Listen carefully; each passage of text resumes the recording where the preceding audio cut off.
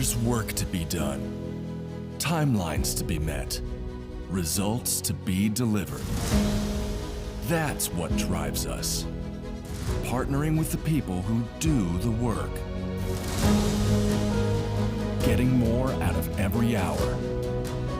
In a world of diverse markets, it's about listening more, talking less, truly understanding what's being said, solidifying belief and peace of mind, collaborating and designing yellow iron built tough, built to last, helping our partners embrace the work ahead, day after day, month after month, year after year. It takes words backed by action, words fueled by our founder, Gary Vermeier. There has to be a better way. Not just a phrase, but a timeless mantra that lies at the heart of every machine we build. Productivity has a name. Vermeer. Equipping our customers to do more.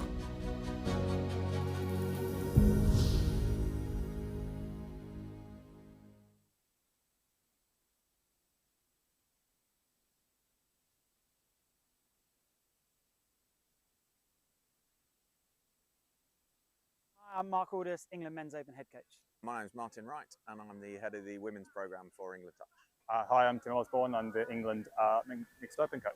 Across the regions and the grassroots development, Chris, it's super exciting to see how we've grown over the past 14 years with the nationals. This time of year is pretty important for the elite end of the game because we get to see our open squad players perform in tough environments. And that helps us with selection through to the next international tournament. Nationals is super important for us. It's the one point in the year where the whole country comes together, all the different regions competing really hard, playing amazing touch, but also great to see the community all together for this weekend. It's a really important weekend for us. This, whilst we see the players at camps, you get to see them in a live environment here. So very, very important. We have two objectives. First of all, we're looking for talent identification. So we're looking for the players in England that can come up to make up part of the open squads. But we're also looking for the players that are within our squad selection for Euro Championships this summer. Same things we look for in all of our teams in terms of good core skills done well, fast, accurately, at speed, strength of character, resilience, teamwork, all of those core important attributes that we look for in our elite players. Clearly we're going to see some interesting stuff on day three. Day one, everyone's looking pretty fresh. There's some tired faces towards the end now, but day three is where it's at. So those semi-finals and finals on Monday are really important. We have a 3-year cycle through the World Cup. This first year is all about building the foundations of our team. The boys in the men's open squad have come together really nicely, built a great connection, and building through to the World Cup in 2028. I think it's about the speed that the juniors come through. So our junior program is really churning out good athletes at the moment from the age of sort of 15 to 18. And I can see a number of them in this Opens Nationals tournament at the moment. And it's about how quickly they come through and challenge for places in 2028. It was Asia Pacific Opens Cup last weekend in Australia. What have you seen from that tournament that you're going to go as almost like as an early pointer towards New Zealand 28? Going to keep that to myself, mate. We're going to look at that, scrutinise it with the other Opens coaches and tactically, strategically plan for 2028. Touch is touch and coaching is coaching, and both are really rewarding. I'd say it's slightly different coaching the women. It's a very rewarding experience. They've been really open in listening to what I'm trying to bring to the programme. They're quite studious. They like to learn. They like to seek feedback. It's a real pleasurable place to coach. I was Women's Opens head coach before that as well, Chris, for 4 years. And it's not a big adaptation, to be honest. It's about problem solving and figuring out what are the key problems to fix for the individuals, the team, and the squad. So, yeah, not a big change, to be honest, whatsoever. Still the same game. Mate, I'm loving it. I absolutely love it. The talent, the quality of the players in our open squads is fantastic. I think it's a real honour and a privilege to get to coach them. And the effort that they put into being the best they can be to improving themselves and each other, it's pretty inspiring.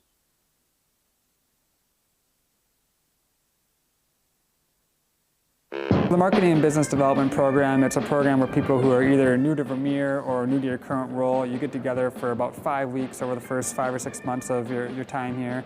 And you really get to start learning about the people, the products, the culture, and it really equips you to be successful in your role. Some people are coming into Vermeer not knowing anything, so it's meeting people and getting opportunities and getting your face exposure and getting their exposure to you so you know everyone already. And it kind of creates a more effective worker because they have that base knowledge of everyone that they're going to be working around and with.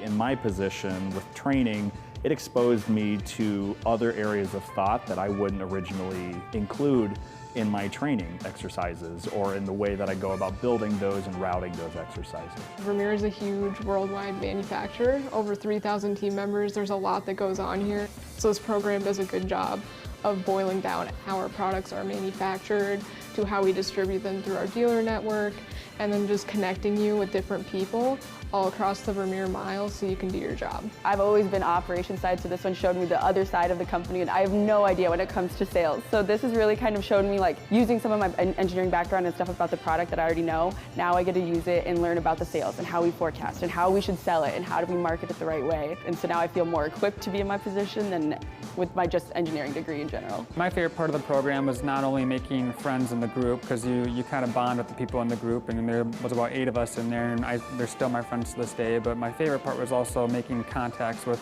the people and the presenters. In my position, there's a lot of times where someone will say, hey, reach out to this person, and you've never actually met that person before. So now actually meeting that person and putting a face with the name, it makes my job a lot easier. My favorite part was getting to meet with executives. We get a couple one-on-one sessions where they share kind of their whole career story, and you get a chance to ask them questions too about your own development at Vermeer. So you get to connect with them on a personal level, which is something you don't get a chance to do at a lot of other companies. So I think that was a really unique opportunity. I just graduated, and I know that working at a company like Vermeer, I'm cared for, and they want to push me to be the best person I can.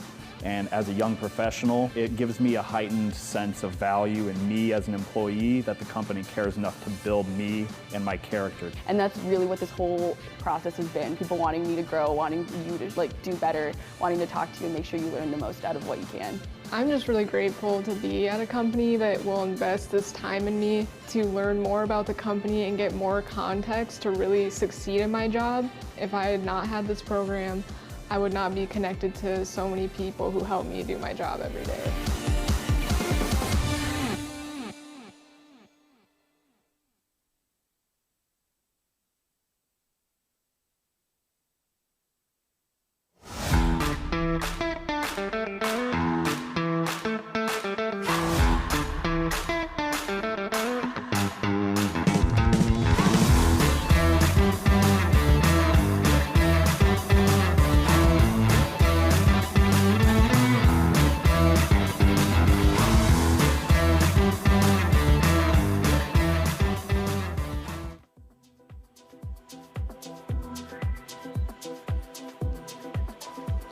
Welcome everyone then to the Highfield Sports Complex in Nottingham for our first game here from what is known on site as Stadium 9, but you may well recognise it as the main field here at Nottingham Sports Ground. It was the venue for the World Cup finals in the Mixed Open and the Men's Open, and we've got action here from the Women's Open. 2 semi-finals, both live for you here with Next Gen. It's the Midlands Tigers taking on the South East Taipans. The other semi-final, of course, between the South East Sharks and the South West Saxons is over on field 1. But it's the Tigers who are led out by some great support for their Mixed Open and men's team as well. And speaking of their Men's Open side, Will Stockdale is alongside me for this one. Will, welcome to the top deck here in Nottingham. Just how excited are you for this semi-final? Midlands Tigers, well, their women are certainly flying the flag at the top of the table. Yes, very much so. It's going to be a cracking game. A lot of young talent for Midlands Tigers. So, yeah, it should be good fun. And it is the South East Taipans they're taking on, of course, with the South West Saxons and the South East Sharks in the other semi-final draw. Northwest Touch and the Wildcats are in that playoff, but no silverware up for grab for them today. Well, Taipans in the red will be tapping off here with our first 20 minutes, while the Midlands Tigers are in the white. This will be the venue for all of the major finals today, with the playoffs over on field 1, but there'll be a semi-final each across the day, so make sure you get on Tournify to check out exactly what is happening and where. There goes the hooter, so the Taipans get us underway and running you through this Taipan side. Meg Pemberton, Georgie Hack, Sophie Barkham, Sophia Jeffs, Kenzie McNaught, Stella Buddle, Kendall Buckingham, Anna Camilleri, Nikki Bird, Emily Rona Roper, Naomi Fiennert, Erin Payton, Alea Huger, Hannah Lewis, Elena Ellis and Rachel Duggan are all in red today. Some big names in this Southeast Taipan side. Yes, definitely. A lot of experience on that team. But of course there are a plethora of England caps in the Midlands Tiger side as well. Freya Betts, Imogen Loveridge, Ella Dean, Emily Simon, Anna Goddard, Alice Summers, Ella Loveridge of course, Sophie Lloyd, Lucy Evans, another Simon in Phoebe, Abby Wolf, Sophie Ranker, Tamani Kanbabi, Lottie Saunders, Ruby O'Dell and Tilly Palmer-Denning make up the side, and it is Dean taking us on here, one of the outstanding female players progressing through the age groups at the moment. It's quite a young side, this Tigers team, with a sprinkling experience. And I mean, that says everything you need to know about the university scene, of course, in the Midlands. And the club scene as well, which you know well with Nottingham, Will. Yes, a lot of the girls in this team do come play at Nottingham. It's great to have. We've got a really strong mix set up. The girls just won the women's NTS, which a lot of these girls here played in. And yeah, the university scene is very strong as well. The National Touch Series done and dusted, of course, but the club series will return for that final leg at Leamington Spa later on in the summer, of course, and the university series also wrapped up, which we had live for your next gen, of course, with England Touch at the National Touch Championships here, as it's taken on well by the Midlands Tigers. Good acceleration from Simon. Lovely ball inside for Loveridge. Quick feet. Simon on the scoop. Chance here to open up the scoring, but the pass is into no man's land. Bright start for the Tigers, who've defended well and encountered well, Will. You're expecting them to be the slight favourites here after they finished joint top in the group stage, just ahead of the Taipans in third. Yes, a very strong team. Young team, quick team, but plenty for young experience with a lot of the girls starting very young. Of course, both Southeast women's sides have made it through. The Sharks top the group on goal difference, plus 29 to the Tigers plus 15. We know just how strong those two regions are at club level in and around the Southeast, and then all the way up to regional. The fact that they can string two together from that part of the country, it is really the original heartland of touch, and still showing it now, Will. Yes, very much so. Both the women's and the men's setup is extremely strong, and it just shows with how competitive when they play against each other. Kenzie McNaught looking onto the outside. Lovely ball round the corner for Ennis. Fiennert. It's a good transition from the Taipans. Can they set up their first real chance of the day? Soft hands into the path of Hugert. Lovely scoop from Jeffs. Hugert, soft hands. Oh, they make it to the edge, and flying Great across to make Alice. the touch comes Summers. That's brilliant defence, Will, but really lovely move for the Taipans. Yeah, great setup. Getting Phoebe in the touch, and then just great hands across the line. Well, what a great move, but Summers puts a stop to it here, and it's the Tigers' turn to head to the box. Around the corner comes Tilly Palmer-Denning. Inside for Lloyd, and then lofted rather aimlessly in field, but they are still going to play here. Hint of a forward pass off the deck. Dean. And then caught. Well, not the most organised set early doors, but they'll grow into the semi-final. This, of course, being the first game on this main field at Stadium 9. Yeah, I think definitely a bit of probably nerves being semi-final, but I think Dan Powell and Sadie will definitely help out calming the nerves. Very experienced coaching bench as well alongside this side. Chance though on the far side for Hack, who this ball is wayward. Looking for Nikki Bird.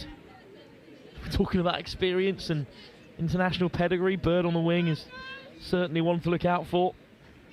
But Emily Rona-Roper, when she does enter the fray in the middle there, will perhaps be the player to control this tie for the Taipans. And a rare error, and Rona-Roper off the deck. Bird. Jeffs. Changing of the guard. On comes Fearnett. Just assessing their options at the moment here. And there, Huguet. Huguet on the scoop. Doesn't come off. It's a couple of scrappy errors at the start of this Women's Open semi-final. Maybe a bit of nerves in a game like this, as you said, Will. Yeah, definitely. But I feel like both teams have had plenty of experience in different competitions playing in finals. Lovely scoop. Oh, the one-handed effort from Phoebe Simon would have set them on their way.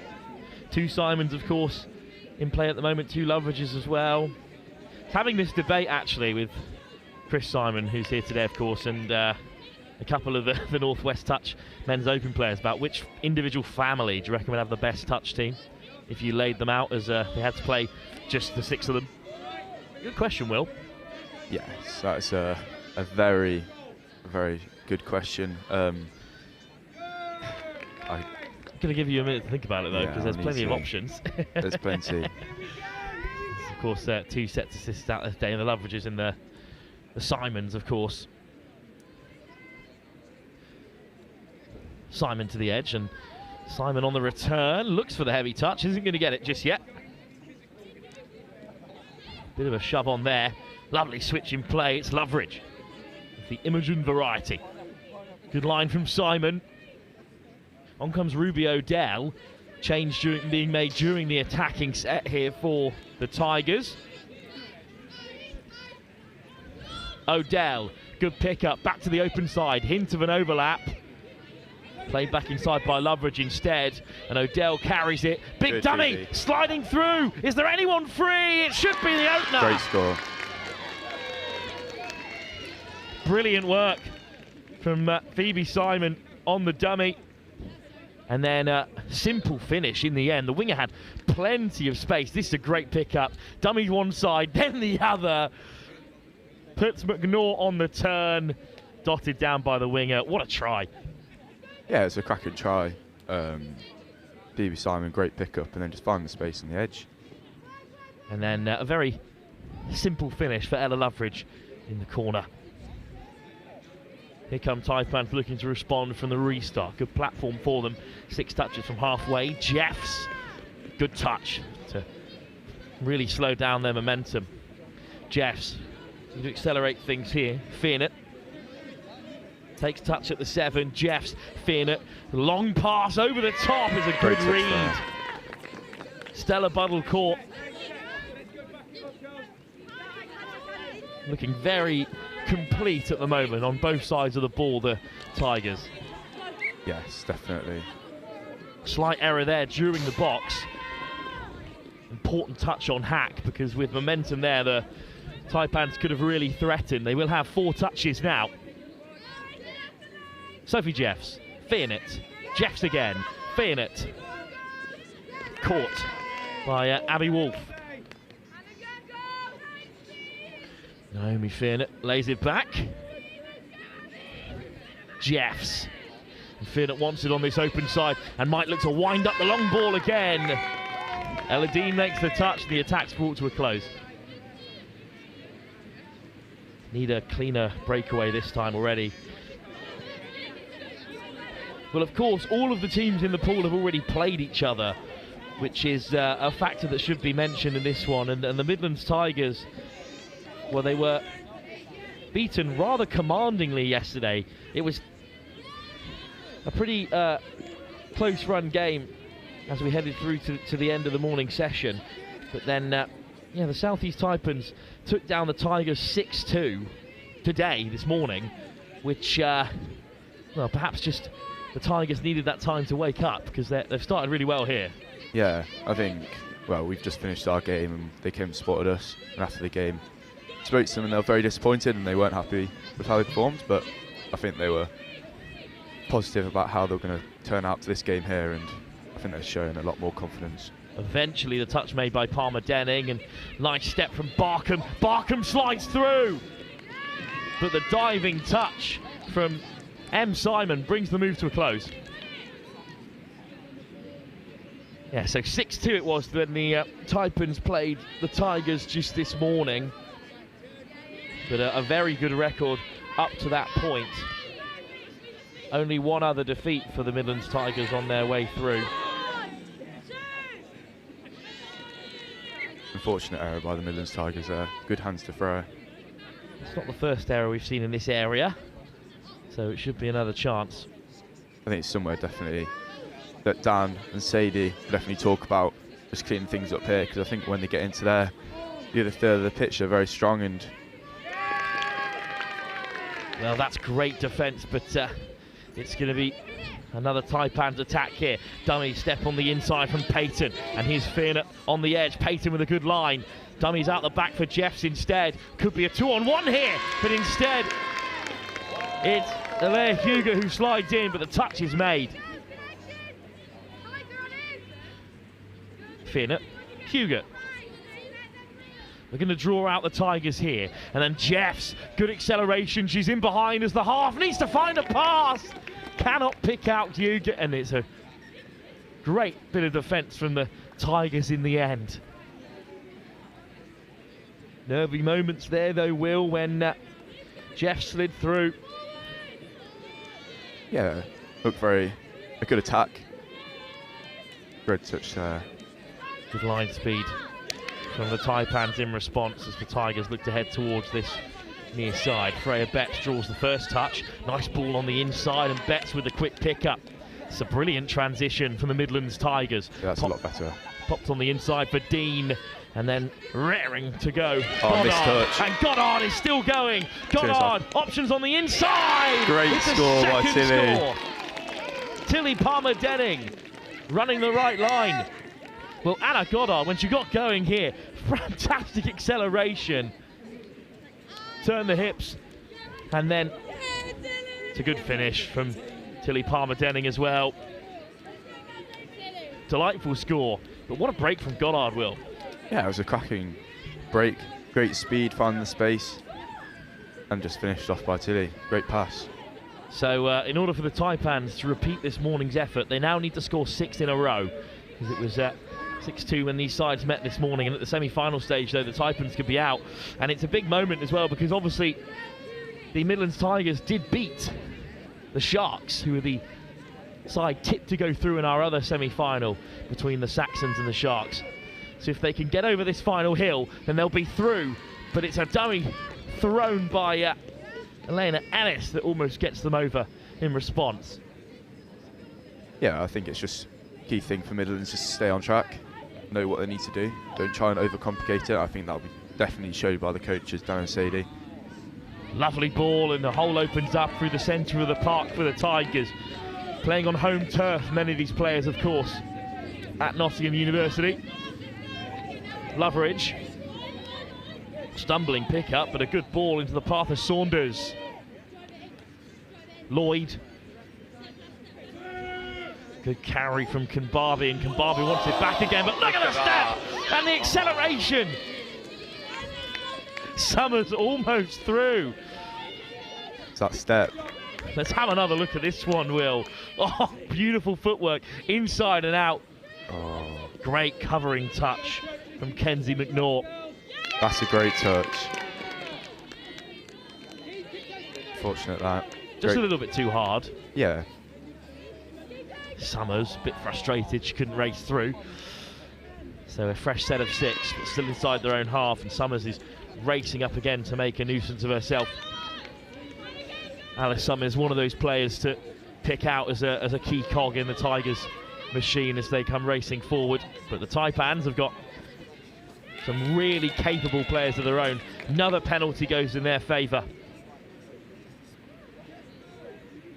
Sophie Barkham. Jeffs, Fiona.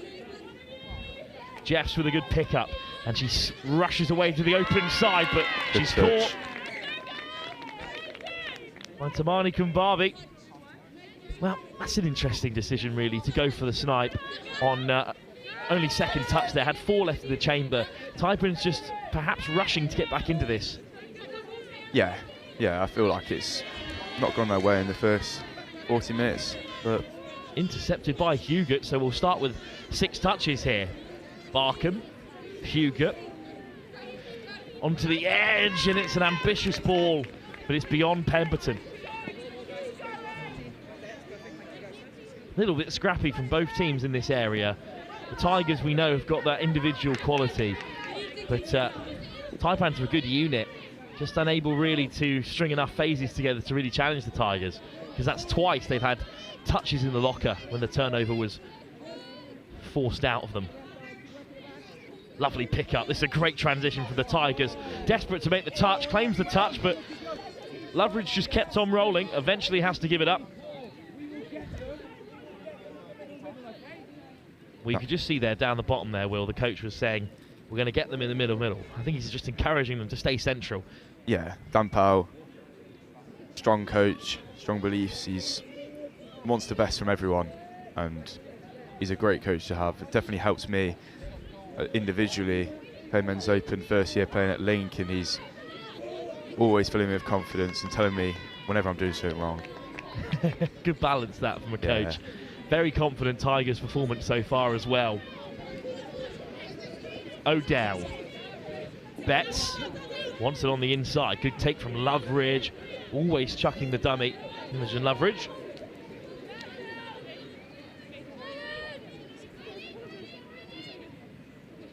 Kambabi. Just looking to draw them out here. The Tigers. Palmer Denning. He's trying to get to the 7 now. Kambabi, and then good line here from the hot stepper. Alice Summers goes back to the open side. Oh, but it was put down.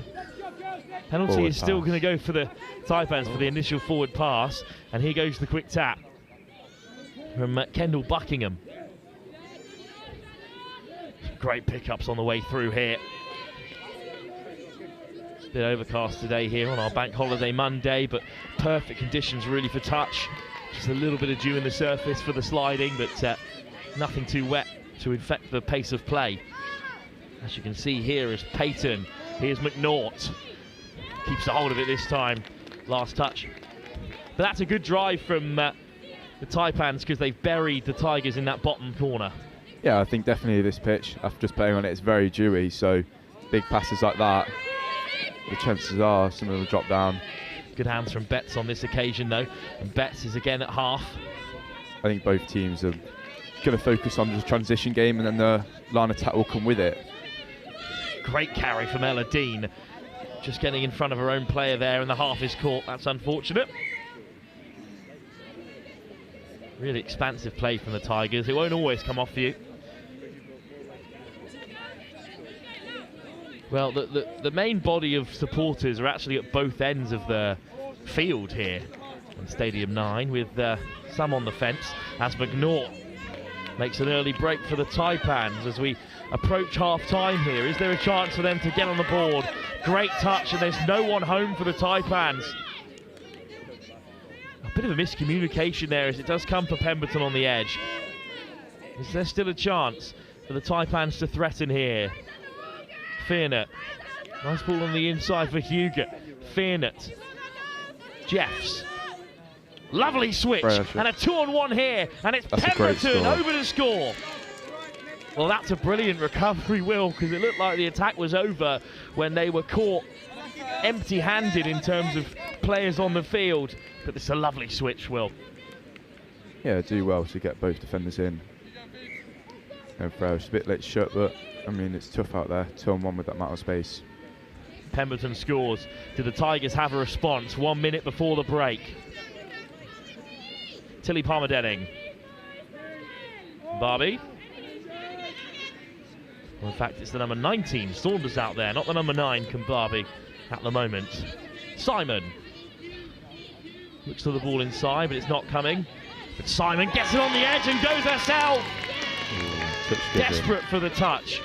Very passionate from Erin Payton, and they are sent back to the 7. Good communication from the referees as well, and the try is eventually given. And Simon is on the score sheet. We've had an assist from Phoebe and a try from Em. Both Simons have the Tigers in control with just a few seconds to go before half-time. Good performance from the Tigers, Will, especially after this morning session where the Taipans put them to the sword. Yeah, it's definitely what they want going into the half. The coaches, the support, Izzy, Dan, Zadie, we're more than happy with that. I think it's just keeping the confidence and not getting ahead of themselves. I think they don't want to throw the game with their transition, and the line attack will definitely come through with the amount of quality they have. So the Southeast Taipans, the only side to take down the Tigers in the pool stage, which they did so this morning, currently trail at the break 3-1 with the Sharks and the Saxons, who the Tigers have beaten already in this tournament, awaiting them in the final in this Women's Open, our first semi-final live here at Stadium 9 at the Nottingham Highfield Sports Centre. We'll be back for the second half in just a few moments' time.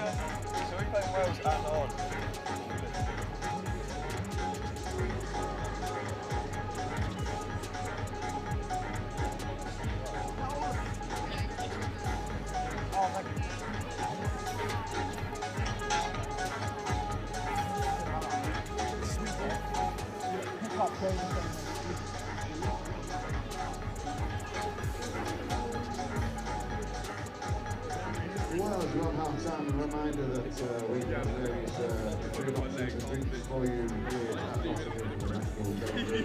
We have box drinks,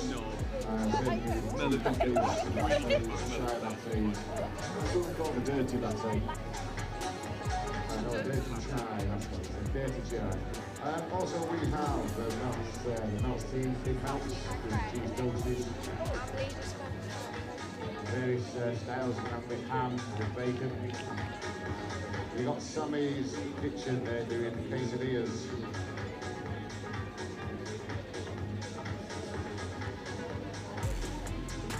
And you got Chef Steph who's doing. I think he's finished the breakfast box. He was doing that till lunchtime. Now he's doing mac and cheese with chicken. Different concoctions, let's say. They're called infusion. When I say it's called amazing.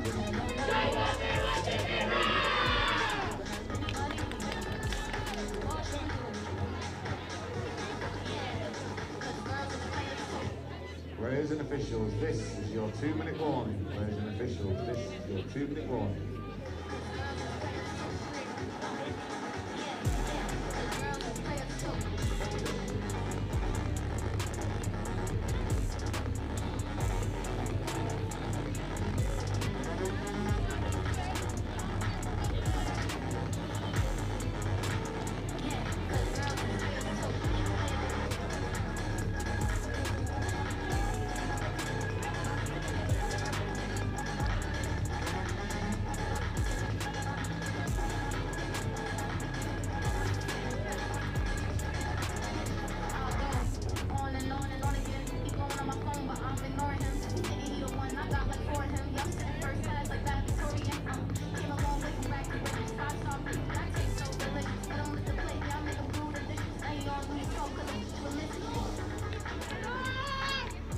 Players and officials, this is your 1-minute warning. Players and officials, 1 minute.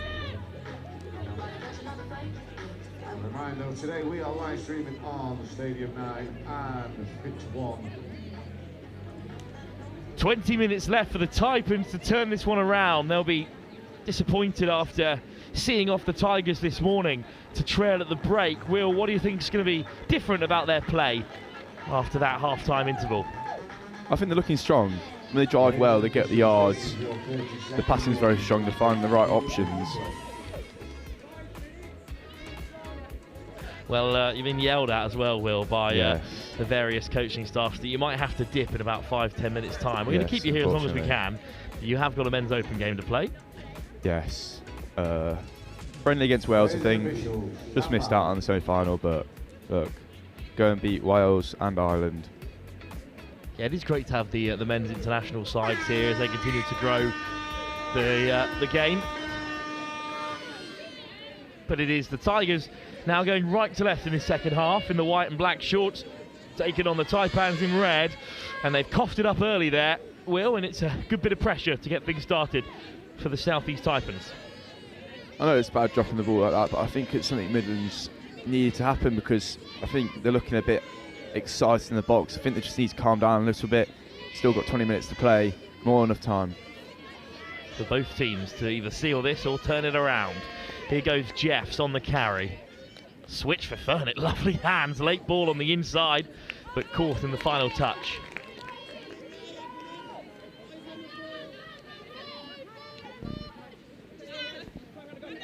Good drive from Tigers. They draw the second touch. Convinced there wasn't one there, but you have to wave play on instead. That was a close call, Will.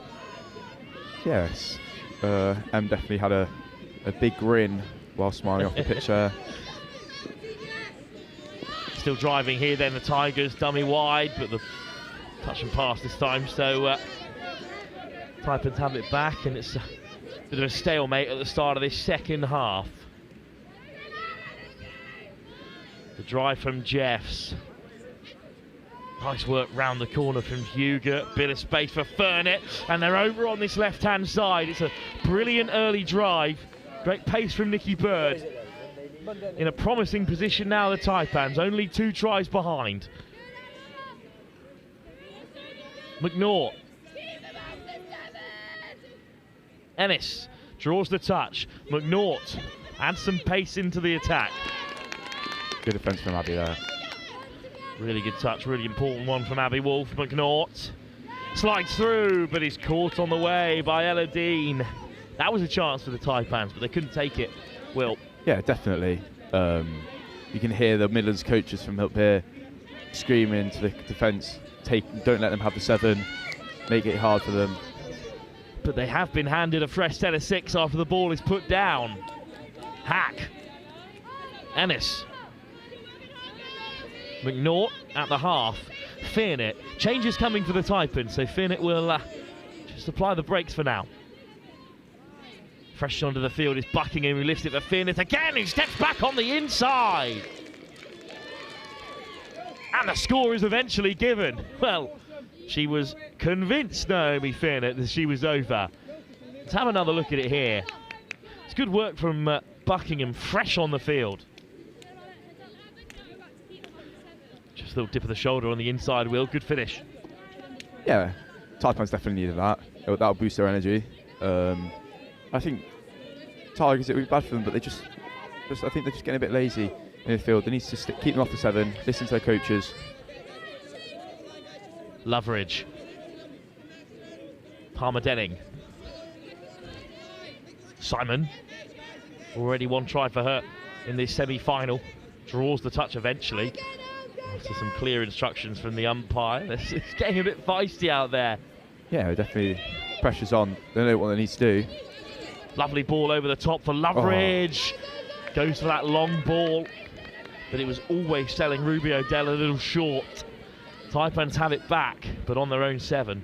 I think the Midlands just complaining about dropping early from the defence. Big touch there from Imogen.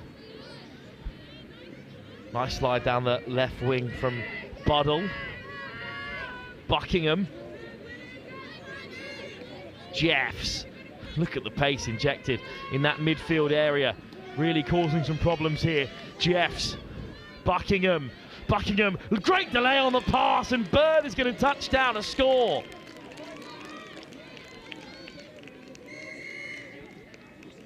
Time just seemed to stop there for the Taipans and the Tigers. Thought the touch was made, but the pass was given first. Loveridge caught out on the end. Bird goes over. Taipans equalise. We've got a game on here, Will. Definitely. Great game coming. Great hands there from Taipans. Perfect timing on the ball as well, which is such a key aspect to distribution in touch. Oh, just another ball put down. A little bit nervous at the moment, Will. Yeah, definitely a bit nervous. But I think plenty of time to play.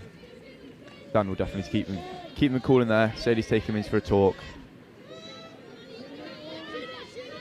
Still the Taipans who come forward though. Ennis finds Hack. Ennis, great pickup. McNaught looks to go herself, but the touch is made. There's a coming together between two Tigers, but it was worth it to keep out Kenzie McNaught. Yeah, good cover from Tamani. Great touch from Lottie. There's been no need for a drop-off so far in today's running of things because there's been no knockouts as of yet. But in our first semi-final, it's already a cracking game we have for you here. There's a decision for the umpires to be made here. Is it heavy touch or is it loss of control? Heavy touch is the call. And that's a fortunate one for the Tigers, Will. Yeah, I think it's just driving hard still, do what they did in the first half. Then they've just got to get back on it. Oh, another ambitious pass to the short side, which is put down. It's something that the Taipans were criticised for in the first half, not using all the touches. It's such a basic thing to point out, but in a semi-final where it's going to be decided by fine margins, you have to at least burn all 6. I think that's definitely one thing that the Tigers coach are going to turn to bring up. Keep the discipline high, stop the drop balls and the forced passes because they're quick enough. They're quick enough to get through the teams, and they showed that in the first half. Lovely missed pass from Jeffs. It's a diving touch from Tilly Palmer-Denning to deny the Taipans on this near side and to keep the semi-final alive. So much time left here. Of course, we're just 5 minutes or so into the second half. Good ball off the deck.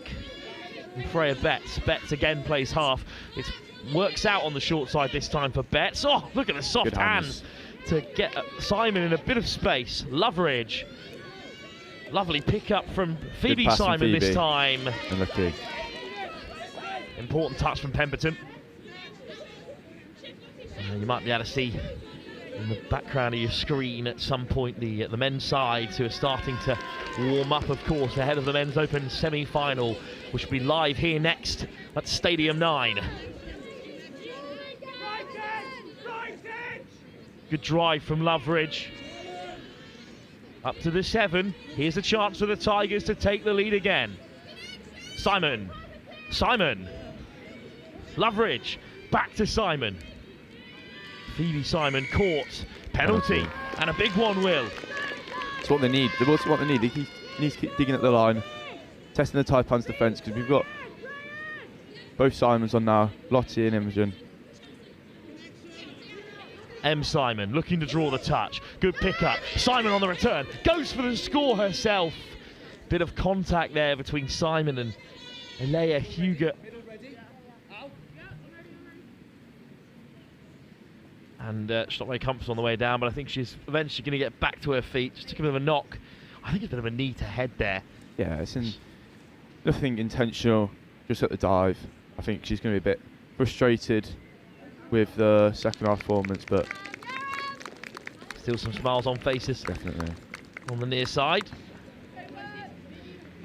Another injury is not what they need. Saunders. Huge moment in the game now for the Tigers. Loveridge. Simon. Good pick up from Loveridge. Simon's going to dart over herself. It's a brilliant dive. But Taipans make the touch, an important one as well. Still the chance is there for the Midlands Tigers to approach the midway point in this second half. Imogen Loveridge looking to dance through. That's a huge defensive set, Will, in the context of the semi-final. Yeah, definitely. It's what they need. Bit of falling over there. Eventually back to their feet here, the Taipans. Real charge of the shoulder there as it was placed down to create the space for Buckingham. Here's Kenzie McNaught. Midlands really need a stop here. Needs to get back up the pitch. Great carry from Ennis. McNaught. Ennis. McNaught. This middle pairing really causing problems here. McNaught, it's a great pickup. Needs to find a pass. McGuinness. On the spin, looking to grab it. Elena Ennis, but couldn't keep a hold. Yeah, it's definitely something.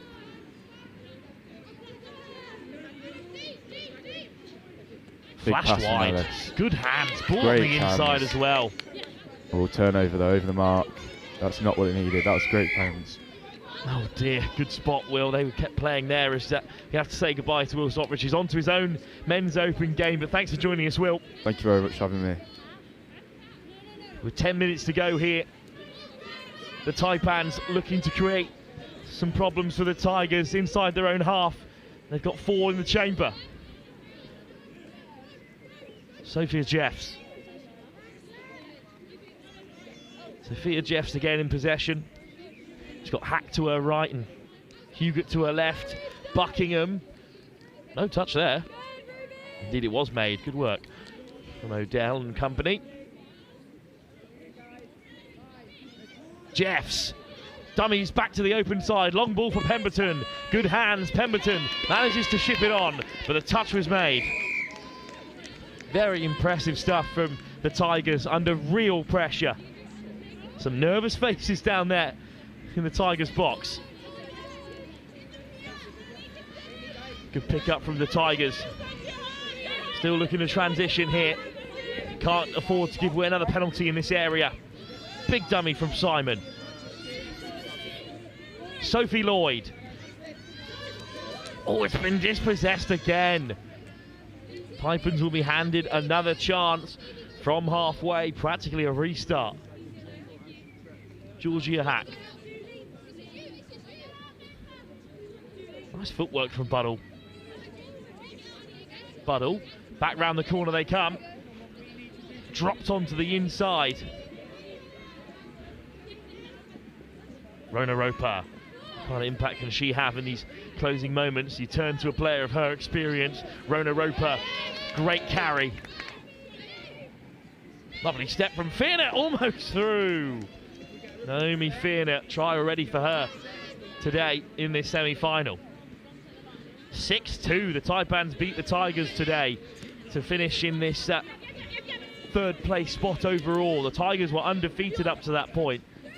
They slipped up and have given themselves this tough semi-final, but can they dig themselves out of danger here after going undefeated across Saturday and Sunday? On Bank Holiday Monday, it's very much still on, this semi-final. Saunders over the top, Fearnett looking for the interception, and the ball goes down. So it's a fresh set of 6 for the Tigers here. So close to the grab. One of the tallest players out there, Fearnett, just about didn't have the reach. Here's Dean. What a time to bring Ella Dean on. Summers, one of those two could be the game changer here. Ella Dean. Loveridge. Fearnett does make the touch. Tigers will have a strike at the line.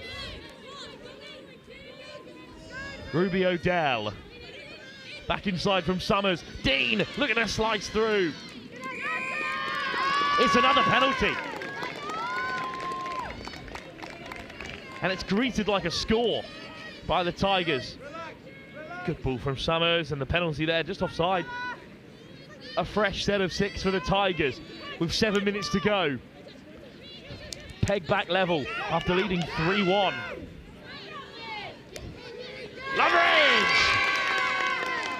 There's 2 in red who claim to make the touch. It's getting very busy here on the sidelines ahead of the men's open semi-final as well, but we're going nowhere at the moment. Could be our first drop out of the game already. Interception from Fearnett. Nothing wrong with it.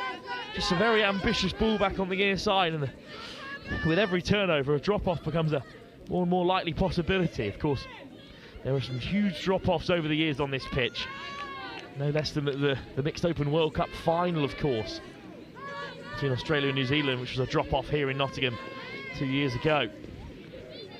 Kenzie McNaught. Good carry from McNaught, but caught on the halfway line. Not a bad defensive set from Tigers. Wouldn't be a bad end result if they can just stay disciplined. But Jess with a brilliant pickup. Oh, it's been put down. And it's almost with an unbelievable take behind her back. Summers, ball on the inside. Ennis with a great chase in defence. 5 minutes to go, still locked up at 3-all in this semi-final. Who will face the Saxons or the Sharks in this Women's Open final game? Lovely step from Simon. Is this the drive the Tigers are after? Simon still going. Good to see M. Simon back on the field alongside Phoebe. Simon, Phoebe Simon, M. Simon. Good delay on the pass. Is it a score for Anna Goddard? Oh, turned away at the door by the Taipans. And we're still alive here. Simon and Simon out in the centre. It's a good line from Goddard. There's the touch from Pemberton. A try saver from the winger. He's already scored in this fixture. Hack, great acceleration. Does really well to lay it back as well. Jeffs on the inside. Hugott. A score would be huge here with just 5.5 minutes to go. Or 4.5, I should say, as it's slapped down. Big chance for the Taipans here.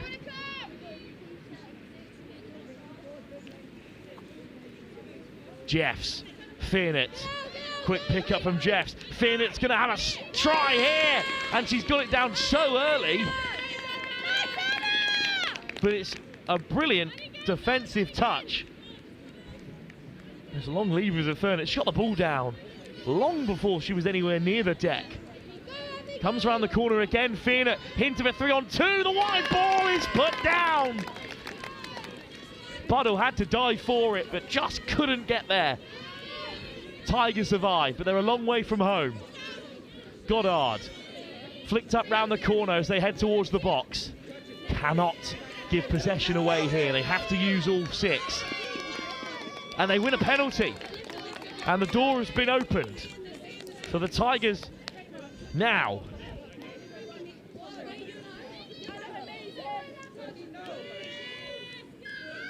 Second penalty on the bounce. Tigers are on the march. Kumbabi. Tamani Kumbabi. Summers with those fancy footwork of hers. Kumbabi gets it on the inside. Summers is waiting for it in the link. Tamani Kumbabi, ball on the inside. Summers wants it. Summers! Touch made. We play on in this semi-final. We are just 2.5 minutes away from a drop-off. Summers, Kumbabi, can the Tigers seal it here? Looking for a second, Tilly Palmer-Denning. But the turnover is the end result. Tigers thought they'd scored it. Can they keep them contained? Can they force an error here, the Midlands Tigers, looking to avenge an earlier defeat to this Taipans team by 6-2 in the morning session? What a turnaround it's been on this Bank Holiday Monday after an undefeated run across the weekend for the Midlands Tigers. The men's side have already missed out on a semi-final. They're flying the flag for the local side here at the moment. And they've won it back again after the Taipans burned their 6. Summers. Oh, it's a good grab. It had to be perfect from Tilly Palmer-Denning as they head towards the box. Off the deck again from Sophie Lloyd. Lloyd rushes to keep the pace high. Loveridge steps back off the right boot. Simon. Loveridge takes a stumble. Good pick up from Simon. Loveridge on the inside. It's spilt. And there's no way through again here as we're into our final minute. This might be the last attack really for the Taipans from their own 7. 38:51 on the clock here, but of course we're on the internal timing. Although we've been pretty accurate across the weekend so far. Ball out towards the box. Taipans are going to keep going through their phases despite this late semi-final stage. Important touch to shut down Hugott. Jeffs gets it away. Fearnett caught. That's the turnover. One last chance for the Tigers then. 40 seconds left to play. They've got to get a shift on here. Loveridge. Great pick up Simon, is there time? That might be it. That might take us through to the drop-off.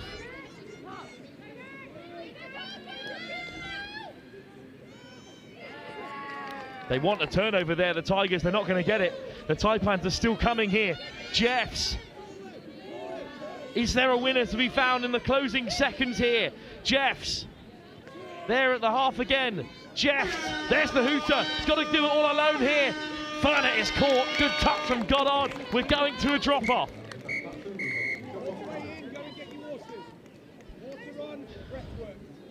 And we will play on. End of the 40 minutes, locked up at 3 apiece. There'll be 2 more minutes of play here before we start losing players in the Women's Open semi-final. We'll be back in just a few moments' time.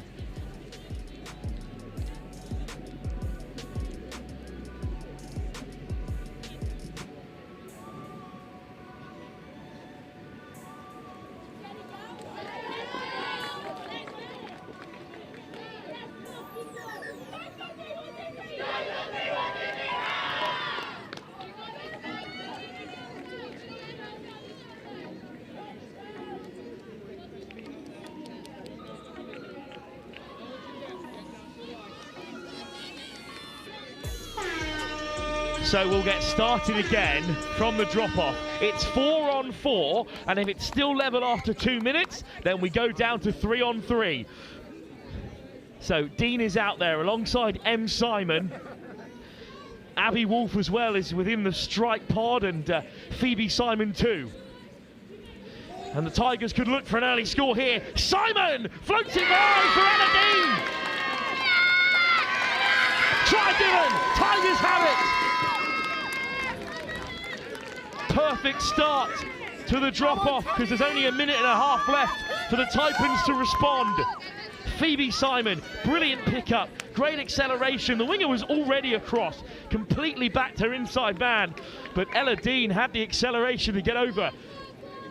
Thought she might pop up in a big moment in this semi-final, and she's put the Midlands Tigers ahead. They need an instant response here. It's the only way really for the Taipans to keep in this tie. Jeffs, Fernet floats it wide, great defence. Barkham caught, a huge moment in the tie. Jeffs, McNaught is on the edge. Jeffs, switch on the inside, McNaught is over. There's the equaliser, it's Kenzie McNaught. How close was this to a defensive touch for the Tigers? There's the dummy on the inside. Oh, she doesn't get there. There's a whisker away from the Tigers keeping that 1 point lead, and now it might just be who's in possession when the 2 minutes is over. 20 seconds to go. Can the Tigers win it here? Dean, Simon, M. Simon, this should be it. Abby Wolf has won it for the Midlands Tigers.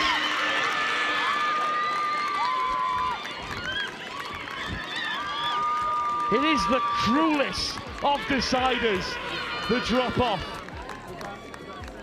It's decided at the toss 45 minutes ago who will have possession from the very first drop-off. And it happened to be the Tigers, and they were perfect. They scored from their first set of 6, so did the Taipans, and then they knew they had just one roll of the dice to try and seal this semi-final. And on the buzzer, it's Abby Wolf who has sent the Tigers to the final. What a turnaround for the Midlands Tigers, beaten 6-2 just a few hours ago by this Taipans team that set up this crucial second and third place game. Who will they face in the final this afternoon? Will it be the Sharks or will it be the Saxons? Tigers won't mind, they've beaten them both already this weekend. But as this semi-final has shown you, in the knockout games, anything can happen. What drama here on Stadium 9, the main field here at the English Touch Nationals. Midlands Tigers are on their way to a final. Well, that's the women's division wrapped up in terms of who is left to compete for the biggest prize, but the men's open still has 4 teams gunning for the crown.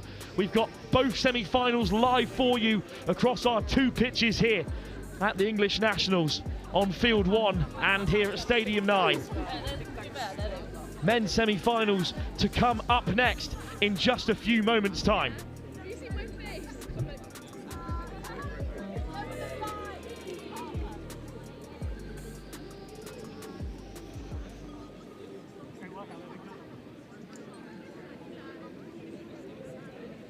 The Marketing and Business Development Program, it's a program where people who are either new to Vermeer or new to your current role, you get together for about 5 weeks over the first 5 or 6 months of your time here.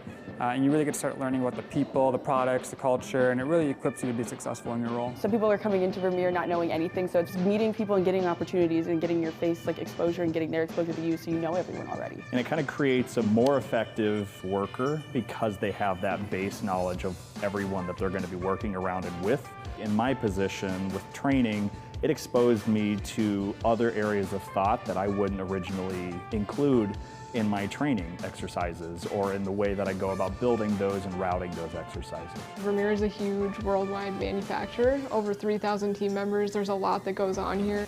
So this program does a good job of boiling down how our products are manufactured to how we distribute them through our dealer network, and then just connecting you with different people all across the Vermeer mile so you can do your job. I've always been operations side, so this one showed me the other side of the company, and I have no idea when it comes to sales. So this has really kind of shown me using some of my engineering background and stuff about the product that I already know. Now I get to use it and learn about the sales and how we forecast and how we should sell it and how do we market it the right way. And so now I feel more equipped to be in my position than with my just engineering degree in general. My favorite part of the program was not only making friends in the group, because you kind of bond with the people in the group, and there was about 8 of us in there, and they're still my friends to this day, but my favorite part was also making contacts with the people and the presenters. In my position, there's a lot of times where someone will say, hey, reach out to this person, and you've never actually met that person before. So now actually meeting that person and putting a face with the name, it makes my job a lot easier. My favorite part was getting to meet with executives. We get a couple one-on-one sessions where they share kind of their whole career story, and you get a chance to ask them questions too about your own development at Vermeer. So you get to connect with them on a personal level, which is something you don't get a chance to do at a lot of other companies. So I think that was a really unique opportunity. I just graduated, and I know that working at a company like Vermeer, I'm cared for, and they want to push me to be the best person I can. And as a young professional, it gives me a heightened sense of value in me as an employee that the company cares enough to build me and my character. And that's really what this whole process has been. People wanting me to grow, wanting you to do better, wanting to talk to you and make sure you learn the most out of what you can. I'm just really grateful to be at a company that will invest this time in me to learn more about the company and get more context to really succeed in my job. If I had not had this program, I would not be connected to so many people who help me do my job every day.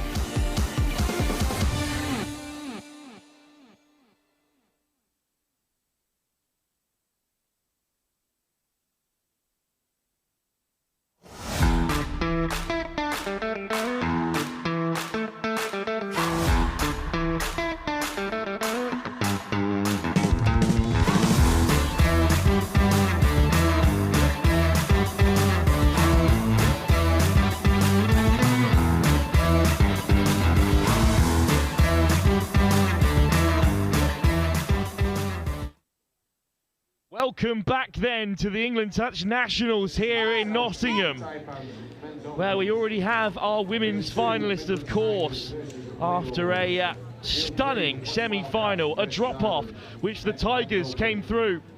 Their men's side have missed out on a semi-final, but we've got another tight game for you here. It's Northwest Touch taking on the Southeast Sharks. Northwest again finished on 17 points, joint level with the Southwest Saxons, the defending champions in the pool stage. Just 1 point of goal difference separated them, and that sent Northwest into second place, where they've got to fend for themselves against a very strong Southeast Sharks side. They're going to be well supported here, Northeast Touch. It's a proper North v South Well, of course, we have had games this morning. Southwest Saxon secured their place at the top of the pool with a win over the Tigers. Northwest Touch beat the Southeast Taipans. The Sharks put 9 past the Wildcats. But of course, we also know that these two sides have met already in the pool stage. It was another stunner. 8-6 that Northwest Touch were victorious in. But you cannot count out the Sharks. They've been brilliant throughout the tournament.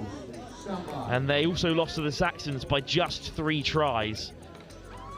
So we're expecting a tight one here. It's going to be Northwest Touch going right to left in the first 20 minutes in the red and black, taking on the Southeast Sharks in the light blue and navy shoulder.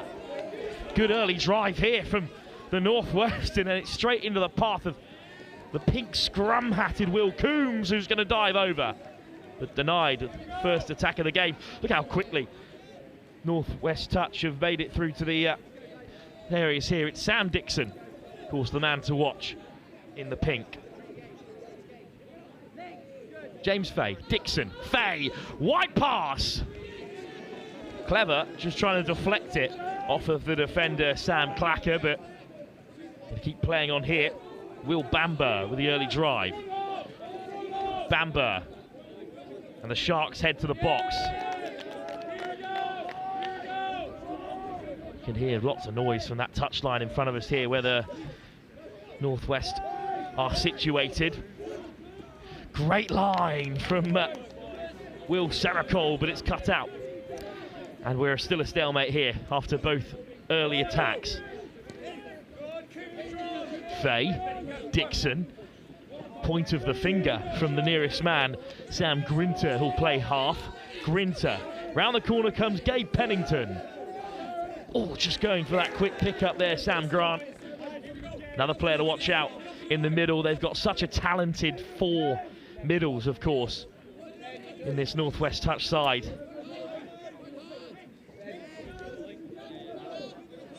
To the box again go the Sharks. Off the field goes Weston. And it's an excellent pod to come on in this attacking set. Great pick-up by Dom Trippercourt, former England captain. And what a line! Straight through the centre of the field.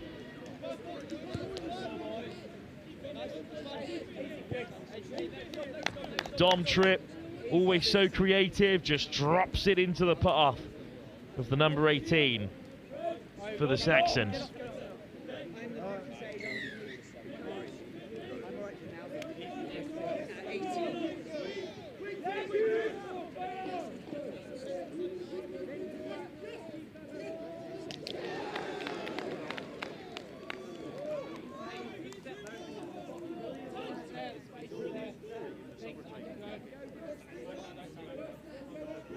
Check who that number 18 is for the Sharks. In the meantime, it's still a chance here for Northwest Touch to respond. Fay, what a pill! What a pass! Right across the face of the fence to put Cooper Bainbridge in for an equaliser. Stunning ball. Bainbridge did not know it was coming his way at all. Fay at half, and then oh, it's a lovely pass from Ben Grinter.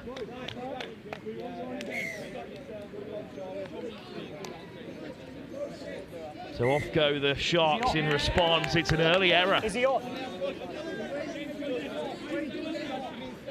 James O'Donnell gives it away. Mike Rice. The short side comes Pennington.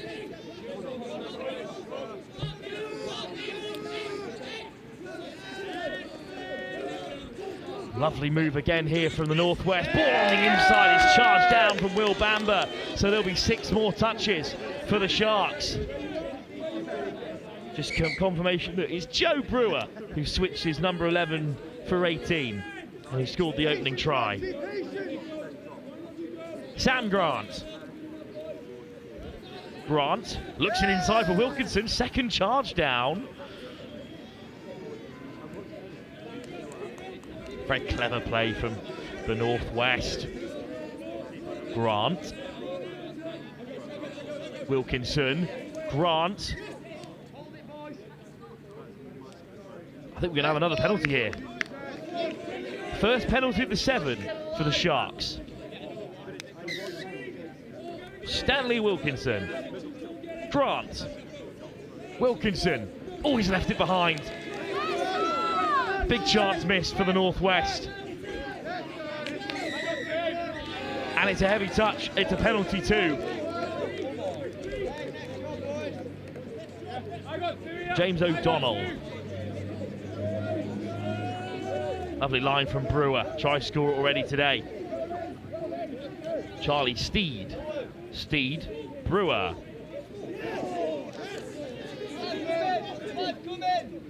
Steed. Brewer. Tripp at the link. Good pick up from Dom Tripp, who's straight through the hole at half. Ball over the top. Has he got it down? Sam Clacker. Diving across Kane Grinter. Who will the umpires opt for here? Down, sir, that's down. Complete, boys. Turnover given. Let's have another look. Oh, he's made it. He has made it. What a dive from Grinter. Great spot by the umpires. And Grant on the charge. Grinter plays half after his try-saving exploits and brilliant acceleration onto the ball from Pennington. Northwest level, but looking for another, and it's through the hands of Jake Morris. Very active touchline on that far side.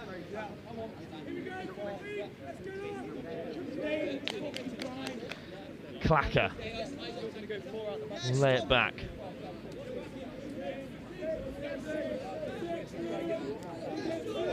Lovely line. Again from Max Penisier. We've been speaking of great touch families, of course, Jay. The Penisiers will have a stab at things across the generations if it came to it. And look at the footwork in the meantime and the pace from Sean O'Sullivan. Floated wide and great acceleration out on the wing by Harry Richards, but he is caught.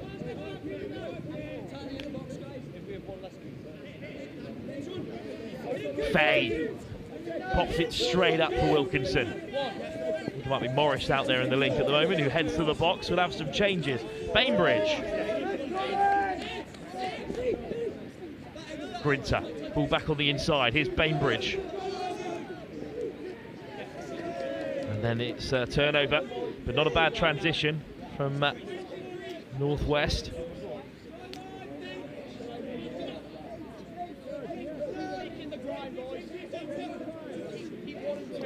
O'Sullivan heads to the box, still locked up here. 7.5 minutes into the semi-final penalty. And they're going to lose another 10 yards as well. Well, the Northwest were upset with a description that was ascribed to them by Joe Wright earlier in the week, that they're a bit fiery, a bit feisty, because they'd much rather be recognised for their skill. And indeed, they are that end, but they've given away another 10 here, and they've been punished for it. James O'Donnell slides home. And you've just got to be so squeaky clean here. They lost that extra 10 yards. Marcus Chung, Tripp, O'Donnell. Some world-class touch rugby names for you. Players who have seen it and done it all.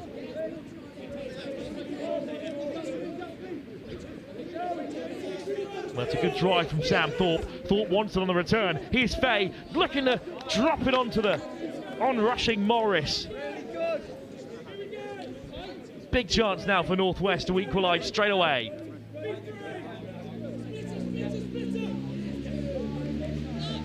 Wilkinson! Oh, it's Jake Morris that time on the line, but he's still sent back packing. Rotating their options out there as well, because it's Pennington and Fay now in the centre. Fay. Love to see Sam Thorpe in a bit of space, but Pennington drops it off for Morris! Caught again, still touches in the chamber for the Northwest. Pennington. Gabe Pennington. Fay, good pick up. Pennington wants it back again. What a pill! Sam Thorpe collects it. And Sam Thorpe scores.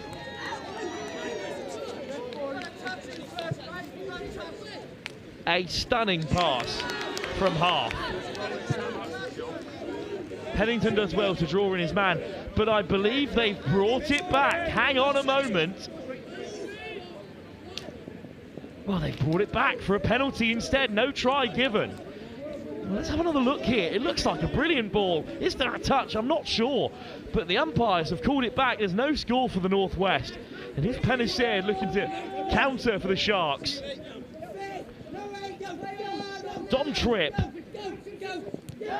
Slap down by Ben Grinter. Ben and Sam both out there for Northwest, of course, in the Grinter family. First chance to see Will Sericold back into the play, but it's been turned over. Bit of afters from Grinter as well.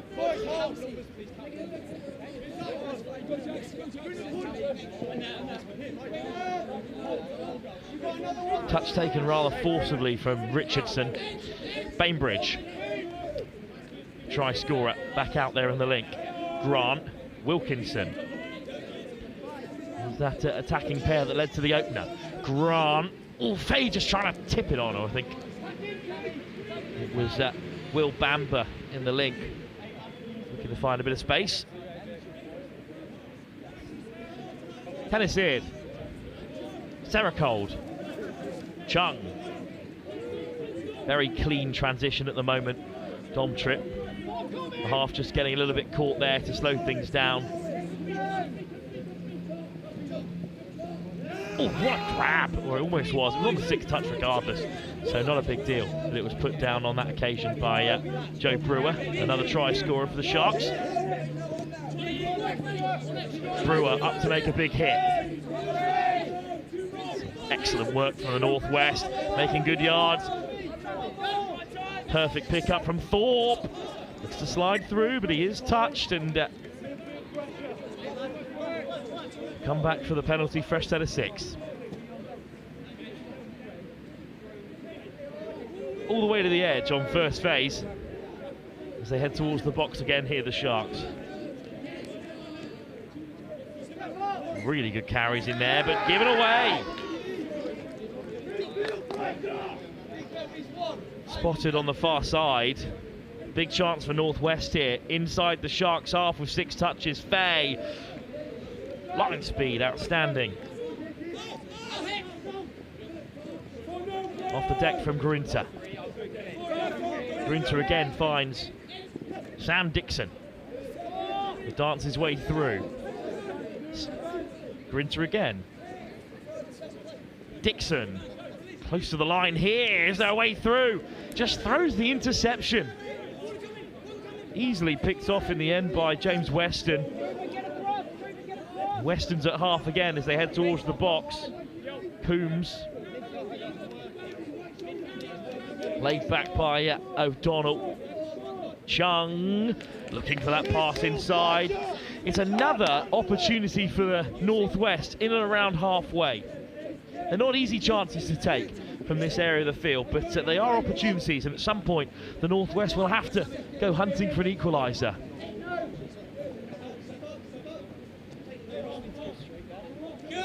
Big dummy from the fast-footed Sam Thorpe. Thorpe. Richardson. Slow play here for the Northwest. What can they conjure up? Thorpe now comes a lot more central with Wilkinson. So many combinations, this Northwest side. Wilkinson. Richardson. What a grab by Grant. Chips it on. Beautiful hands. Pennisaid can't get there. And Grinter's over. Northwest equalise. And this time it will be given. This is excellent hands. Richardson with the long ball and he's just got to scoop it away, Grant. Good finish by Sam Grinter this time. Lovely hands. Thought it was going to go all the way through to the winger. Instead it's Brewer charging on for the Sharks, who will look for that instant reply. Trip. Penalty not given, although it is called for by the Northwest. Don Tripp. Bamber. Tripp. Drops it in for Steed, but he's caught by Dixon. What a semi-final, back up to 2-all. 5 minutes to go in this first half. Dixon, oh, that's a loose pass. Penalty was coming regardless though. And the Sharks have been gifted an opportunity here.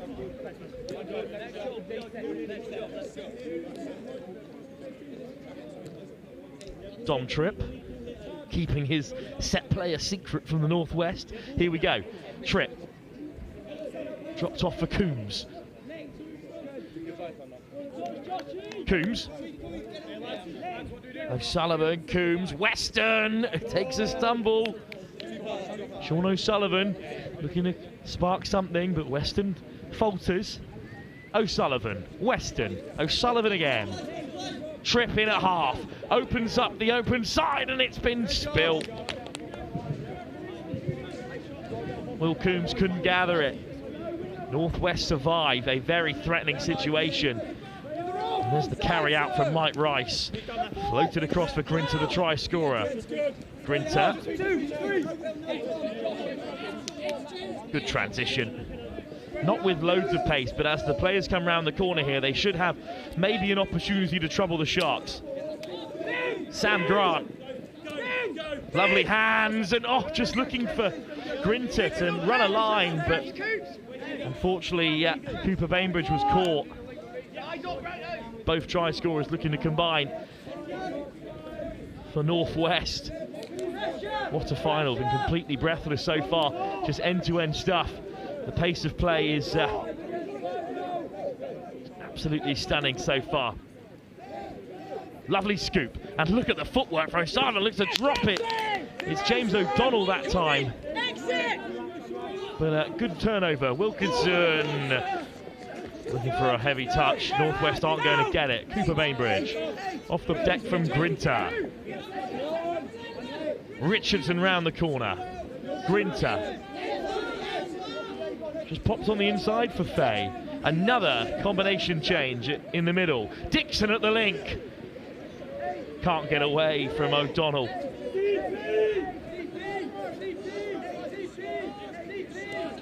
Lovely hands from Richardson. Penalty. Penniseard penalised. Fresh set of 6. Perfect position to strike here. Just march a few more yards forward. What could Gabe Pennington create? Dixon looks left and right. Caught by Marcus Chung. So much experience in the Shark side. Dixon. Pops it over the top for Fay. No touch as of yet. Pennington. Up come the Sharks. Big double touch. Very patient from the Northwest. Dixon, now they'll accelerate. Fay, Richardson can't hold it. I don't think he had the length to reach Sam Grinter. That is a missed opportunity for the Northwest, and they know it. With just 2 minutes to go before half-time, they could go into the break ahead, and instead they'll hand one last chance to the Sharks. Chung, nice work round the corner from Bamba. It's another penalty for the men in blue. Bamba, little hitch kick to get started. Off the deck from Richards. Good pace. Well, they wanted the roll ball, but instead it's another penalty against the Northwest. They are on the wrong side of the referee's whistle today. And it's another huge chance for the Sharks to go in at half-time in front. Round the corner they come. Tripp! Caught. Very good touch. A combination of Fay and Pennington. Press! 7! Get him out! Get up! Get up! Brewer gets it on the return. Brewer for his second score. Another big touch from the Northwest. Tense moments in that Northwest touch box. Steed. Brewer. Northwest survive. They just mixed themselves up a little bit there. Brewer and Steed and Dom Tripp. And with seconds to go, Northwest will be very comfortable heading in at 2-all. Dixon drops it off around the corner. please, can we not break the ropes? Dixon. They maybe will have a chance to strike here. Dummy from Ben Grinter. Here's Ward. Grinter. Grant. Penalty with 20 seconds to go. Sam Grant. Grinter. Grant. They've got to get a shift on here. 7 seconds left.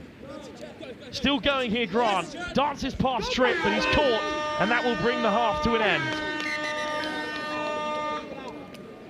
Almost an opportunity at the very end of the first half. But in this men's open semi-final, we're locked up at 2 apiece at half-time.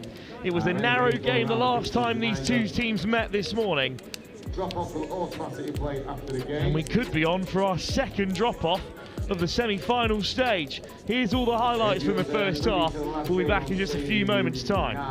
The ladies' game. What an amazing game that was. Went to drop off, and it was just before the buzzer. I think Midlands came out with us on that one. Fantastic game to watch.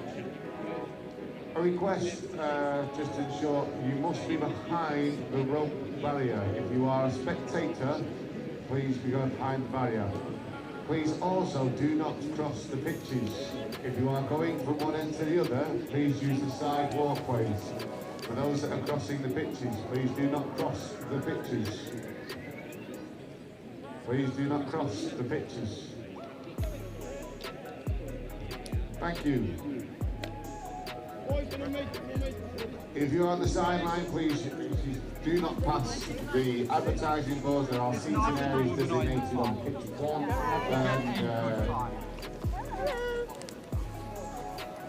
And on Stadium 9, we have a rope line. Do not go beyond the rope line.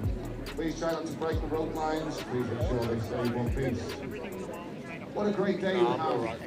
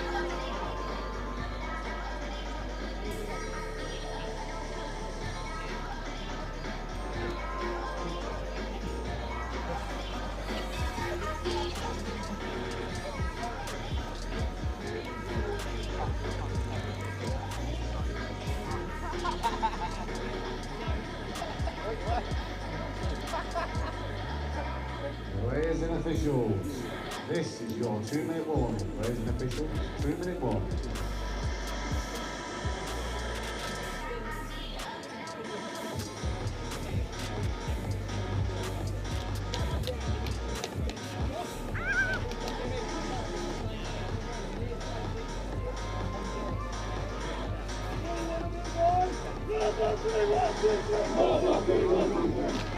Can you try and make them, can you attack this way?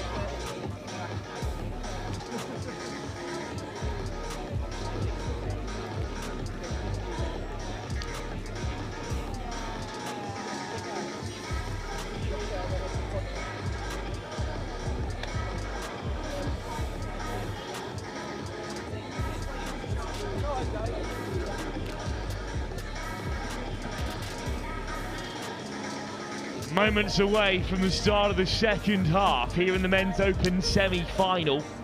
Northwest Touch, the joint top scorers after the pool stage, sit in second just behind the Southwest Saxons, their only defeat of the group stage. The Southeast Sharks, with an excellent defensive record, just 31 conceded, second best across all the sides in this men's open national pool. They are locked up level at 2 apiece. 20 frantic minutes to come. We've already had one drop-off in the semi-finals, live here on the Stadium 9 pitch. It's the Midlands Tigers through to the women's final in that game. In the men's open, there's still all to play for. Confirmation as well that it'll be the South East Sharks who are already through to the women's open final. Can their men meet them there? We'll find out. It'll be a tap-off in just seconds here for the blue and aqua of the Sharks, who are going right to left in the second half. The red and black of the northeast, of the northwest, sorry, still looking for a way through to the final. They've been brilliant so far this tournament. They're really flying the flag as the strongest side from the northwest here at the Nationals. Dixon straight onto the field.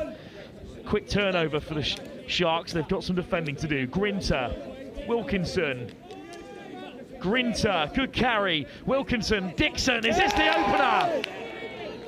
Caught, ball down is the call. But the touch was made. Important defence from James Weston. Grinter, Wilkinson, Grinter, Dixon round the corner. There's nowhere to go, but it's flicked off the hand of Marcus Chung. So 6 more at the 7. Don't look too pleased about it in that northwest box. Their mind is on the next job.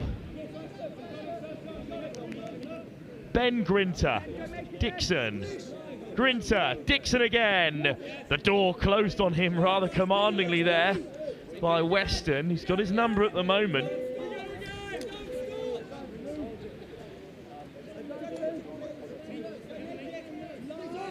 Dixon, interception! The Sharks have it, and they are going to fly through to score. Second try for James O'Donnell.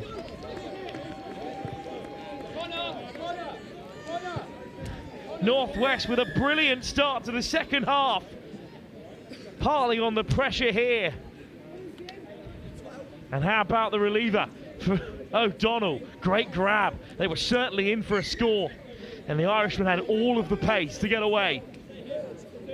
Northwest now looking to respond immediately, but great finish. Weaving inside and out to beat the last man. Great drive from Morris. No score. The Northwest want a penalty, but it's not coming.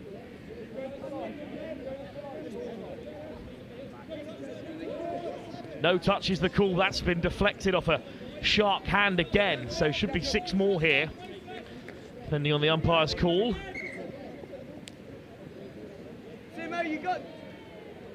Well now, the penalty's been reversed.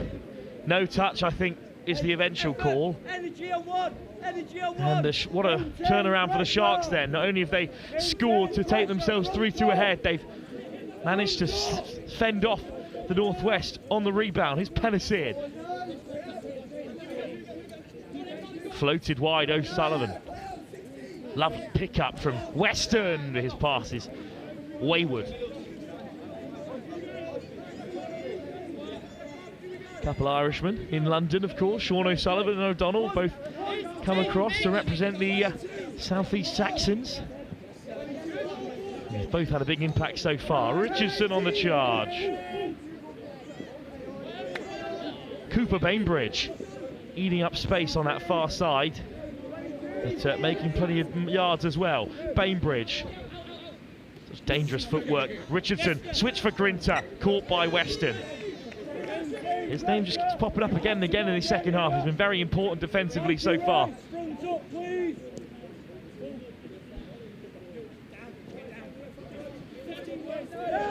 That's a roll ball, but hard touch is the call instead. O'Sullivan. Penasir. Good transition here from Brewer. Will Bamber.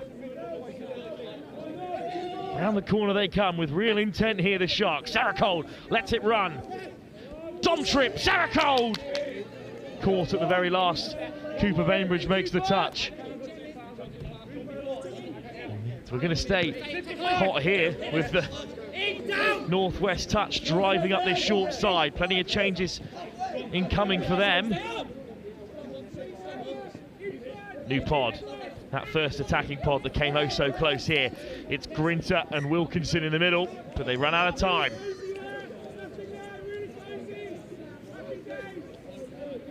Sharks now in a different position here, and it's a penalty as well. Another 10 yards lost by the Northwest after the umpires have a conversation.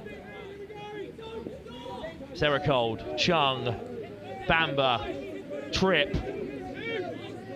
Well, at the moment, it's also locked up at 3 apiece in the other men's final. So, 2 very narrow games, just as we expected.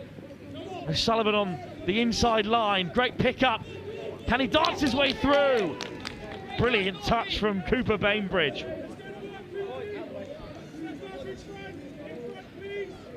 Well, Northwest stay in the fight. It's a hard touch. There's going to be a reversal here.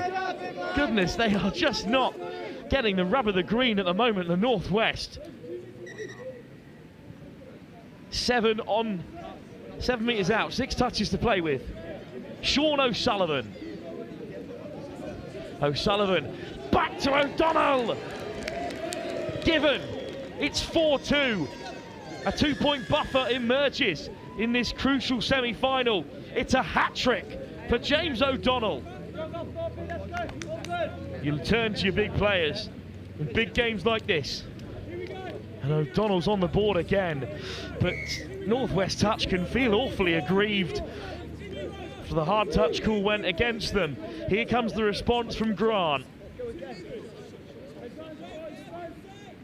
Sam Grant. Dixon to his right. Here is Dixon. Winds one up, steps on the inside. Lovely footwork, but there's a real celebration there from Charlie Steed as he catches his man. Grant to the open side. Steed rushes up again. Brilliant defence from the Sharks.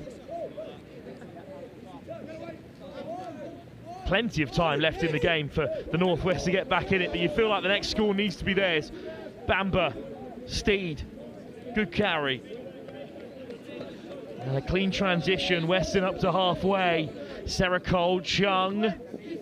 Back inside for Seracold. Chung with a pick-up, maybe chance to threaten here. Chung with the hitch kick. Penalty again for the Sharks. And that penalty count, it is ever rising against Northwest touch. It is keeping them out of this contest. Will Seracold, heavy first touch. Chung, Marcus Chung. Weston, Chung to the open side. Oh, beautiful step to bamboozle Bainbridge. It's 5 up for the Sharks. It's a massive try, and it's Marcus Chung with a delightful step. Here it is. Just bang off the right boot. Bainbridge was already rushing towards that wing. And the Northwest touch are backs against the wall here. Well, you heard it on the sideline there. Plenty of time. Australian Richardson, and he is right. Northwest need the next score, certainly. Brilliant pickup. Grinter looking to draw out the touch from Bamba. Gets one in the face for his troubles. And I think that's been spotted by the referee as well. And it will be a penalty. A little bit too aggressive from the Sharks.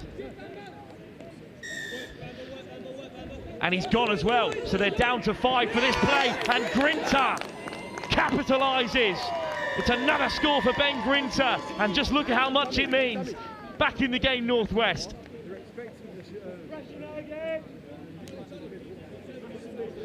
That's a huge moment in the game where you can see it was the touch from Bamba that was far too aggressive, and the hole he left was exploited straight away by Ben Grinter. Both Grinters now on the score sheet for Northwest. 11 minutes to go. They trail by 2. And they've given the ball away. Well, they can certainly feel like not every decision's gone their way today, but unfortunately that one is of their own making.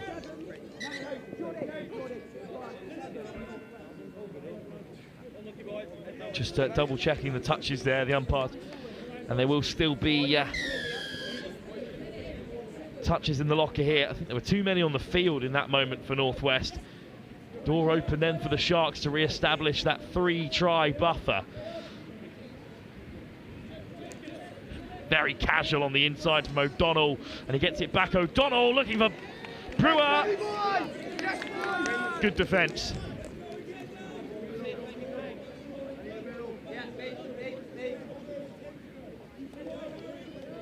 Very important touch as we're back underway here. Steve gives the pass. Just about to keep it alive. Weston. O'Donnell caught again. Very good defence from the Northwest. Weston throws the dummy. Touched by Mike Rice. And a penalty too. Good work from Mike Rice, who's going to get the Northwest started. Rice. Wilkinson to the short side. Bainbridge. Grinter off the deck. Northwest desperate for a penalty, but Dixon will drive on. Good acceleration. Grinter to Grinter. Dixon stepping off the left. He's got 2 Grinters outside him. He's in the end zone. Back inside the Grinter! Another score for Ben Grinter. 2 in quick succession. Northwest back in the game. Dixon just floating home, and then Grinter, oh, it's so close to being caught by Weston. Down on the roll, right in front of the Northwest faithful.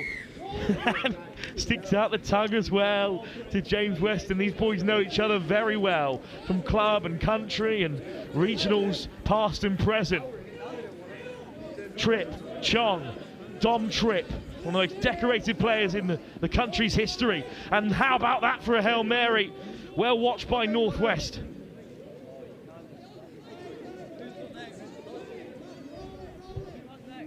Well, unlike our previous semi-final where the game was so recent, Northwest actually met this Shark side early on Sunday. It was 8-6 to the Northwest on that occasion. But now they trail by a single point as things stand. The Southwest Saxons, the defending champions, are in front by a single point there. It'll be blue on blue as things stand in the final. But a turnover for the Sharks. Put down right on the toes.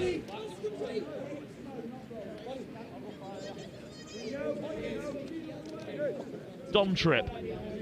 Tripp off the deck. Chung. Seracold. Comes around the corner.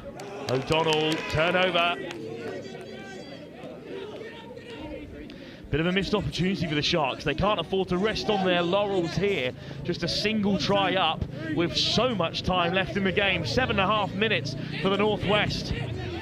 Big double touch on Dixon, two-handed, but he gets it on the return. Wilkinson, Dixon. Hard line, straight through from Mike Rice, but brilliant covering touch to deny the Northwest an equaliser. It's Marcus Chung again involved. What a game he's had. Seracold. Here's Seracold again, busy work as he heads to the box. What can the changes create then for the Sharks? Very little. Fine margins. The umpires here got a very strict eye on this men's open semi-final. Ambitious ball out wide for Grinter, well taken by the man on the edge. Here comes Richardson. Grinter, Richardson. Sam Grinter. Pennington. Nice ball back out wide from Fay, but Richardson caught. Very creative from Northwest. They did well to really contain the Sharks in this corner. Here's O'Sullivan. Good touch. And he does well to lay it back.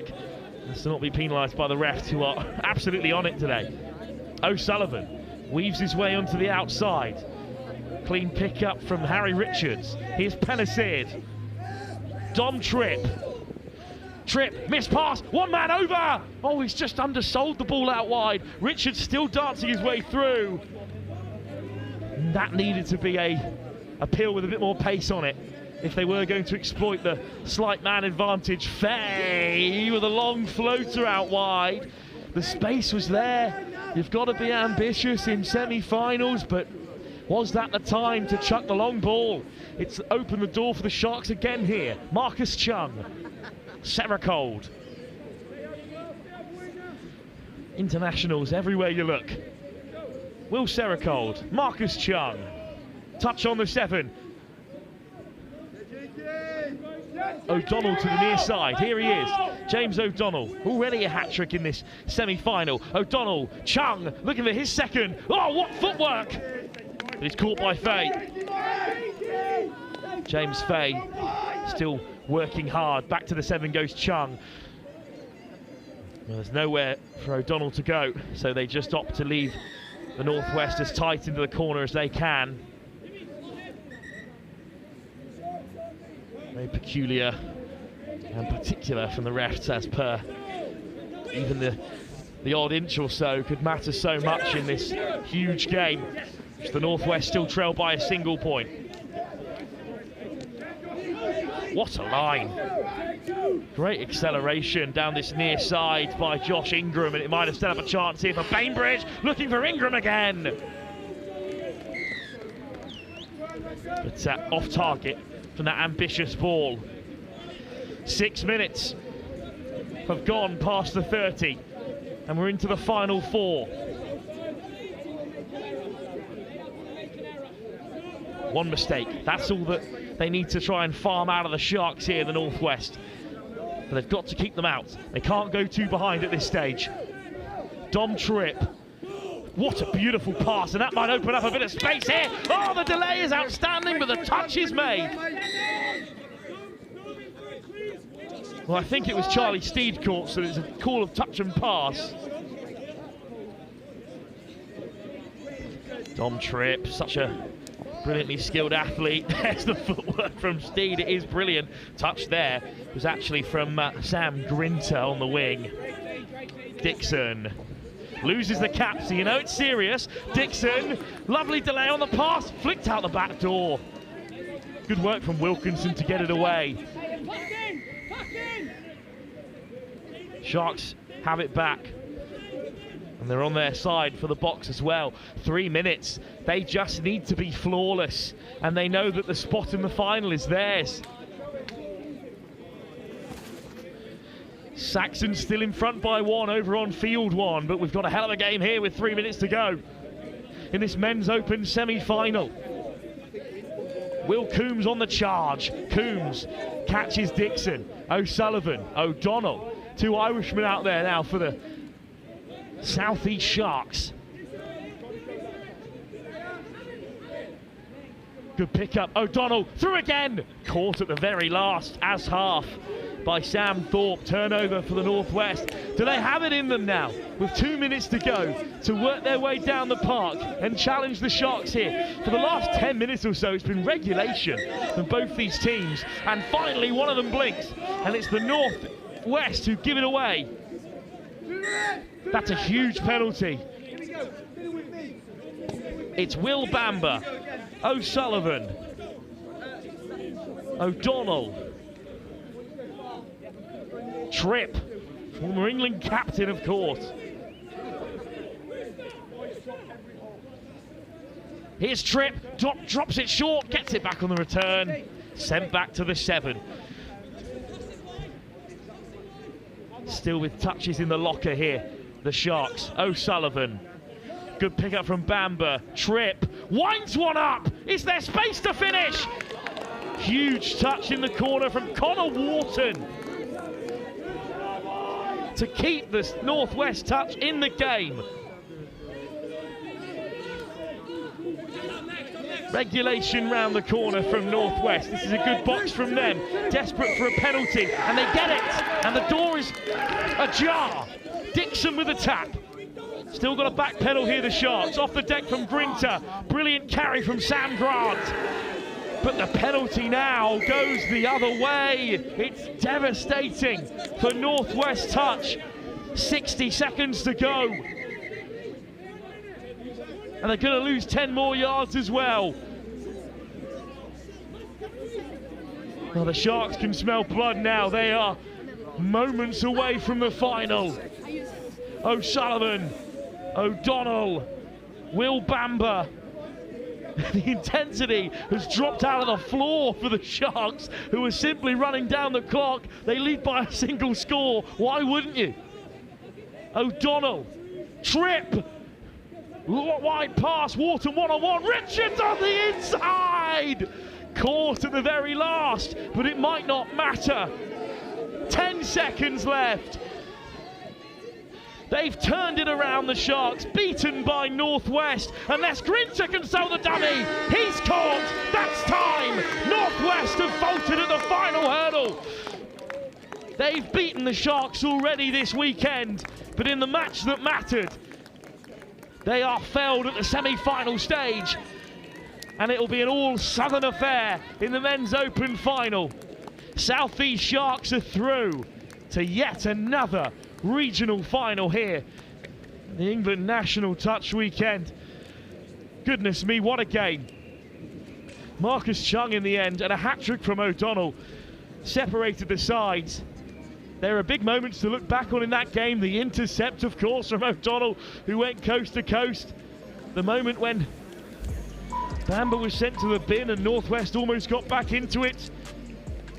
What a game, what an advert for touch at every level. But at the pinnacle of Men's Open, the South East Sharks have delivered. What a game. Well, after two stunning semi-finals, I'm in need of a lie down, I fear, after some absolutely unbelievable touch, a drop-off in the women's game, and a one-point game in the Men's Open. What more can you want? Well, in just 10 minutes' time here on Stadium 9, we have a playoff in the Women's Open division. It's Northwest Touch back in action against West Wildcats. South East Sharks through to the Men's Open final.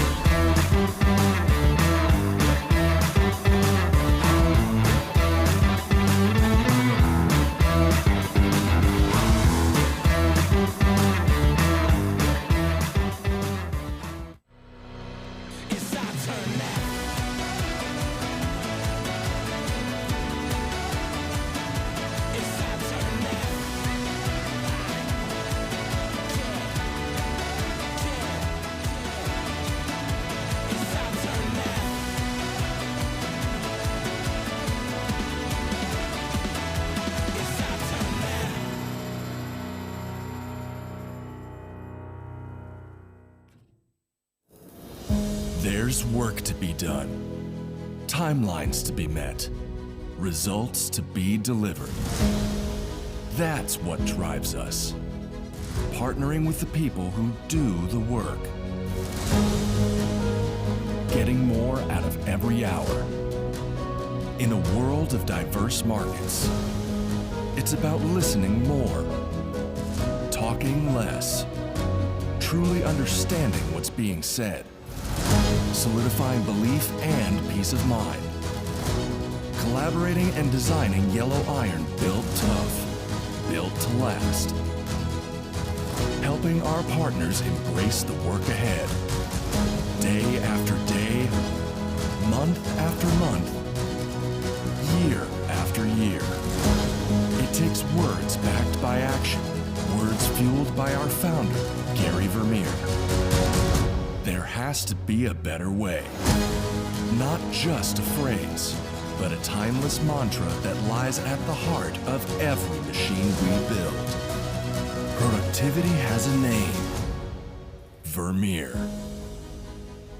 Equipping our customers to do more.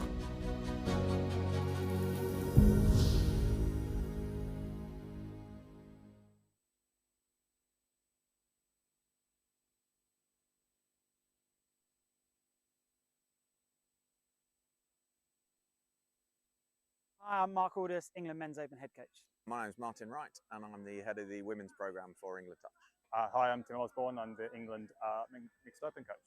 Across the regions and the grassroots development, Chris, it's super exciting to see how we've grown over the past 14 years with the nationals. This time of year is pretty important for the elite end of the game because we get to see our open squad players perform in tough environments.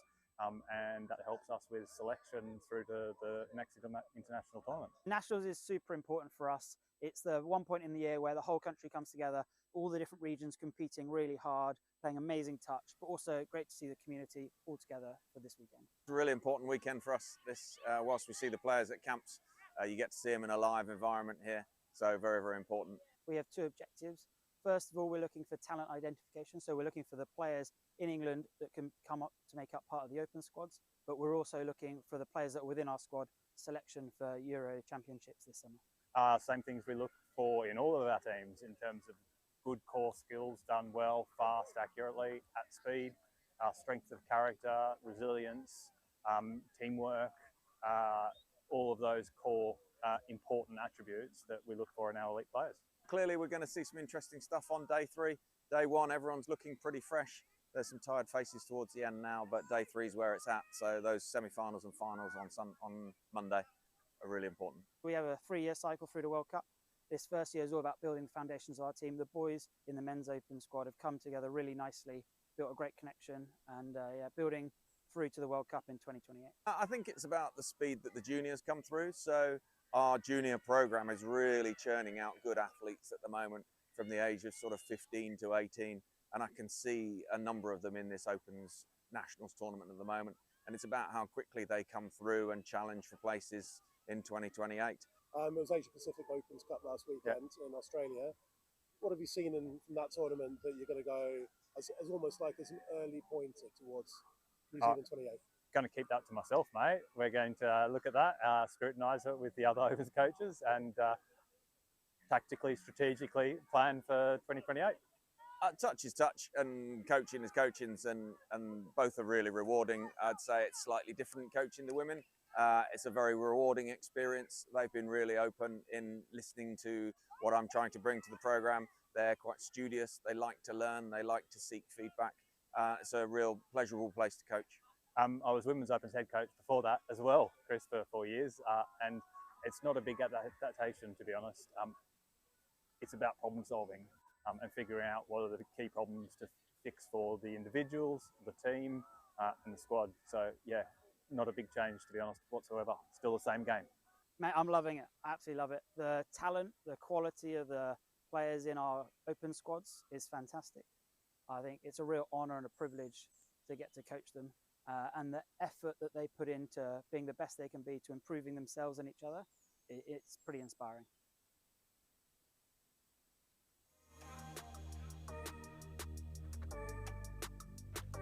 Welcome back to Next Gen Live here on Stadium 9. The 5th-6th playoff is one that's going to be remembered. North East Touch take on West Wildcats in a big, big game.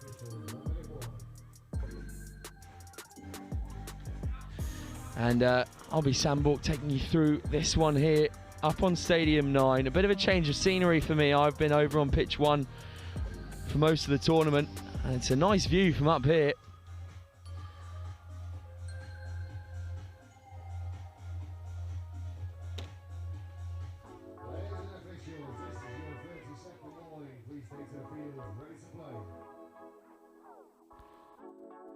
And here go the tap off.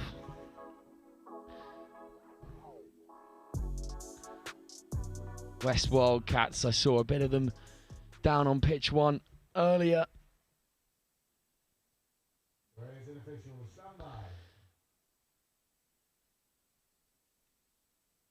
And now we'll have a tap off just after the klaxon, and here we go. Here go the West Wildcats.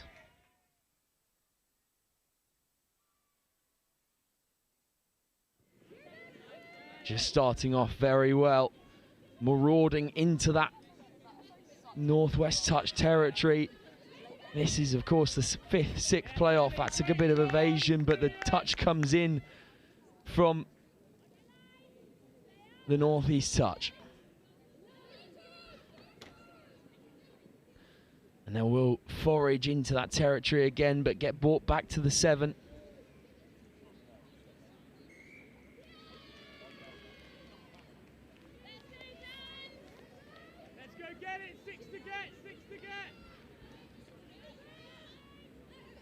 And here go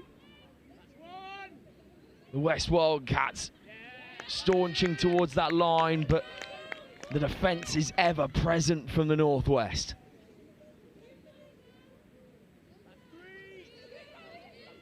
Big left to right zip, but to no avail here for the West Wildcats. And the Northwest will roll through into this first subset. Let's see if it's a complete one. They do roll round at pace. This Women's Open competition is just so highly competitive. Both these teams find themselves in unfamiliar territory.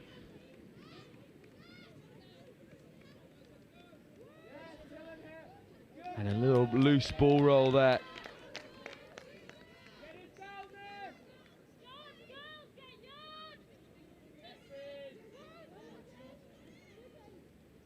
And the Northwest coming through once more. What can they bring here? Ball gets popped off into the link. Now moving, and the link will go for it.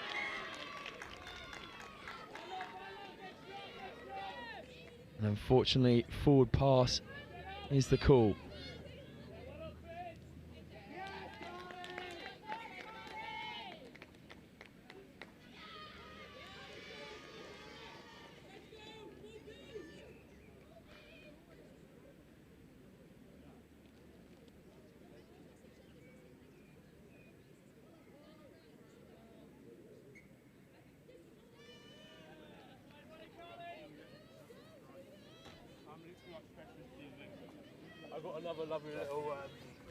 And here go Northwest touch. Will they get over this time?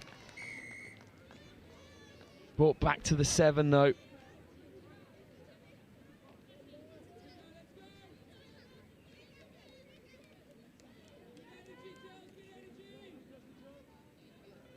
Northwest coming back at it again. They move the ball so well between middle and half, and will that be the first score? Brought back again to the 7, so still struggling to really get into that groove, the Northwest. Swinging round, and the big left to right zip. That's a really great take off the toes. But a last-ditch touch comes in once more from the Wildcats.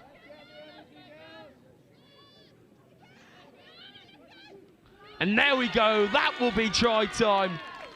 First blood taken by the Northwest.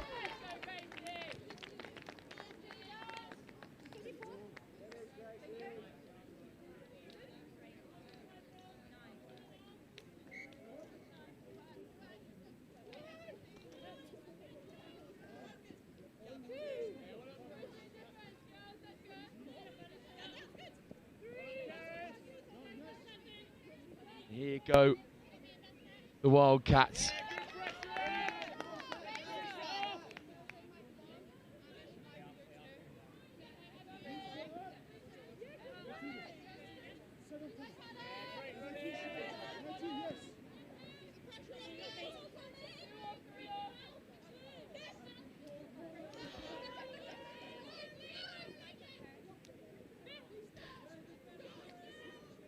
And here go Northeast touch once again, that big right to left.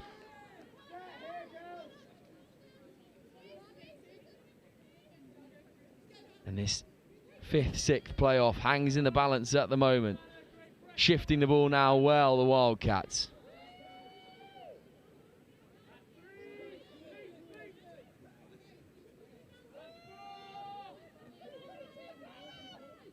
Once again, the Wildcats drive up nicely out of middles and then move the ball, swinging and swaying in between, but a good touch comes through from Northwest touch.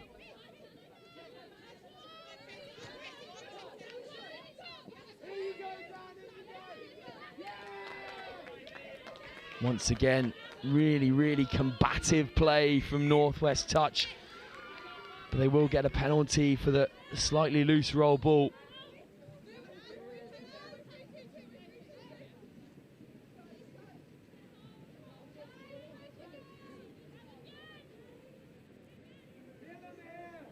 Now the oncoming pressure from the Northwest, ever present in this game. It's the reason why the Wildcats haven't really been able to push on so far. And that's a fresh 6 though. What can the Wildcats use of this?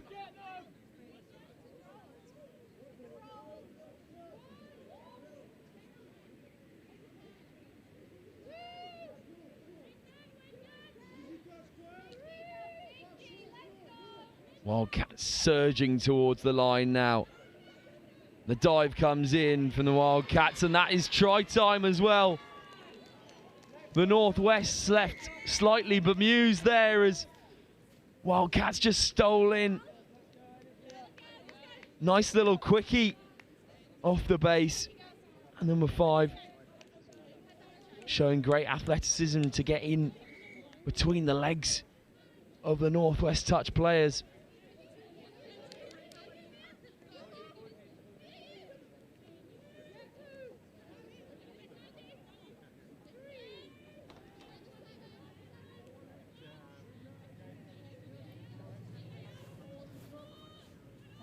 Here go Northwest though, what can they bring here? Big ball out wide, almost intercepted there. We'll go ball to floor. 4th touch here for Northwest. It's a nice little move and they will go in again, but a touch on the wing. Wildcats! A big scream of Wildcats down on the bottom. Wildcats making the most of their own rushing support on the touchline. That's a big right to left zip, and another score comes in for Northwest touch. Oh, apparently not. Commentator's curse has hit me once again here at the Nationals. The touch comes in flying from the Wildcats player on the width. Hit once again. That's 6 and out. Possibly wasted opportunity from the Northwest touch. Intercepted here by Northwest, but a flying tackle comes in.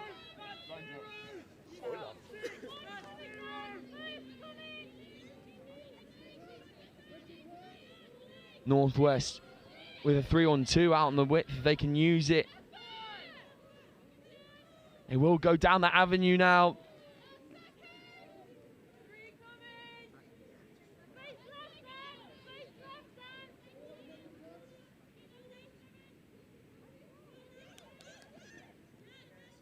And that will be try time there, this time for the Northwest.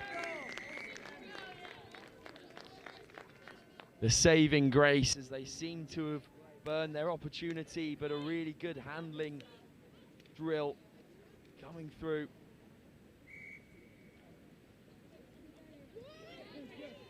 A really well-timed line from the link will result in a 2nd Northwest score. Wildcats driving back at them though. Or as we were told to call them yesterday, the Wiggly Worms. Drive back at the line and a pass is sprayed out to the width, but Defended in with maturity once again from Northwest Touch.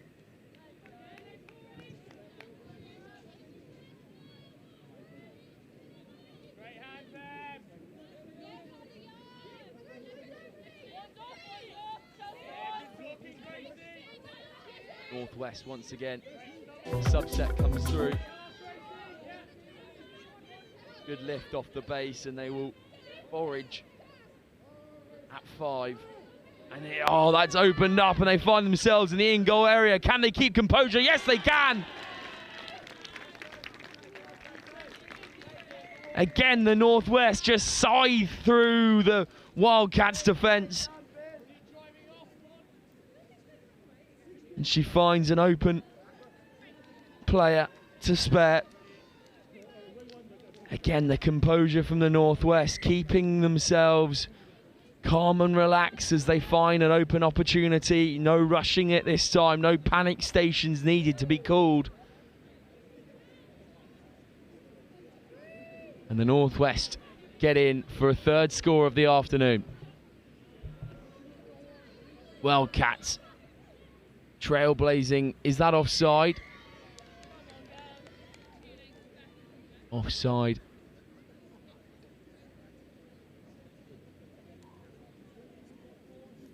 So I believe that will be a fresh 6 here. Again, given the opportunity, but Northwest shut it down in quick succession.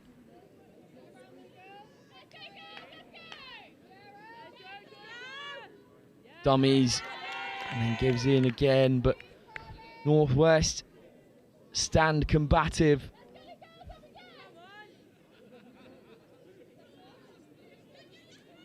In they go, switch of play, and ball to ground there, so no cigar this time for the Wildcats. And now that Northeast Touch will try and work their way out of dodge, as they'll trail up this box side, looking for the subset. They're probably not as close to the box as they wanted to be, so now the subset have to work that little bit harder. And the pickup there is not the greatest from the Northeast Touch. And it will give possession back to the Wildcats, who have a bit of space here on this left-hand side. Biddle skip pass.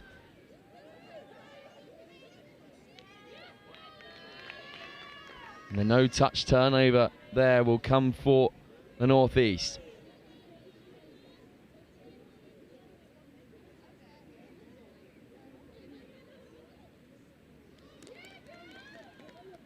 Again, the hands just not supplying for the Northeast, and another turnover and a fresh 6 for the Wildcats, who drive at the line. What can they bring here?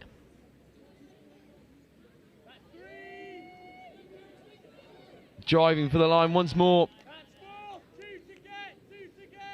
That will be 4, and they're brought back to the 7. Can they swing this ball out wide? They're hugging the touchline, but they don't need it here.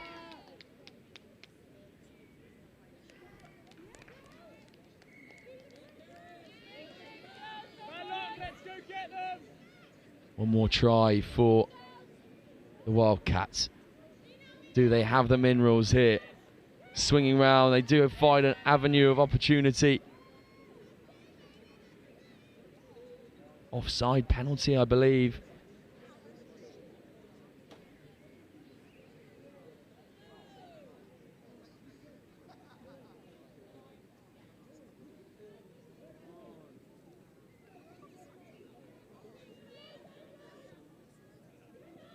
And again, the Wildcats will try, but the pass is just a bit forward there. So no go. And they will turn the ball over as well.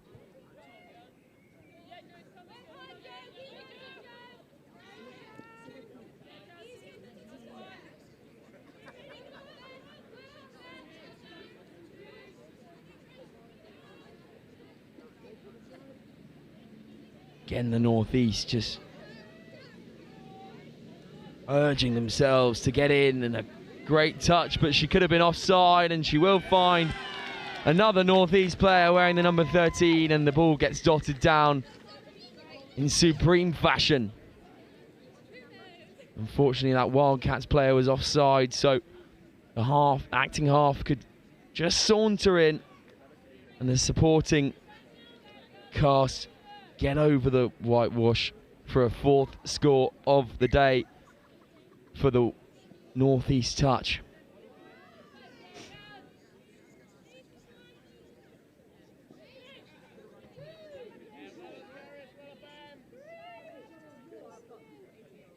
Third touch for the West Wildcats. Can they get a foothold back in this game and drag themselves back into it?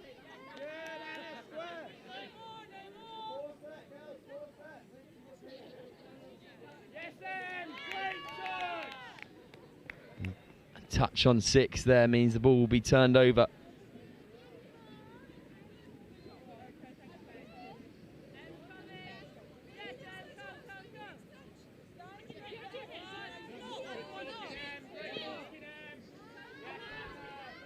Northeast once more, popping that ball up.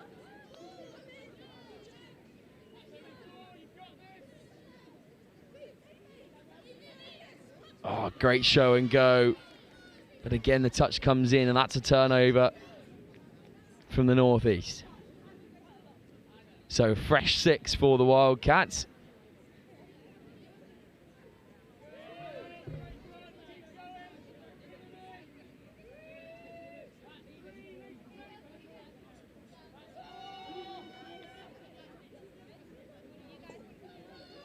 Wildcats have got to get over that gain line on 5 here.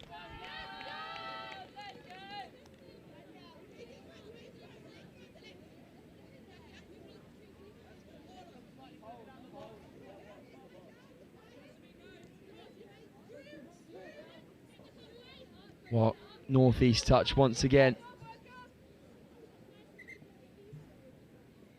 Found so much success in this area in the Women's Open.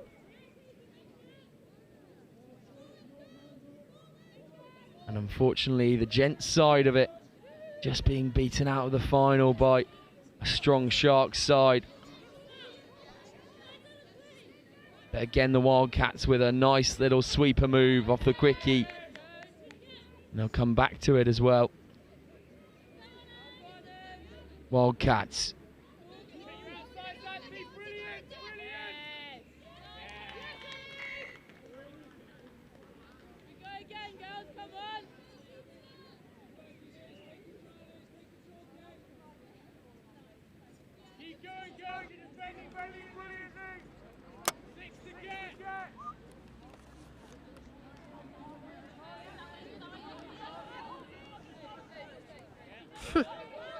Fuck me.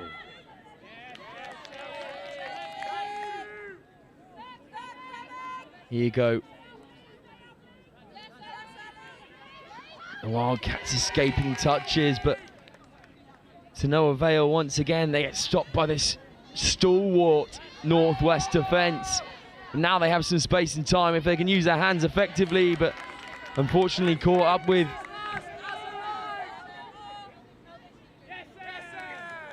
And again, this Northwest defence proving that they have the absolute minerals. And the subset is really good as well. They choose to actually forage into the middle of the park, not running down the box line. Forage, foray. Making sure that, oh, it's a really crisp set of hands. Can they get into the wing? The foot race is on. Score 5 for the Northwest touch. The wingers having an absolute day of it at the moment. Really crisp hands, and then the lofty left to right gets put over the top. A diving finish in the corner from the number 6.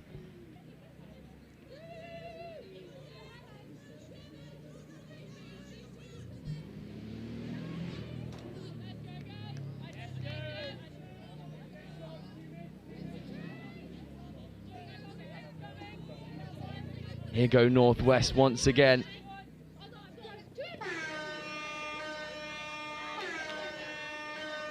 Moving this ball as the klaxon sounds. The buzzer beater will come in, but not in the way they wanted to. Northwest dominating here up to the half. This West Wildcats side are definitely no slouches, so this is one of those special performances from the Northwest touch. Second half to come. Can the West Wildcats get back into it in this foothold? They've got one score on the board. They need 4 more to catch up to this trailblazing Northwest touch side. Second half to come in a few moments. Northwest touch 5, West Wildcats 1.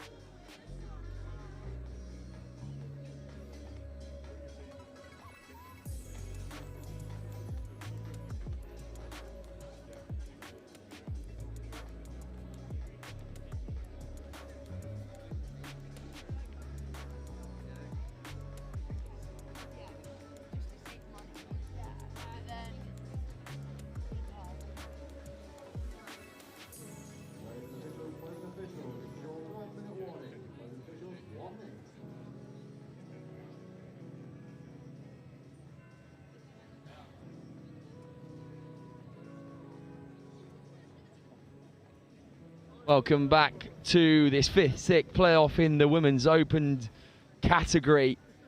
Northwest touch with a commanding lead over the West Wildcats at the moment. Everyone in high spirits here in Nottingham. What a day to be a touch rugby player. And I do apologise for the lack of team sheets in the first half. Slight technical issue, but I do have them now. Northwest touch looking to extend their advantage over this West Wildcats side.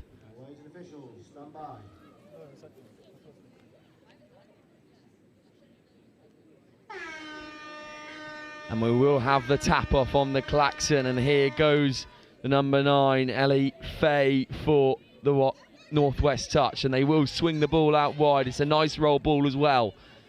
Shifting the ball once again, Fay slows it up. Good footwork from Ellie Fay. Now Fay will get the ball off the quickie, and a nice left to right zip. And Ellie Fay has her paws all over that try. Really nice footwork, and then a lovely crisp pass onto the outside, which allows Alice Hobson to just walk in completely unscathed. Ellie Fay once again making things happen for Northwest touch. West Wildcats turn. Now with a 5-try deficit. Anything can happen here though, as they take the ball in through Emily Kelly. Then a appeal, but they will be brought back. Good touch on Kelly. Now here's the number 11, ghosting in, finds herself in the in-try area, has to swing that ball over, and the Wildcats do get in for their second one of the afternoon. Alice Hobson stealing in at half. Just taking the ingenuity, the initiative to take the quick penalty, and then swings it over. Sorry, not Alice Hobson. Tilly Palmer that time for the West Wildcats. Swings it over to Maddie Miles Kingston. Really, really good bit of play from the number 11, Tilly Palmer. She gets in expertly into the try zone, but Northwest will come back with a force.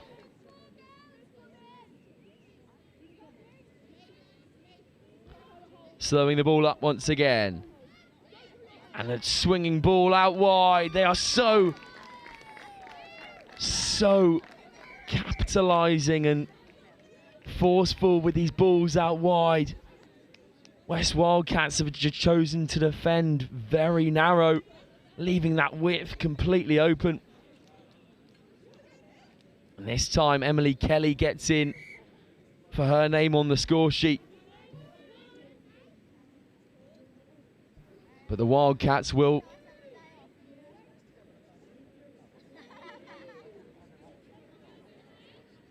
work their way back again into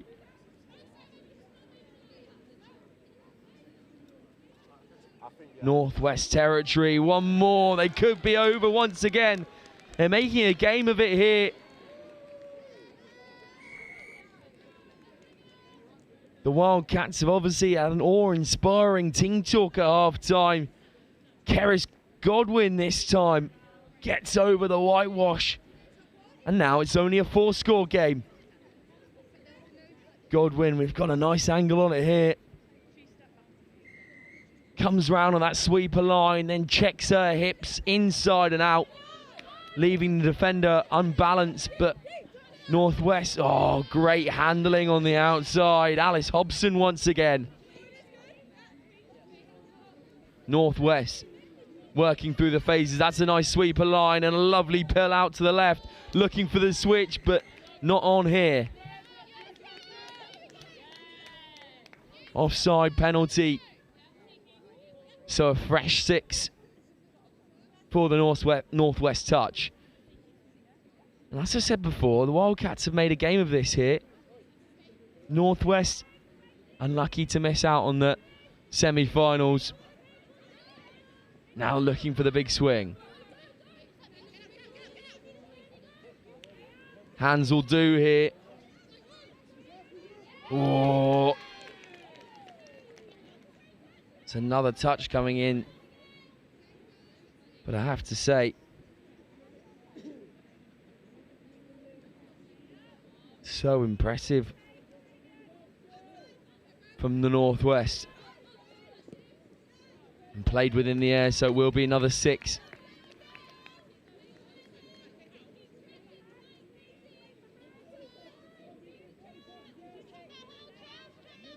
Isabel Hobson this time. Hobson at acting half. Hobson gives off. Another touch comes in from Kate Allen, who was impressive on pitch 1 yesterday in their game.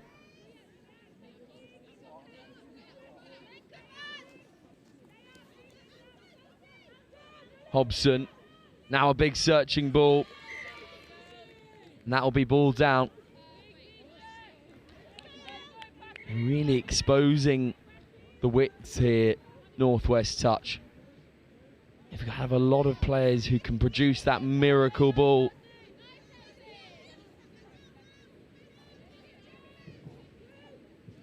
Now they'll put the ball down.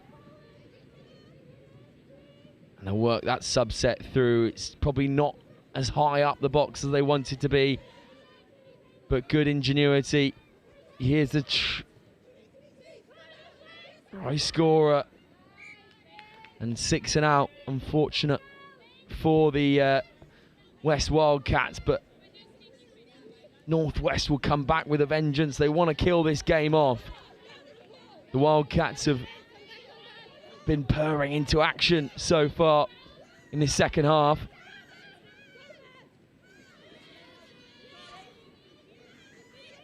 Nice spin and pirouette, and they find themselves in the in goal, and that'll be a try time once again, making it 8. Northwest Touch have been absolutely ruthless here today.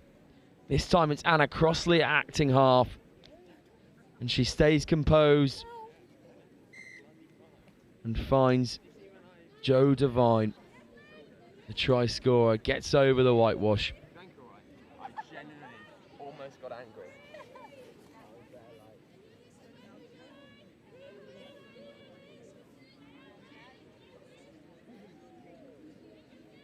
Now, Wildcats again, they want to make a game of this. Keris Godwin, the try scorer, almost got in once more. Godwin. Now Godwin again, swings the ball over. Ever-present, effervescing defence from the Northwest Touch. Everyone expects it. They are so combative in the way they get up off that line.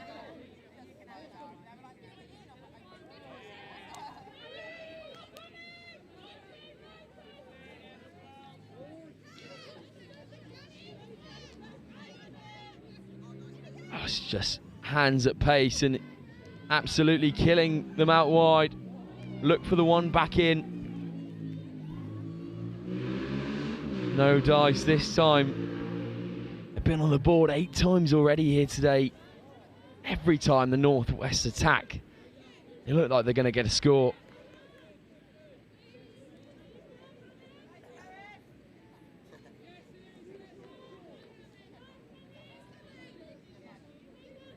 Here's Kate Allen looking to stamp her mark on the game. Katie Keys now. Kate Allen.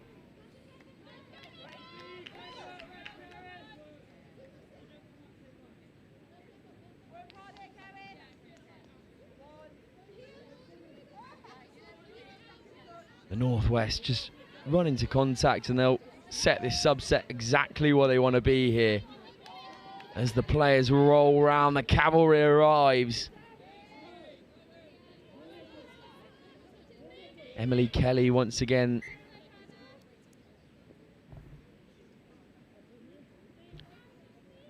But it will be 6 and out. And the Wildcats, through Kate Allen, will restart the ball. Katie Keys.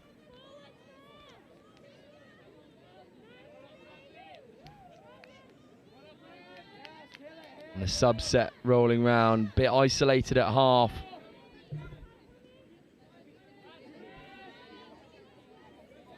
Here's the try assist, Tilly Palmer. Palmer going a long way and eating up some yards, but not on the mark, says the referee.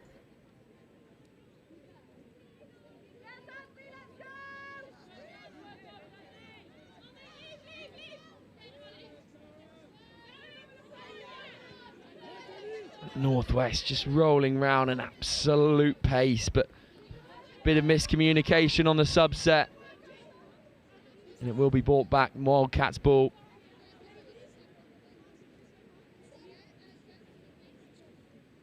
Maddie Miles Kingston out on the width. Foot races on here, show and go. Kingston puts the ball down. And now Abby Kirkman into Palmer. Kirkman at acting half. Slows the ball down, does Cara Edwards. And again, they'll drive for the line.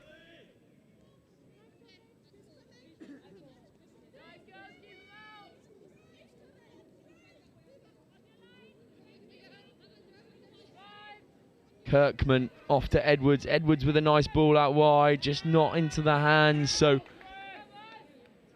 the winger has to break stride, and the ball goes to ground.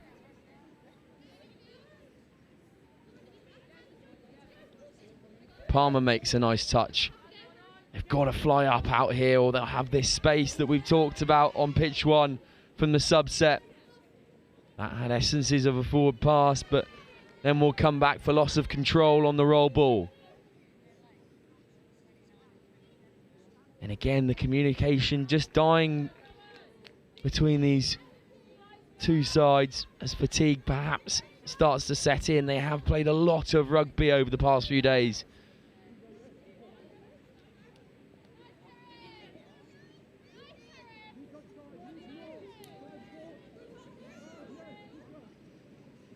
Now here's Keris Rowlands. Rowlands off to Kelly. Rowlands again. Kelly acting half. They're trying to force these Wildcats out now. And it's a good little set play. They're looking for the right to left rip up. But Isabel Hobson caught in possession. Hobson will now shift into middles. Oh, it's a really good take.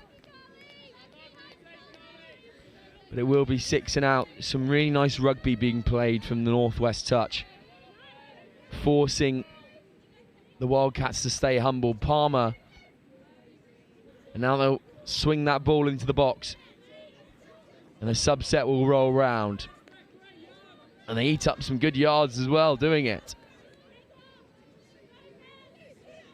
Keris Goodwin, the try scorer. Godwin could go. But it's a really good chase down from number 37, Emily Can. Can she do it? Of course she can. There we go. Really important touch to keep this game at a 5-score deficit. Big ball out wide. Anna Crossley.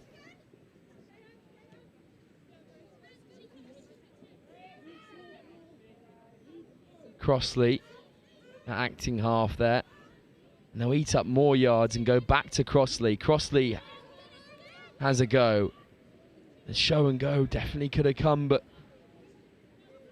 there was the defensive capabilities of Keris Godwin once again.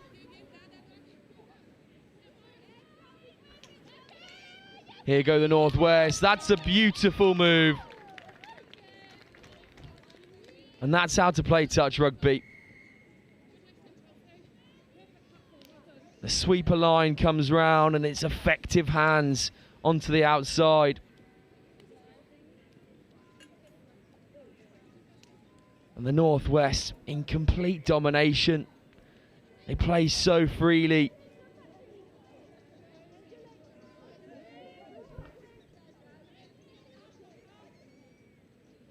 Katie Keys eating up the yards. Kate Allen now into the hands of number 83, Isabel Willie. But do they get over? Kate Allen has a try. And then we brought back to 7. Do they have the minerals here? Allen. Now into Willie.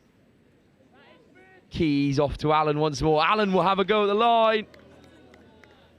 Touch gets in there first. Kate Allen is boasting all that athletic prowess. It's a real leadership role in this Wildcats side. The Northwest roll through their subset.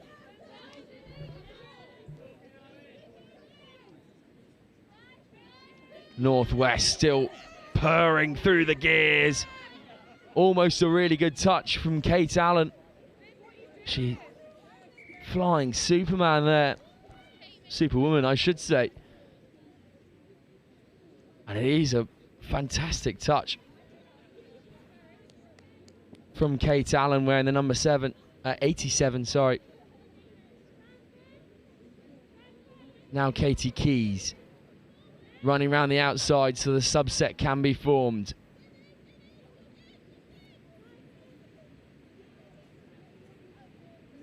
Here goes Palmer, the assister of that fantastic try down the bottom.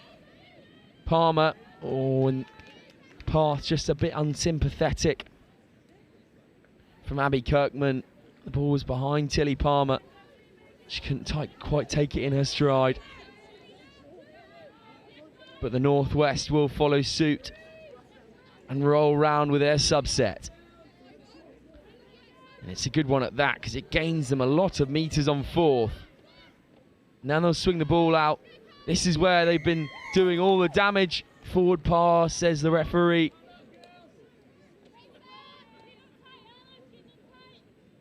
So Carly Brimelow doesn't get her name on the score sheet just yet.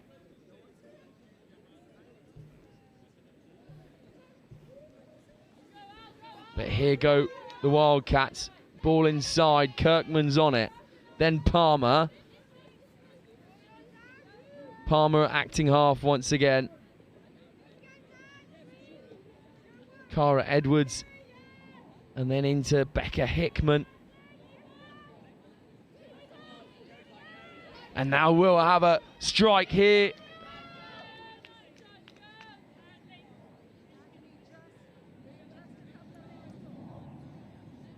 Again, forcing the Wildcats into a 6 and out. Heavy touch comes in. Penalty comes in for that heavy touch.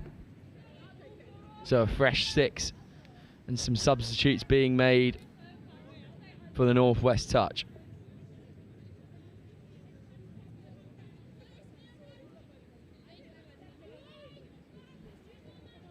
Now into Beth Stafford. Stafford dipping and diving out of one contact. Stafford in the link. Stafford will drive. Bit of loss of control from Stafford in the roll ball, so won't matter though. Offside penalty. So a fresh 6 for the Northwest.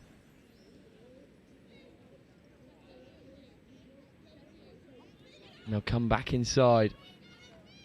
Zipped out now, and surely that will be try time. And it is. Carly Brimelow does get her score out on the width. But all made by excellence from Anna Crossley. Really nice trailing line. Spots where the space is, does Crossley. 7-6. Brimelow scores the try. Allen into Keys. Allen at acting half.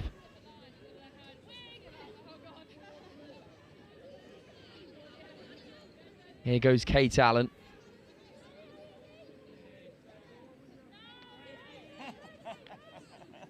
Willie. Allen. Allen throws it. Hail Mary. There's a very nice look on that pass from Kate Allen. She saw where the space was.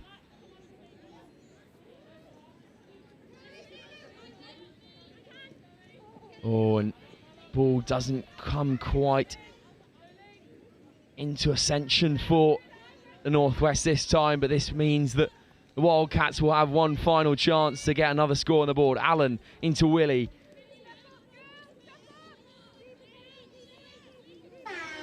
And that will be the klaxon. Do they have one more? The big left to right gets pulled through by the Wildcats, but in the end, it's a dominant performance. Oh no. Obviously can't finish on a penalty, and there was an offside penalty there. So we will finish with the Northwest having the ball. I'm sure they'll just run it up and finish off the game. Oh no, they've fooled us all. Could they go the length here? It could be a buzzer beater. The hands come through and that will be full time. Northwest almost fooling us there. Full time. And Northwest domination. The Wildcats made it interesting just after half time with some nice scores, but overall the women in claret have won some pride back. It's 5th, 6th playoff. The Northwest will be victorious. Full time here on Stadium 9. Northwest touch 10, West Wildcats 3.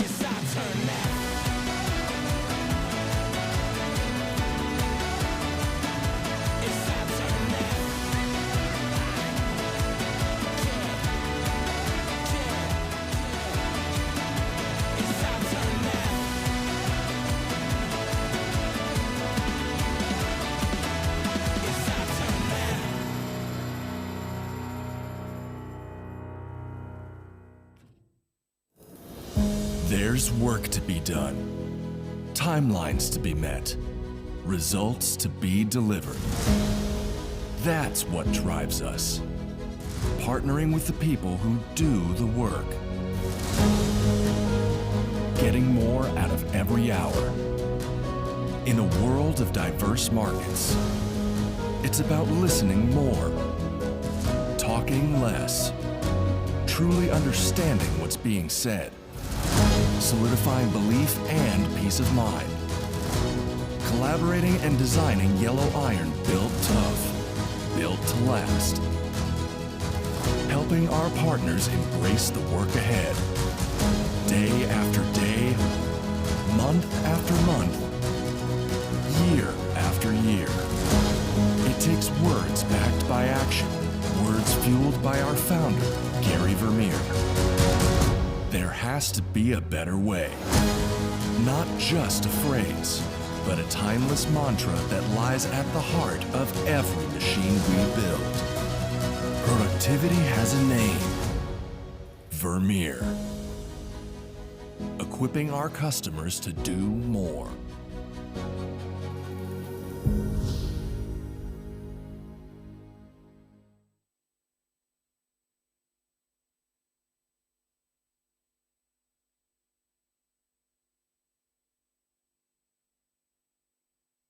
I'm Mark Aldous, England Men's Open head coach. My name's Martin Wright, and I'm the head of the women's programme for England Touch. Hi, I'm Tim Osborne. I'm the England Mixed Open coach. Across the regions and the grassroots development, Chris, it's super exciting to see how we've grown over the past 14 years with the nationals. This time of year is pretty important for the elite end of the game because we get to see our open squad players perform in tough environments, and that helps us with selection through to the next international tournament. Nationals is super important for us. It's the one point in the year where the whole country comes together, all the different regions competing really hard, playing amazing touch, but also great to see the community all together for this weekend. It's a really important weekend for us. This, whilst we see the players at camps, you get to see them in a live environment here. So very, very important. We have two objectives. First of all, we're looking for talent identification. So we're looking for the players in England that can come up to make up part of the open squads, but we're also looking for the players that are within our squad selection for Euro Championships this summer.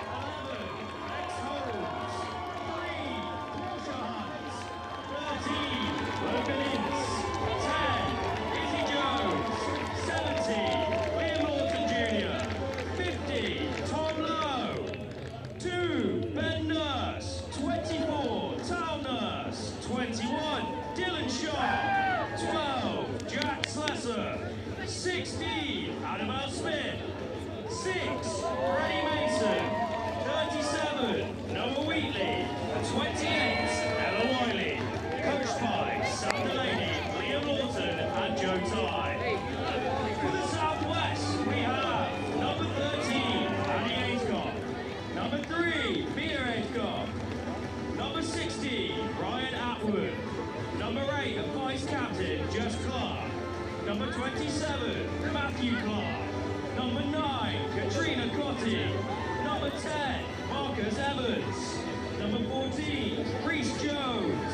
Number 19, Sam Norton-Davis. Number 32, Will Lewis. Number 33, Toby Lister. Number 6, Lydia Mills. Number 32, Sophie Southgate. Number 11, Danny Ticehurst. Number 4, and captain, Chris Wade. And number 2, Corey Williams. Coached by Ryan Atwood, Marcus Evans, Jamie Carew, with team manager, Angus Lyon. And last but not least, your referees for this final, Kevin Hobbs, Fergal Evans, and Mike Davis. It's time to get going. Let's hear it one more time for your mixed open final. Here we go. Mixed open final, Northwest Touch versus the Southwest Saxons. The Saxons looking to go back to back in this division, last year's winners, and they're up against the fresh and fighting Northwest Touch. Joe Wright joined alongside by Ollie Holmes, and we'll be taking you through this mixed open action. Oliver, this is set up to be an interesting one. A very interesting game, Joe. Yeah, a very interesting game there, Joe. I think they were 3 scores up, Saxons versus Northwest earlier in the tournament here. Let's see if Northwest can bridge that gap and give us a good final here. And I think it's fair to say that this performance so far from the Saxons has been expected with the calibre that they boast. Toby Lister, Danny Ticehurst, Chris Wade with the captain's performance wearing number 4. But then the big man in the middle wearing number 10, Marcus Evans. He's the ball player the Northwest have got to shut down, and for the team in maroon, this feels like an achievement that was potentially out of the realms of possibility going into nationals, but they have stemmed together a few games of touch to take it to any team in this division. They're a scary side to come up against, Joe. A little bit unpredictable, but I believe they're all on the same page, and you best believe they get a set on that line, the Northwest will score. That will be what's in the back of the mind of the Northwest team at the moment. Can we force some repeat sets, get some go forward, create some sustained pressure on this Southwest Saxons line of defence as we see the Saxons in shots preparing Lister and co. And now entering the field of play, this dangerous young Northwest pod. Vast majority of these players coming through the under-18 setup. We have Liam Lawton Jr. getting us underway in this mixed final. And Coulter straightens. There is LJ. Tom Lowe just stepping away from the oncoming press. Coulter in an acting half. There's Lawton coming over towards Ince. Logan Ince getting on the link punish. Logan Ince trying to dive at the line. Was the link short? Fergal is happy, and I think we have the opening score courtesy of Northwest Logan Ince. You'll notice, Joe, or at least I have noticed, following the Northwest across this weekend, they love this little link punish here, okay? They use both the males and the females for that entity, and look there, it's worked a treat, hasn't it? It has. Logan just getting underneath the covering defence, but Will Lewis getting outside of the single shooter. Will Lewis looking to just carve a line all the way. Oh. Lewis goes the full length of the pitch on touch one, and Will Lewis establishes himself early in this game. Never turn off after a score there, Joe. Northwest will learn their lesson on that one. Nevertheless, a superb spot. Take the space if it's there. Twice that's happened now to the Northwest off first touch on live stream on the end of day one. It was Simons for the Northeast Raiders that went through. Maybe a problem area for them to fix, but one thing that we know that they won't have to fix is their ability to get over the try line as Nurse feeds out to Davies. Wheatley in motion. There is Wheatley trying to take the link on. Back into Nurse. Davies straightens. Tal Nurse a little bit slow to get in there at half. One touch left to play with. Tal Nurse back into Davies. Jones in at half. Tal Nurse carries, straightens, tries to drop a pass off into the wing, but well fielded on that occasion by the Saxons winger in the far corner, Katrina Cotty. Yeah, superb defence, Joe. I think they covered the short side there, and Northwest never really had an option but to throw. As Ainscough carries well, sets the tone on this subset, eats the yards up in front of her, and now they roll into their subset. There's the big man, Corey Williams, wearing 2, getting involved for just a moment and then stepping out of the field of play. Joined alongside Lydia Mills, scooping, picking was Lawton Davies. Davies with a good bit of acceleration. And Lawton Davies drops a lovely blind switch. Trust that the cover will be there, and Mia Ainscough gets over, establishes the Saxons lead. Absolutely superb. Like I said, you see the space you take it. He's put the afterburners on there. Little glance over the shoulder. That's a superb pass there. It is. And Mia Ainscough happy. It was Annie Ainscough that got that subset underway. Mia finishes it with a bit of exclamation. And back into this dangerous part of Lowe, Lawton and Ince. There's Lawton. Logan Ince platforming. Tom Lowe in at acting half. Just a little bit stop-start here for the Northwest. Regathering the troops is Lawton Jr. Tom Lowe wanting the dropping early penalty. Tom Lowe going for the link punish. Tom Lowe diving at the line. That looks to be good. It is rinse and repeat for the Northwest. The only difference is the number. Tom Lowe establishes parity. We are going to see a lot of that there. Like I said, the link punish there, Joe. He's asking for the lady to come up. Once she's up the 7, it's just a foot race to the bat, and the bloke is inches off there, isn't he? Yeah, Marcus Evans almost digging his teammate out of trouble, but Dylan Sharp and Ben Nurse now locked in the D-pod for Northwest, coming up against the dangerous Corey Russell alongside Reece Jones. There is Jones feeding away to Ticehurst. Williams in motion. Ticehurst stepping, Ticehurst diving, but a phenomenal last gasp touch comes in for Annabelle Smith. And now Ticehurst feeding away to Williams, sending the goose loose, getting around Ben Nurse, but Jack Slesser makes a try-saving touch. Superb, and again from the Northwest wingers there, they're doing a really good job of holding that space and pushing them back into the middle. Nurse setting good expectations on the subset, followed in suit by Slesser. Bex Holmes captain in an acting half. Holmes just organising her teammates in this subset. Tom Davies setting a platform here on 5th. There's Wheatley. Wheatley sending the goose loose and trying to drive through, but it was well crowded out there by Reece Jones. Oh yeah, no LA, not quite, Joe. If he pins his ears back, he might have a smaller chance of getting through that gap. I'd like to see him do that, pin his ears back and let loose. Absolutely, as we see Annie Ainscough driving, Mia Ainscough in an acting half, and there's Lawton Davies. There's the combination for the opening score, and now flooding onto the field comes captain Chris Wade wearing 4. Watch out for captain Chris Wade as they look to throw a little phase play to Matthew Clark, who was just hanging deep in the back line there. Good defensive spacing from the Northwest.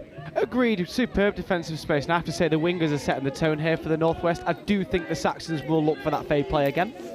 Agreed, as we see Holmes and Lawton Jr. coming over towards Tom Lowe.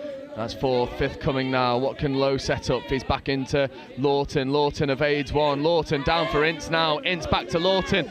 4 on 3 if they can look to execute. It's a lovely long ball rip. Finds its way over to Bexholmes. The ball was good. It's 6 and change in that far corner. It's good completing sets here from the Northwest. Something they've been working on all weekend there, Joe, is picking the right option, the right times, and making sure you do make use of that 6. It is a coach killer if you don't. Yeah, and there's an isolated half there, but Northwest not able to put on the same level of line speed as we saw earlier. And now, fifth coming called. Here is Evans, Marcus Evans tapping the ball back into Ryan Atwood. Atwood and Evans combining. Lewis hugging this and short side. Will Lewis tries to escape the covering touch, but it is stubborn work here. And that's 6 and turnover. No change down this short side for Will Lewis. I would just keep an eye on that option again, Joe, with the Saxons just popping a male on this wing here. It's got many different names. You do try and get that mismatch from male to female. Yeah, but Ella Wiley stayed alert to it. And now here's Dylan Sharp feeding back on the inside. Sharp in an acting half. Nurse coming to join the play. Ben Nurse setting a platform for Dylan Sharp. Sharp flows a little bit of a speculative loop wrap pass, trying to find Ben Nurse, but Marcus Evans had it all covered. Just trying to replicate a play earlier, Joe, in the semi-final. A superb cut by both Dylan and Ben. Absolutely clean through the middle. Yeah, wonderful shot there from Ben Nurse, getting up and trapping the Saxons. But now Will Lewis gets around the pressure of Slesser, and Wiley's isolated. Ainscough cannons onto the ball. This is good momentum manufactured here for the Saxons. And now Rhys Jones platforming, stepping away. But Slesser has it covered and it's picked off. That's touch 0. And Nurse and Sharp and Slesser do a good job at seeing out that offensive set. Sharp and Nurse. What a wonderful semi-final of it did Ben Nurse, and we're looking to carry that form into this final match as we see Davies, Wheatley scooping, Wheatley delivering a nice ball, but then it's shut down with authority by Katrina Cotty. Unfortunately for the Northwest there, that was a slight miscount on the touch with an intercept. That was touch 0. They should have had an extra touch there, maybe an opportunity to attack the line. Oh, indeed. Fresh set of 6 here for the Northwest. Nurse wanted to go quickly. On pitch ref Fergal, reminding them of where the mark is. There's Wheatley. There's Nurse, again coming towards this link punish. Tal Nurse trying to engage, but it's well crowded out by a very stubborn Saxons defence. The sub-box barking orders. And now back to Nurse and Wheatley. Wheatley wants the link. Fergal's happy with the line speed at the moment. Wheatley might be frustrated by it. Wheatley now works over to Davies. Sweeper coming for Nurse. Wheatley coming back against the grain and whipping a lovely long ball from the hip of Noah Wheatley. Not able to connect with Wiley on this occasion, but that was the right option. Yeah, agreed. I think the Saxons are asking the Northwest to chuck wide. The Northwest do have to take that option. If only Ella was a couple of inches taller, eh? Absolutely. Tom Lawton-Davies. This is 4th, 5th coming now. Not a good field position platform to scoot from, but Lawton-Davies is no familiar to making things happen. Late switch play comes wrapping around. Now it's a 3-on-2, but the Northwest scramble with a relentless efficiency. There was a moment where that disguised switch play to captain Chris Wade looked to undo the Northwest defence, but they just problem solved so well. Yeah, they've done really good, like you said, at holding their space there. You'll notice that the Saxons have done a really good job at killing their sets on the left-hand side here, making the Northwest work further across. Yeah, this is 4th now, and this subset has been pretty sticky here. That's 5th now off Coulter, and LJ receives one in the face from Bexholmes, and that's just a little bit of inaccuracy at the subset. Yeah, just a touch. Let's see how the Saxons work off the field here. You're hoping touch 3 past the halfway. It looks like that's going to happen for them here. I'd love to see more line speed coming from the Northwest. Go hunting for the ball. Saxons slow down this subset at will, and Northwest not really getting up and putting too much pressure on them. And Atwood and Evans will be looking to make that count as Atwood feeds Will Lewis. Lewis feeds the extra pass away. It's good, and that ball is down in the corner. That was some lightning speed we've just seen there. Like you said, Joe, turning it from 0 to 100 in a split second, and they've come out with a score in the corner there. Yeah, Will Lewis draws and pass. The cover defence of Bexholmes had to make a decision, goes for the pass or playing at the ball, and Saxons establish themselves a 3-2 lead.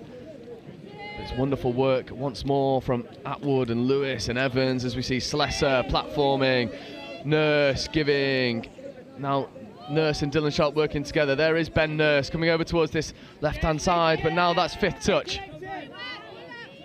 Nurse and Sharp just looking to kill this ball in the far corner. Sharp almost wriggling his way over, but the Saxons put up a wall in front of him.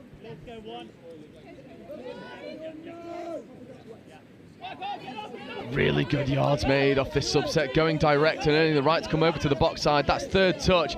Nurse tries to put a bit of a nudge on, but it's well navigated initially from the Saxons, and then Slesser has a dabble and gives away the 6 more. For a moment of jeopardy, I'm sure would have loved Slesser to take that one down the other end for a 3-3 after 10-11 minutes would be wonderful.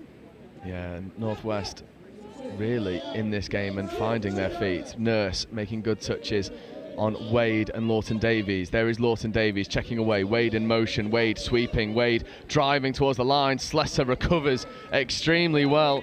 Body position initially was all over the show, and then recovers, uses the speed as Wade working with Lawton Davies. Lawton Davies ripping a lovely long ball. Wiley getting over. Wiley making a try-saver touch. That is phenomenal work from Ella Wiley. Absolutely superb, Joe. I'm not too certain how she covered that amount of ground in such a short space of time. Lawton Davies maybe could have just gone through the hands and exposed the 3-on-2, but again, this subset for Northwest, just a problem area right now. Holmes is isolated and has to surrender field possession. That's 4th touch. This is 5th coming, not getting over the halfway at the moment are Northwest, and Davies and Nurse and Wheatley has to create something, but that's 6 in turnover, and Saxons go quickly. And this is bad news for Northwest. It's the fresh legs that are coming on the field, and they'll have a couple touches to play with. Is that dangerous part of Atwood, Lewis and Evans. There's Evans out in that link channel now. Evans, County step back, Marcus Evans, ripping, winding, connecting, and that looks to be ball down and try time. And that is vintage Marcus Evans. And that's a dagger to the heart of Northwest. Not quite that time round for Ella, although I will say that one was also close there as well. The Southwest have currently had two in a row of the option of the link hole there. Arguably picked the wrong pass, but they have come out with 2 scores. They have, and now Northwest come back over to this familiar link platform and need a little bit more go forward into their setups as Lawton looking for the open side quickie. Liam Lawton back to Tom Lowe. Lowe now coming down in front of Ince. Ince to Lawton. Lawton ripping long. Lawton to Holmes, but Holmes can't quite take it with her. Again, right options being picked, not quite matching the execution, but there will be a fresh set of 6 for an offside penalty. And this is the Northwest opportunity now to play exactly the same play and punish them there. Yeah, Lawton coming back over to Coulter. Coulter wants that link punished, getting Corey Williams up and honest. Coulter diving at the line. Williams was in the right area to make a touch, but it's a good bit of conditioning here for the Northwest, engaging those links early. Attacking towards the Northwest cohort down in this bottom end as we see Lowe back into Lawton. Lawton stepping, inside pass was on, doesn't give it, gives it to Wiley, and that is ball down, if not for the forward pass coming off of Liam Lawton. Yeah, well spotted by the referees there. We should see Saxons drive down the box. Let's see if they can keep the same momentum that they've been building in the first half. Yeah, well, this is 3rd touch up on the 10-metre line. Lowe getting up and putting a good bit of line speed on. Ince following in suit with 4th touch, just over halfway. Lawton gets up and makes a touch on 5th, but there's an offside penalty in the midfield. He points to both middles, guilty of not hitting the 7-metre line. And that is a bit criminal from this Northwest midfield. Ray McFarlane to control. Ray McFarlane. You see Chris Wade coming down for Lawton Davies. Lawton Davies back to Wade. Wade stepping. Wade going hard at the line, but Tom Lowe makes a good touch as Chris Wade just looks. Chris Wade pulls up and subs himself off. You could see he sort of charged the step there as he got over the try line. That'll be a big miss for the Saxons if the captain goes out injured. Atwood takes his place. There's Atwood, dummied to by Lawton Davies, and that's half court and turnover. And that's a good defensive set from the Northwest, hopefully something that can catapult them back into a scoring setup. Yeah, some better progress made here. They've been struggling to get past the halfway on their subset. So there's 3, and in theory they should make it past this time for a strike in the opposition end. Yeah, 4, Nurse scooping at Hearth, 5th touch platform coming off the back of Sharp. Dylan Sharp platforming, Nurse accelerating, Nurse spearing a nice ball out into that link channel, but not enough depth on the play out there to undo the good press. Coming in once more from Katrina Cotty on that far wing. And Atwood and Ainscough with a bit of interplay, trying to get around Slesser, but Slesser stays tall. Here is Ainscough once more. This is 5th coming, scooping platform, Slesser shadowing, but the ball's away, and Corey Williams looks to throw something pretty speculative over to Ainscough, and Ainscough recycles the play well, and this would be a glorious score if the Saxons can go make something happen. And it was hands-on head stuff there for Northwest as they were left batting the ball down to save Saxons going over once more. Again, superb stuff from Ella on the wing there. If she doesn't get in the way of that ball, that would be another score in the corner. Absolutely superb work. Absolutely, as we see Williams to Jones, Reece Jones accelerating, Reece Jones getting over. And it's a tired defence out there for the Northwest as Jones skates over for the Saxons' 5th. Yeah, it's one of those. Benny is in the right position there. He's just not quite got the legs to catch the number 14. Oh, it's unfortunate stuff there for Northwest as the sub-box looks a little bit quieter over there in maroon, whereas the one in blue is buoyant at the moment. Jones working with Davies and Nurse combining, now coming back over towards Wheatley stepping, Wheatley trying to come back on the inside. It's good defence there from Evans and co. As Tal Nurse comes over to the link goes to the wing. Unfortunately though from Izzy Jones, that pass doesn't quite have the beans on it to get over. Just a touch of head loss there, Joe. We'll see if the Northwest can apply, like you've been asking for, that pressure on the sub. That's a good first touch there, catching them behind the gain line, but this shooters going only in pairs, and now the half's isolated, and Tal Nurse goes and puts a bit of pressure on. And Will Lewis, though, offers himself, and now Lewis is off to the races, and we know how fast Will Lewis is, but Bex Holmes slams the door in the face of Lewis. Again, Will Lewis threatening as Williams spears a ball across the face of the Saxons attack. Ainscough comes into this link play, and the Saxons looking to disguise a male winger for just a moment. Referees were happy with a touch and pass when the whole play had stopped. And now 5th touch, Lawton Davies to Williams. Williams goes an extra one, it's an extra pass there, and can Wiley make the touch? Wiley doesn't make the touch. And this time it's Mia Ainscough finishing in the corner. It was simple catch and pass in the end for Matthew Clark, because the damage was done by Williams and Lawton Davies, and Ainscough with the gas to get over in the corner. That was millimetres there, Joe.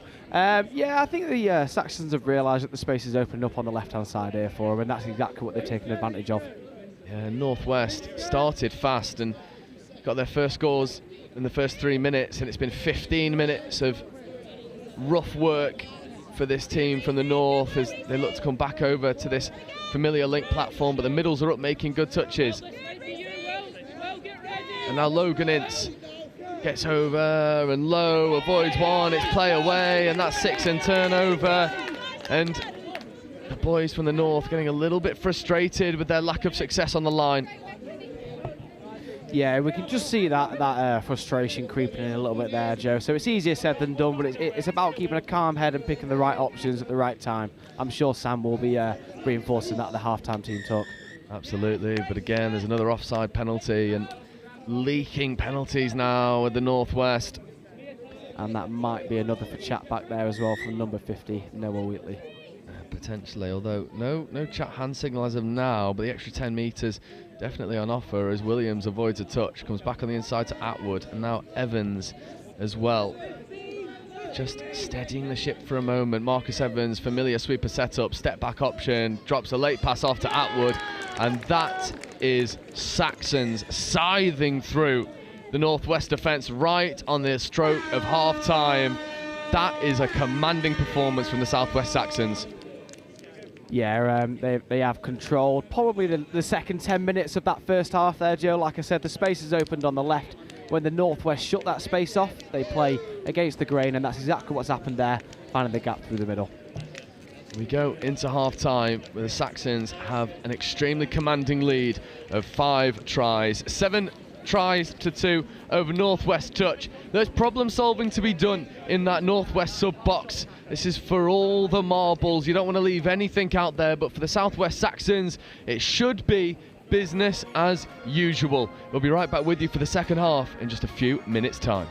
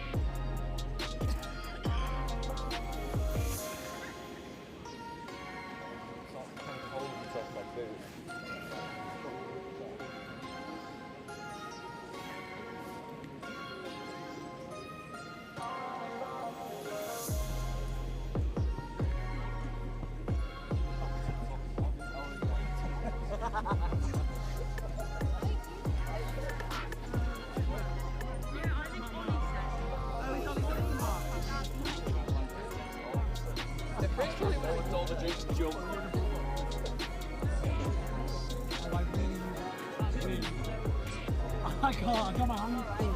No, thank you though.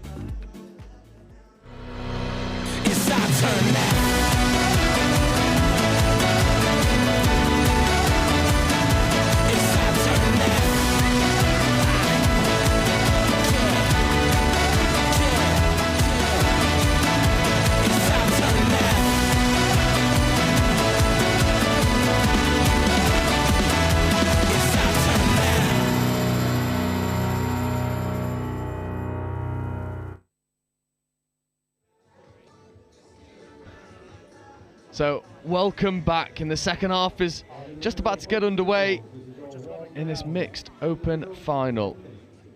And the Saxons, well, they were out on the pitch early, weren't they, Ollie? And from a Saxons perspective, just what is it that's given them this commanding platform going into the second half? For me, Joe, just that go forward, particularly in the sub pattern there, that revolves around both teams as well. Saxons are able to get around the halfway line on third touch, exactly what your coach wants you to do. The Northwest are struggling just to touch in that area. If they were to make that simple fix and give that go forward, getting that fresh legs on the pitch, they'll give themselves an opportunity in the second half here. Absolutely. And then, in the same vein, what is it that the Northwest were doing well? Because to get over this try line twice, it's no small feat, and for that first 10 minutes, they looked to be growing into the game. What was it that gave them that platform? They're giving that platform in the middle, particularly on their 33 platform, when they play left to right first and then play the opposite way second. I think they just need to pin their ears back again and just attack that line with a little bit more intensity, and they might have some success there. Agreed, and we'll see how this game plays out as we've got 20 minutes left to decide the victors of the mixed open category. Here is Will Lewis bouncing around and just engaging a few, but it's a good flick touch that comes in from Dylan Sharp, and Lewis escaping a touch, and now this is dangerous. We've seen this all tournament, and Will Lewis puts the dancing shoes on and skips his way over the try line. He is incredibly quick, Joe. That is a prime example there of pinning your ears back and going for the space as it's presented there. Again, another touch that is a few inches, if not an inch, away from being a defensive success there. Absolutely. But from the Northwest, that is a bit of a nightmare start as the mixed open team has to go again and pick themselves up, dust themselves off. Just need a little bit more foot speed going into these roll balls. That's a touch better there from Tom Davies as Wheatley stepping open side and delivering to Izzy Jones. Izzy Jones back into Wheatley. Wheatley stepping, Wheatley trying to avoid a few, finding the way back into Izzy Jones, but Northwest are playing in quite a condensed area. It's something that we saw in the first half as well. And now they do try and move it open side as Nurse with a late pass away to Wheatley. Wheatley to Jones, and Jones tries to go for a tweener to Holmes. I just love to see them run a little bit more expansive. That's not on fifth touch. Something that comes beforehand, so you've got a platform to use off the back of it. They're not stretching this defence enough, and it means that the Saxons just stay pretty comfortable. Yeah, so it's about playing your option there, Joe. If the game plan is to play on the short side, which it seems that is the option for the Northwest there, it's about then picking your next option, which is playing open and trust in your 4v3. Lawton Davies scoops on fifth, drops a late pass off to Will Lewis, and Tal Nurse with a really good defensive touch, and Tom Davies follows suit. And just taking the ball back to the mark now. And now Wheatley straightens, gets two up in the touch, but then a loss of accuracy and concentration creeps into the Northwest sub-pattern. They surrender a fresh set of 6 here. And there will be some tired legs out there. This is their third set there on the pitch for the Northwest. If they do well and don't concede here, they'll have to work hard to get off the pitch. Yeah, but Lewis driving hard at the line, throws the extra pass to Lydia Mills, but Mills can't quite rein it in.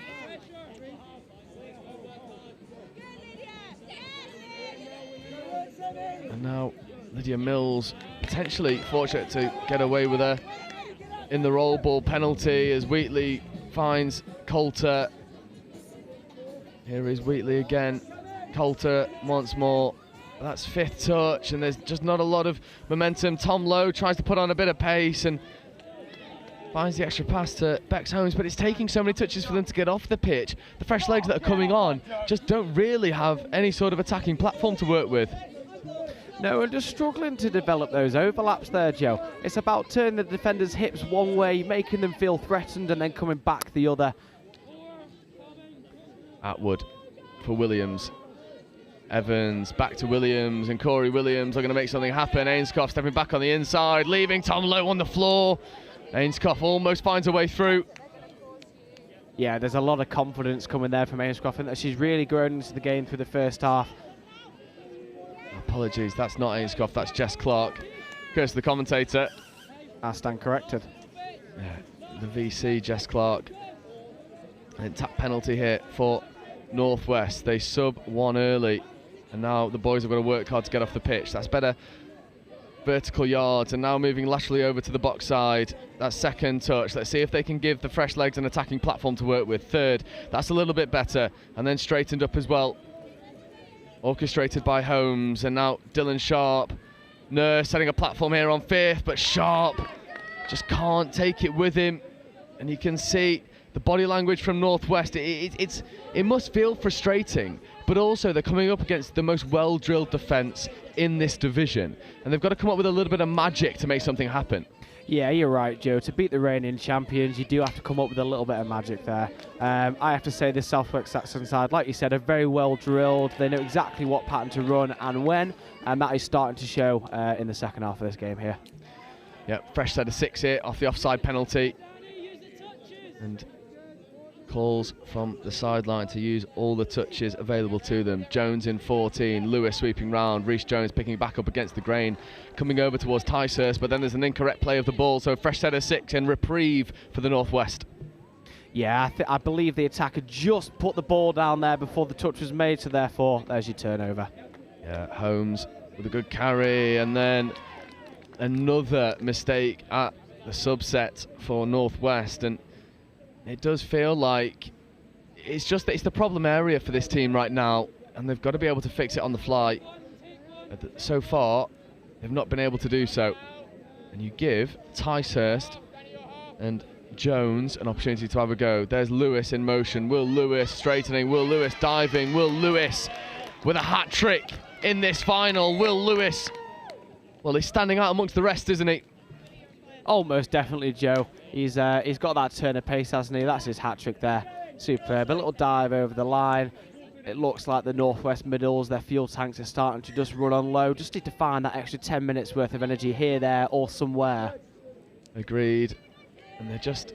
It's this foot speed into the roll ball. Not necessarily making as many metres as the Southwest Saxons. However, this is the pod that's had the keys to this defence so far. Lowe and Lawton working together. Lawton picking away, now coming back against the grain and trying to escape through a gap, and that's half court and turnover. And there was a moment there where you thought Lawton could have ripped right to left, try and find this winger, opt to try and go through the gap himself, and Corey Williams with a good defensive read. And Lawton Davies getting up, and look at the difference in subsets right now. Saxons carrying, Will Lewis straightening, bouncing around Lawton, then back into Ince, and then Clark gets a nice ball down, and now Lewis, blind cut there to Atwood, but Northwest stay wise to it on that occasion. But Saxons, you can tell they're playing with confidence right now. Yeah, they're starting to loosen up a little bit, aren't they? That being said, the Northwest hands have been free-flowing when they've let them go. It's just that the Saxons, like you said, do have a little bit more confidence to let them fly. Indeed, you can sort of see that subbing pattern getting off was a little bit stop-start, and now I think this is 5th coming. So Nurse has to create something from almost halfway. Nurse trying to bounce around Atwood. Atwood offside. Nurse escaping through. Ball goes to Slesser. But Ainscough makes a good defensive read.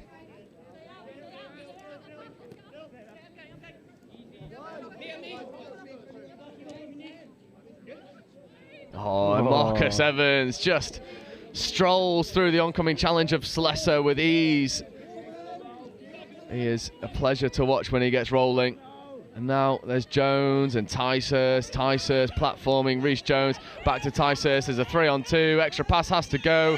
And that is a wonderful score. It's Annie to Mia Ainscough getting over in the corner. And this Southwest Saxons team, I mean, how good are they? Absolutely superb, Joe. That is a textbook example of how to execute your 4v3 on the open side there. Yeah, and this is the replay of this lovely bit of work from Marcus Evans that got it all going. Big checking wing dummy. And Slesser, well, bought it for $1. He won't be watching that one back in a hurry. Nurse and Wheatley. Body language from Northwest looking a little bit dejected as Wheatley rips open side to Nurse. Nurse goes to the wing, and that's what we've been asking them to do for 25 minutes. And now they get over. They run that open side platform. And Ella Wiley finishes, but what about this ball from Town Nurse? Absolutely superb flat pass. He knew exactly where the option was. So they've gone for the link punish on the open side. They've spread open, and then Tal's played that pass over the top of his link, and Ella is waiting there very gratefully. First bit of variation we've seen off that link punish platform reaps rewards for Northwest. That was a really well worked score, and now they need to back that up with a defensive shutout, but that is easier said than done when you've got Clark and Atwood and Evans all coming towards you, and not to mention the gas man on the outside, Will Lewis. As Evans platforming for an open side quickie. Atwood gets it back from Evans, but another incorrect play of the ball. So Northwest do get their shutout. But again, that roll ball speed is just too slow. That's better from Lowe. And Ince with a good bit of foot speed. This is forthcoming now. And here come the supporting cast for Dylan Sharp. Nurse wrapping around the outside, back on the inside to Sharp at a much better platform, and Sharp gets the ball down, but that'll be off the mark. They're just not able to piece together that one set of 6 to unlock the Sharks' defence. Yeah, it looked like they were just stringing the passes together there to get the right momentum and the right sort of space to run into there. I think he was just caught from behind with a touch and didn't quite feel that one, Joe. Yeah. Tough one to take for Dylan Sharp after you just made all those meters, but then look how easily the Saxons are able to bounce around the oncoming press of Northwest. That's the problem area. Rhys Jones on that occasion it was taking advantage of it, but we've seen Will Lewis do exactly the same as Corey Williams throws a blind pass hoping to connect with Danny Ticehurst. It's good vertical yards on offer, and then Sharp wanting to play the extra pass to Holmes, does. Slesser then carries, that's third touch up over halfway. This is the best subset we've seen so far, and Nurse feeds Davies, and Davies gets the ball down, and Wheatley now gets to use his footwork in a bit of open space, feeds a late pass away, and I tell you what, if Davies was on his toes, might have been able to reel that one in, and then there was a 3-on-1 on the far side. It's good work from Wheatley. Yeah, Northwest seems to have made those changes on the fly here. Whether it's too little, too late, it's to be decided, Joe. But it's good to see that they've made the right changes and now are attacking the open space. Yeah, Will Lewis, Lawton Davies, over to Mills. Mills straightens, Mills dishes, Ainscough back on the inside, and Will Lewis. And there is a big bit of contact coming in there from Noah Wheatley on Will Lewis, and the referees have a bit of a decision to be made. That was rugby league-esque on the field here. And we hope that Will Lewis is okay. I have a slight feeling he was trying to cushion his fall there, Joe, although I'd have to watch it back to make a decision on that one. Yeah, well, here it is on the replay. And you see, after the ball back on the inside from Ainscough, it looks a bit too naughty from Wheatley. And Wheatley is sent for time. So we'll spend 2 minutes down there in the naughty box. We'll know a Wheatley. And we do hope that Will Lewis was okay. That won't be one to watch back there for Noah Wheatley. But we move on. Here's Atwood working with Clark. Atwood fizzing to Evans, and this is danger, and Evans just delivers one out there, but on this occasion a little bit inaccurate with the pass from Marcus Evans. I have to say it is a scary thought, having Bex Holmes running flat out at you from the wing there. She's just done enough just to upset his mojo, and just a little loose hands on the edge there. Yeah, it's good work there from Bex Holmes, saving a surefire score, just taking the time away from Marcus Evans, and then Coulter goes off on a marauding run up into the guts as Lowe avoids the touch of Evans. That's good from Tom Lowe, who has been certainly a bright spark so far for this Northwest mixed team. There's Lowe taking on Evans. Evans with a muscular touch. Lawton trying to step, but Marcus Evans pinged for a firm touch. There's good explanation there from the on-pitch ref. Yeah, just explaining that he popped his foot in a place it didn't belong. Yeah, Lowe and Lawton have got to do a better job at getting all of these middles up, because they're allowing them to get back early as Lowe looks to just bounce on the outside. Diving touch comes in from Jess Clark. Yeah, Jess Clark has been immense throughout this game, Joe. Absolutely, as Lowe once more tries to get over. Just denied. And Liam Lawton with a huge end-over-end pass to Bex Holmes, just trying to kill the ball in that far corner, as they still remain a man down, only 5 on the pitch. And Lawton getting over to make a covering touch, but this away set is a good idea from the Saxons, trying to just create as much separation as possible in this midfield. 5 minutes left to go as Evans comes in. And acting half popping away to Ainscough. There's Lewis in an acting half, feeding back on the inside. And Lewis now picking, going, dropping a pass back off on the inside, and can they finish? Danny Ticehurst it was who thought he'd gone over, but that's 5th touch now. And there's a 3-on-2 if they want to finish. Danny Ticehurst just dives over himself. And the Southwest Saxons, well, they're playing with a swagger about them. Yeah, they've, like I said, they've got that energy and sort of that commitment to throwing the ball and making the Northwest move.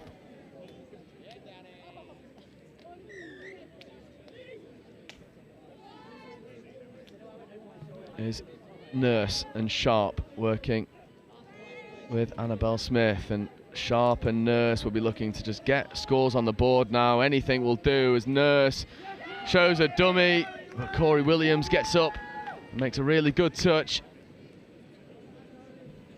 Stubborn work here for the Saxons, and Northwest of course still down 5 as Nurse floats a nice ball out onto the wing, but it's picked off and then dropped by Ainscough, but they might give the forward pass first. The referee's having a bit of a discussion. 6 more. Yeah, I was undecided whether that one was flat or forwards then, Joe. I couldn't quite figure it out, but the referees have given 6 more. Now let's see if the Northwest can take advantage. Yeah, Nurse and Sharp feeding back to Nurse diving at the line, but again, it's good presentation there from Lawton Davies. So it'd be nice to see the Northwest now play the other option, potentially with a QB, passing the ball around, working that ball a little bit more. Yeah, but there's an incorrect play of the ball there, and they won't get the opportunities because of an infringement at the roll ball, and then Nurse with a dominant touch, occupying that roll ball space, and off the back of it there's a turnover. And now they are back to 6. So Wheatley spending his time in the sin bin and coming out the back of it. Slesser dropping down for Nurse. Sharp coming back in front of Nurse. Nurse in an acting half. Sharp diving at the line. Dylan Sharp trying to beat Marcus Evans, but Evans just stands there unwavered. And then Evans getting up, putting the line speed on for Dylan Sharp, and Nurse as Sharp drops a nice pass off there to Slesser, but Ainscough makes a brilliant touch. And that's 5, and it's just a little bit frustrating for Northwest as Dylan Sharp plays a nice switch pass with Annabelle Smith, but 2 sets of 6 defended by the Southwest Saxons.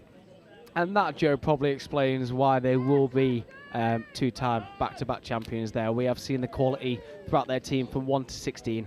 Yeah, I mean, what more can you say? And this final has the feel of it of one team that's further down that developmental track in the mixed open division than another. Southwest Saxons with a really established team now, and Northwest, well, this is the first competition that these guys have been able to play together. Also probably the first time they've had everyone in the same place in this mixed open division. Not a lot of training beforehand. They could be happy with their results as Williams tries to feed out, and then it's batted on, and Ainscough with a switch pass on the inside, and there's a one-handed grab, and Dylan Sharp with a flick touch to stop Reece Jones from getting over and tying this performance off with a bow. Slesser down for Nurse and Sharp, and it's just a little bit leggy now, this transition, as Williams is able to get up and mark a couple players. And with a minute left to go here, you can't help but feel like this Northwest team, they've done oh so well to get to the position that they're in, but they've just come up against the premier team in the division. Yeah, I don't think they'll all look back and be too proud of their performances from a performance perspective. But like you said, Joe, a 3-day tournament, it's 3 days of hard touch, it's been fast, it's been furious. And like you said, to get here with such a young side, I believe with an average age of 20, is a phenomenal achievement in itself, isn't it? That is a phenomenal achievement. It's exciting times if you're in this Northwest Mixed Open team. They can only go from strength to strength. A year, well, 1 more year's worth of playing experience might have done them the world of good in this final, but as it stands, the Saxons looking to cap off their performance emphatically as Lawton Davies picks to Lewis. Lewis wanted to go 1 more, but once again, Bex Holmes gets in the passing lane and shuts down another try. Yeah, I have to say, I think without the Northwest wingers, not just Bex in particular, you've got, I've forgotten the name of the lady on the screen. Wiley, yeah, they've both shut off, and they've stopped probably 3 or 4 scores in this game, Joe. Absolutely, as Wheatley looks to use those dancing feet to get through a couple, buy some extra meters, and then Will Lewis gets up to put the squeeze on. And Liam Lawton looking to create something on the hooter. Lawton tries to step through, but it's not enough. And realistically, Saxons always in cruise control in that second half. And Southwest Saxons fully deserve the victory, taking them back-to-back champions, spearheaded by that man who was just on your screen, number 32, Will Lewis. Yeah, I think, as we said, Joe, the Northwest gave it a good effort there. They potentially played the scoreline from the start of the second half onwards, as opposed to the actual touch game itself. But they will be chuffed. What a final, and with 2 more to go. We have Women's Open and Men's Open to follow. Indeed we do. It is back-to-back finals here, as we were just discussing our male and female MVP for the Mixed Open final. And 2 picks that sort of did it themselves, Will Lewis and Mia Ainscough. I mean, Lewis absolutely phenomenal in that game. That's our first final wrapped up nice and neatly. Southwest Saxons once again the victors. Phenomenal region that's gone from strength to strength and backed up there with double champions. But for now, we turn our attention to our next final in 10 minutes time. That is the Women's Opens, and it's the South East Sharks who'll be looking to retain their title from last year, coming up against the fresh faces of Midlands Tigers. I've been Joe Wright, joined alongside Ollie Holmes. That'll be with you in 10 minutes time. Wildcats!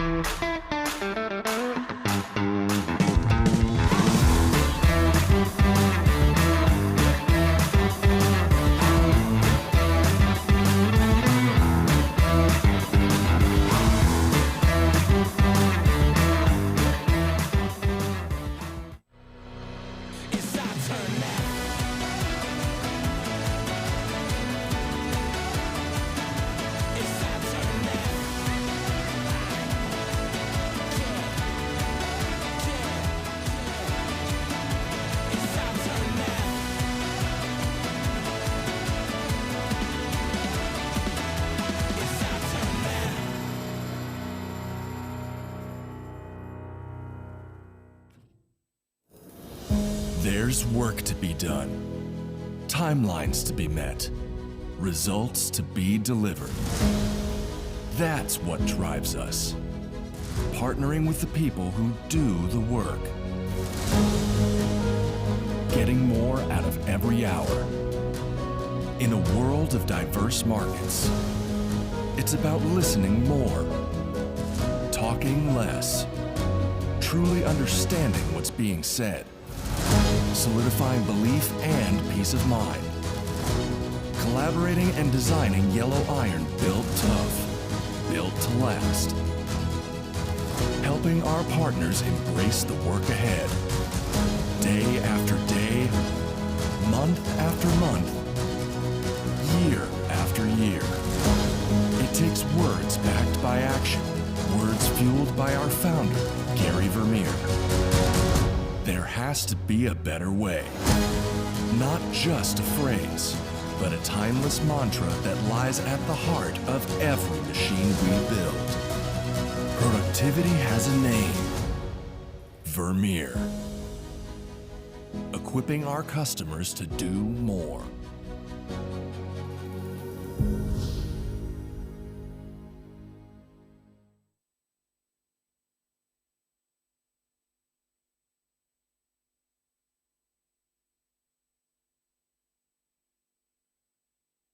Hi, I'm Mark Aldis, England Men's Open head coach. My name's Martin Wright, and I'm the head of the women's programme for England Touch. Hi, I'm Tim Osborne. I'm the England Mixed Open coach. Across the regions and the grassroots development, Chris, it's super exciting to see how we've grown over the past 14 years with the nationals. This time of year is pretty important for the elite end of the game because we get to see our open squad players perform in tough environments, and that helps us with selection through to the next event.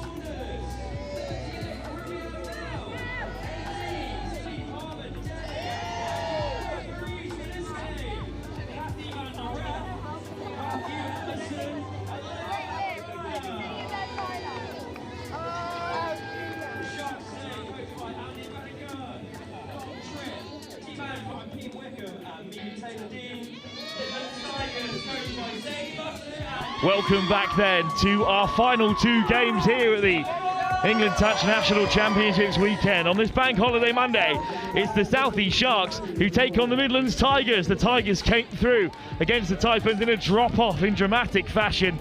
And alongside me is Joe Wright. Joe, you caught the other game, of course, where the South East Sharks just about came on top. Yeah, and they were really tested against that Southwest Saxons team, a team that boasts a lot of young talent. And the Sharks had to dive deep into their playbook to get the victory and allow themselves an opportunity to retain their Women's Open Championship from last year. And before we get going, here are the two sides representing each team. Of course, for the Midlands Tigers there, it's Freya Betts, Imogen Loveridge, Ella Dean, M. Simon, Anna Goddard, Alice Summers, Ella Loveridge, Sophie Lloyd, Lucy Evans, Phoebe Simon, Abby Wolf, who scored the winner, Sophie Ranch, Tamani Kinbarbi, Lottie Saunders, Ruby Odell, and Tilly Palmer-Denning. And then for the blue of the South East Sharks, it's Millie Holy-Hammond, Zan Hudson, Heather Richardson, Abby Johnston, Bronte Sykes, Emily Irons, B. Graham, Lydia Tysers, Grace Piragos, Lily Merritt, Matilda Tinker, Lauren Fagan, Patricia Hopecroft, Izzy Davis, Jessica Yarker and Ruby Graben. There is so much international pedigree across these two teams, Joe. Yeah, absolutely, but the player that's really stood out among the rest is number 5, Abby Johnston. Was the winner for this Sharks team last year in drop-off, scoring that vital winning score against the familiar enemy, the Southeast Taipans. But as you say, I mean, you could pick anyone out of that team, and they've boast amazing international pedigree. And this Midlands Tigers team, well, they're young and exciting, and they came through a big test against the Taipans. Absolutely, the drop-off and the drama. It's what we love here. The home of England Touch, really, Nottingham, the heartland that it's become for this Midlands Tigers team. So they certainly are the home favourites, but they're taking on the defending champions, the South East Sharks. It is the Tigers in that yellow and black shorts going from right to left in the first period of 20 minutes. And the Sharks with the dark navy shoulders and the lighter blue bottom half, who are on defensive duties as it's driven on by Loveridge, tipped on by Simon, and we're off and running here. Yeah, and this is where Midlands Tigers will be looking to start quickly, get fresh sets at the line and challenge this Sharks defence. Simon finds M. Simon. They're up to the 7 already here. Both Simons out there alongside Loveridge. Simon, Phoebe Simon. Good interplay between the two of them, just drawing the Sharks out here, and now they'll accelerate away. Simon goes for the diving effort, but the touch was made, and an important touch it was from Millie Holy-Hammond. Yeah, that combination of Haley-Hammond and Hopcroft just having enough to see out the early stanza from the Midlands Tigers. And how will the Sharks respond with their first box of the day? Long ball over the top and tipped on the inside. Touch taken as they make their early changes here. Powerful line speed though from the Midlands Tigers. Perhaps slightly the favourites coming into this one, Joe, although to be fairness in the final it's difficult to separate anyone. It is. You get into one of these one-off game situations, then anything can happen, and arguably Midlands Tigers probably boasting a bit better form coming into this final. It was a difficult game for them to overcome against the Taipans, but they were able to stay with them and end up getting the victory. As you see, a lovely platform set there from Loveridge. Good line from the Taipans here. Goddard, Dean, quick pick up. Options both sides. Dean's going to slide through himself and opts for the short option. And it's Ruby O'Dell who opens up the scoring in the Women's Open final. Yeah, these are two players we've been talking about all weekend. Dean and O'Dell. Dean just having enough pace to get over. Scoops up from 32, pump of the shoulders, and then gets into the in-goal area and finds the supporting player Ruby O'Dell. Only her second nationals here.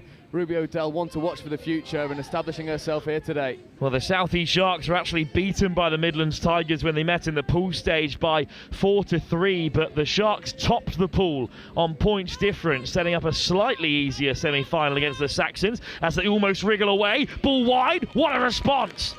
Great acceleration from Emily Irons, whose name we're going to say an awful lot today, and touchdown by Davis.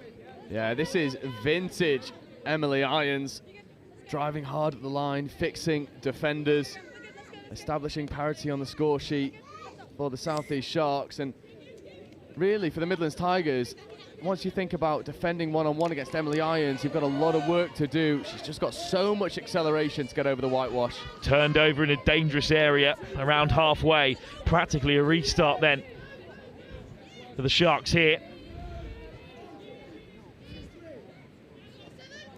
Merritt, down she goes. Assessing their options here.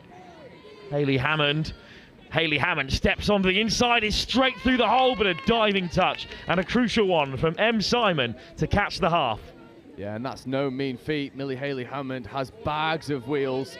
It's been causing all sorts of issues, but then you see just one arcing run from the Tigers. We're able to get all the way up to the box side and then saving a touch by playing the extra pass. Delightful little tip pass, and they're up to halfway, the Tigers. Here's Betts, still playing in at half.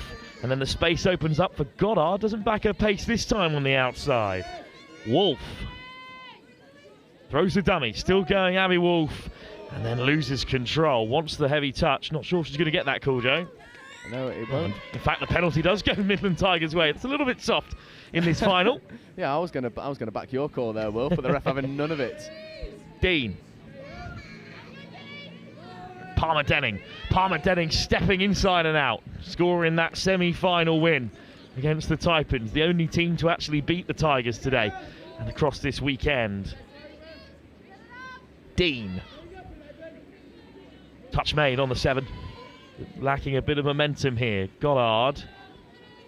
Dean. Looking to go on the outside for Goddard. Long ball instead. Racing across to make the touch come. The Sharks, and it's brilliant defence in the end from Matilda Tinker. Yeah, how Ella Dean is able to manufacture an inch to work with in there, I do not know. It takes a good bit of footwork to get on the outside of Hayley Hammond, but she did exactly that. And this Sharks subset just not quite operating with the efficiency we've seen so far. Been rescued by Ticehurst, accelerated round the corner, and Ticehurst with a little bit of space to run into now. Across comes Dean. Piragot. Well, this time it's Richardson with a good run. Inside for Hudson. Hudson floats it over the top, but there's cover across in the shape of Anna Goddard. Nice attack, though, from the Sharks. It is, and Heather Richardson did a good job at setting a platform, and it was good heads-up play as well from Abby Johnston, just recognising where the space was, checking that inside ball away, and that was played at by the South East Sharks, so Midlands Tigers and Palmer Denning will have a fresh set of 6 to work with and hopefully escape their red zone, but that first touch is a bit sticky. Slapped down by Izzy Davis, the try scorer for the Sharks. And some quick balls on the inside might open up some space for Kanbabi. And acrobatic over the top if touch entertaining. Simon, they want the heavy touch and they're going to get it again here. That's twice the call's gone their way, Joe. Yeah, I wasn't too sure about the first one. Again, I'm not too sure about that one. There was a foot in the roll ball area, but it seemed like there was a loss of control beforehand from Summers. But they get away with one here to the Tigers. Simon steps off the right. Good touch in the end from the Sharks. It had to be. Yeah, it's Abby Johnston again.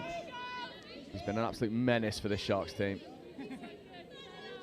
Simon gets it back. Summers on the edge, but Simon's going to scoop through, and there is acres of space for Tamani Kanbabi to touch down.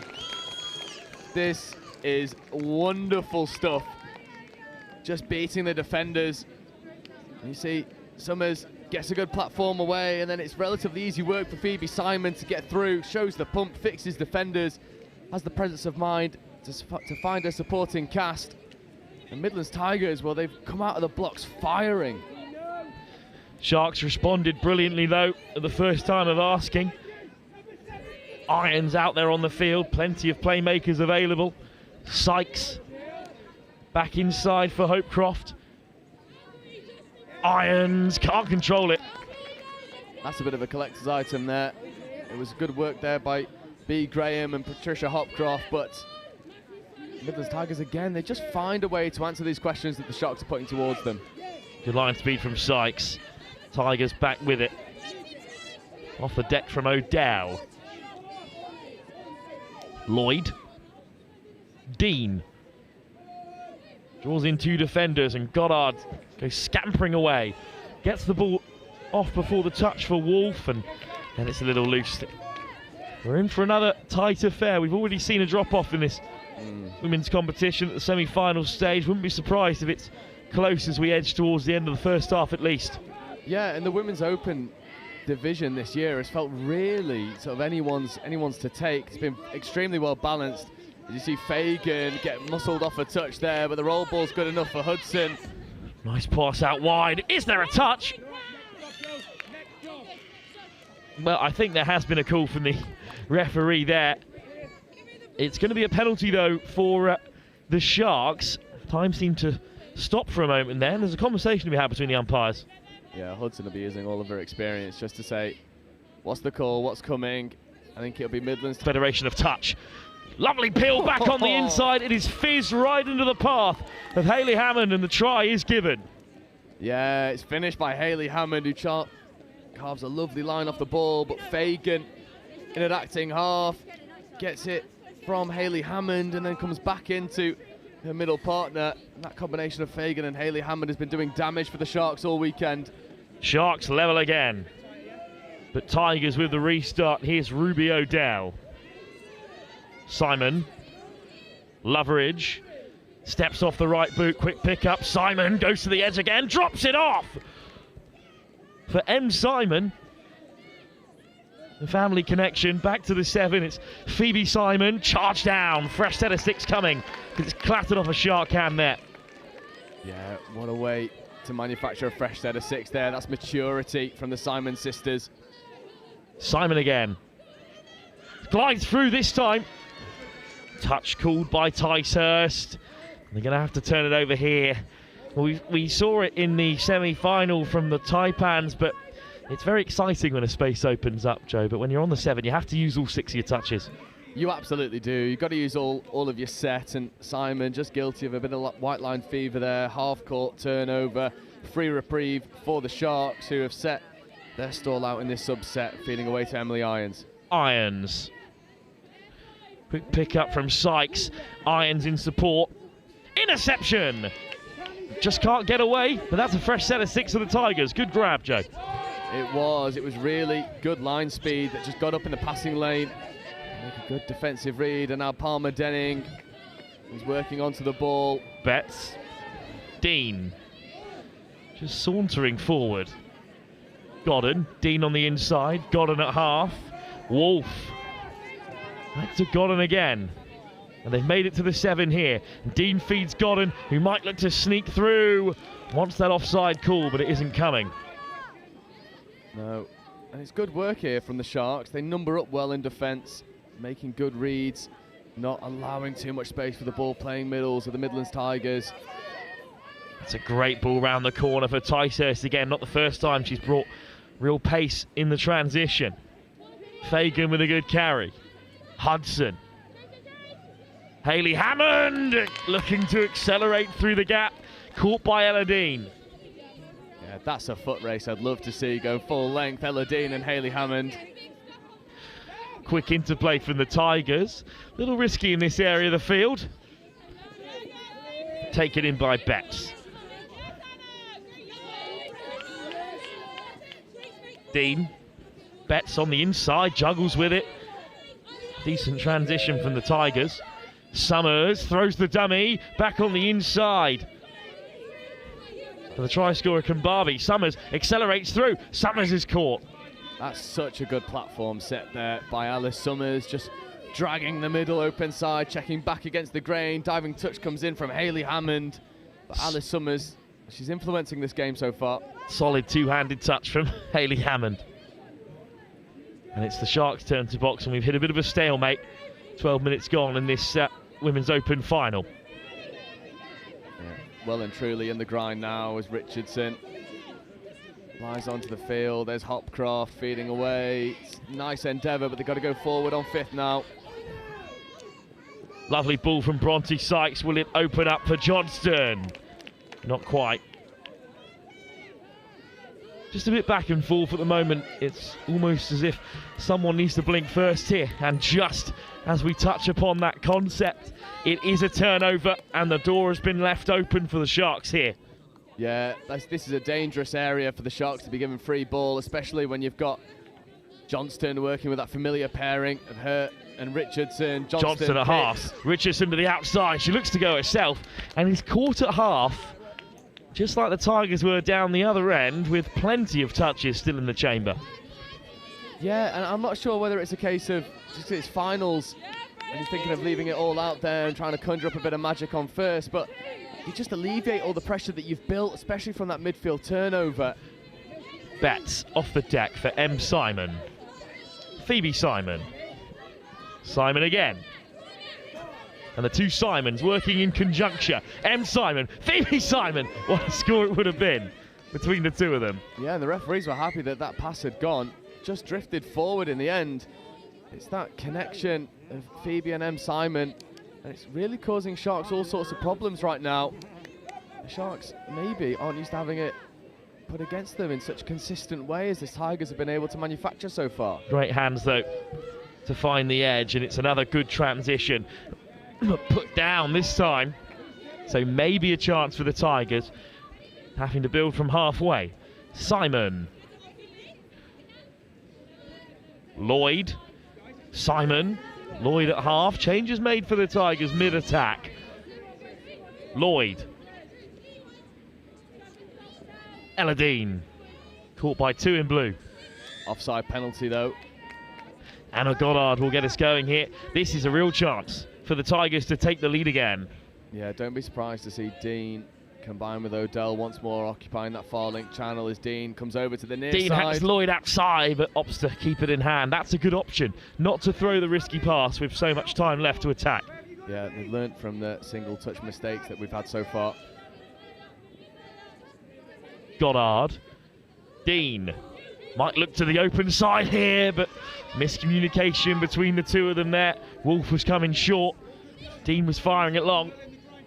Yeah, and I wonder if that pass was actually meant for Wolf, or maybe Dean was trying to find Odell in that far link channel. It looked like a pass that was destined to have a few more meters on it. Wolf had a dabble, ball goes down and turnover.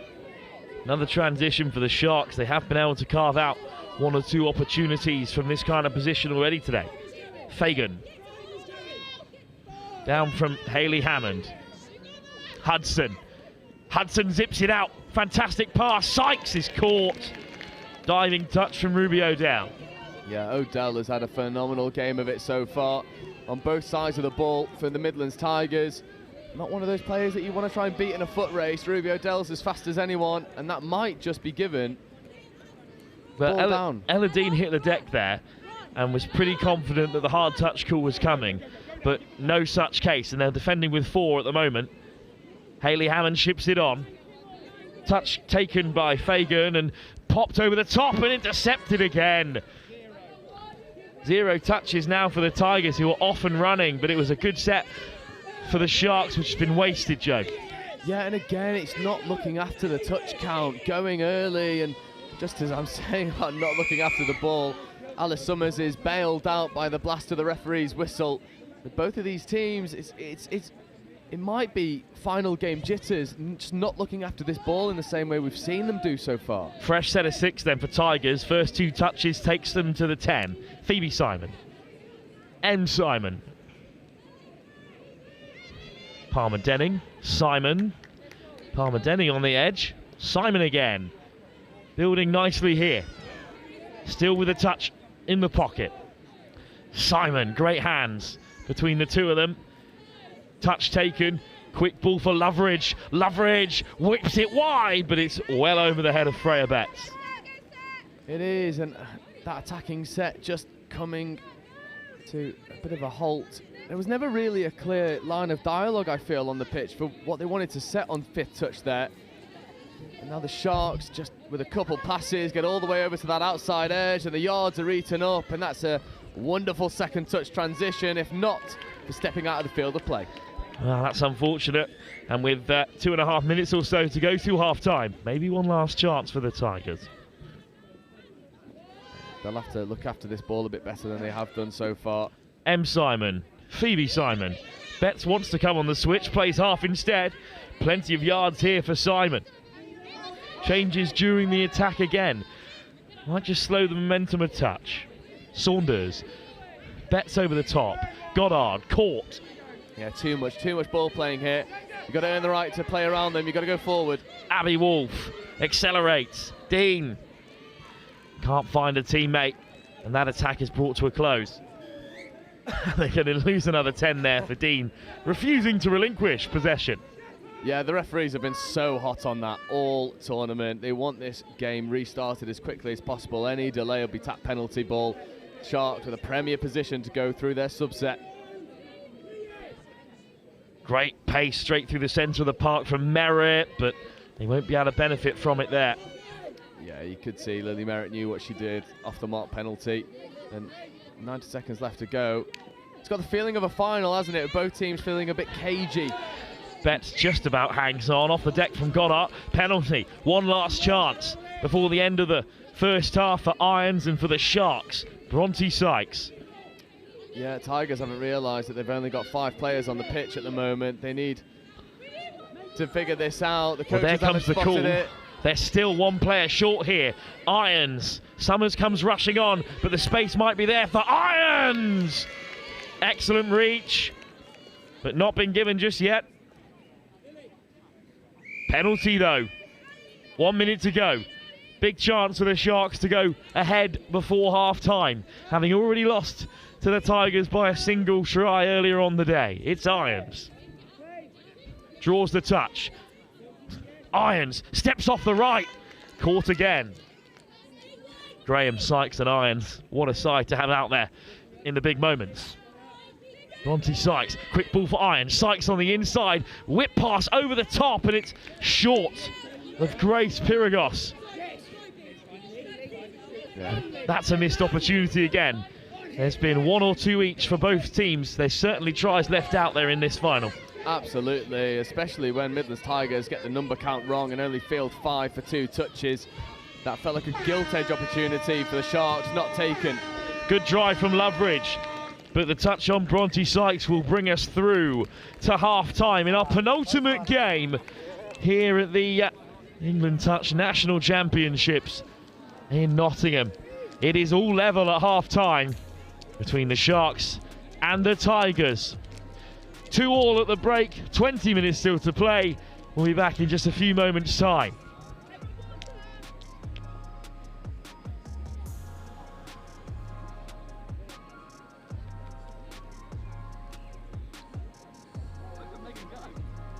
Yes, Megan. Yeah, it's a straight line.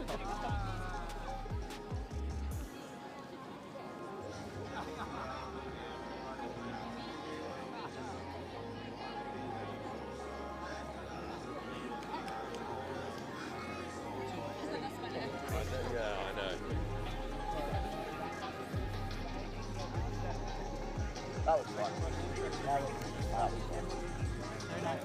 I'm slightly worried by the massive people.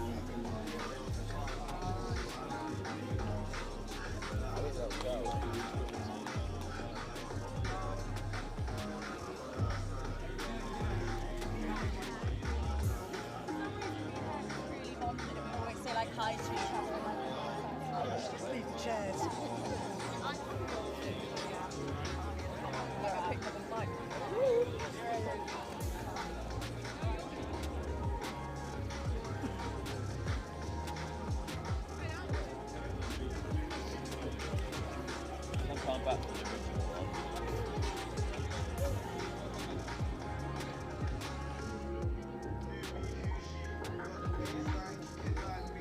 Well, as we are on half-time on both pitches, I can confirm Stadium 9 is 2 apiece, Southeast Sharks versus Midlands Tigers.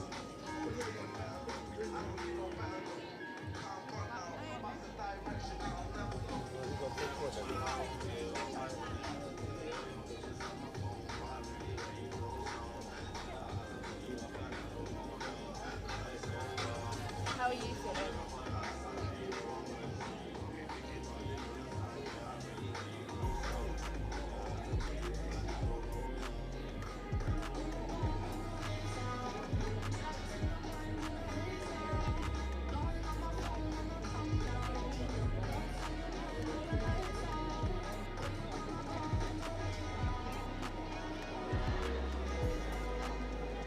So what have you done to yourself? Nothing, my cough.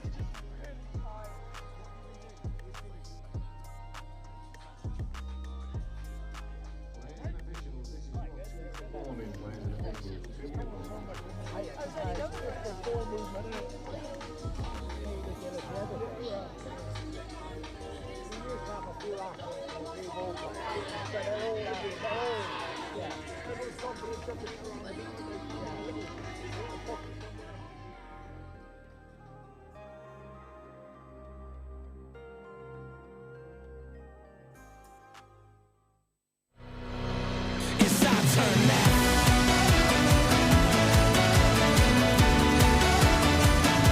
It's our turn now.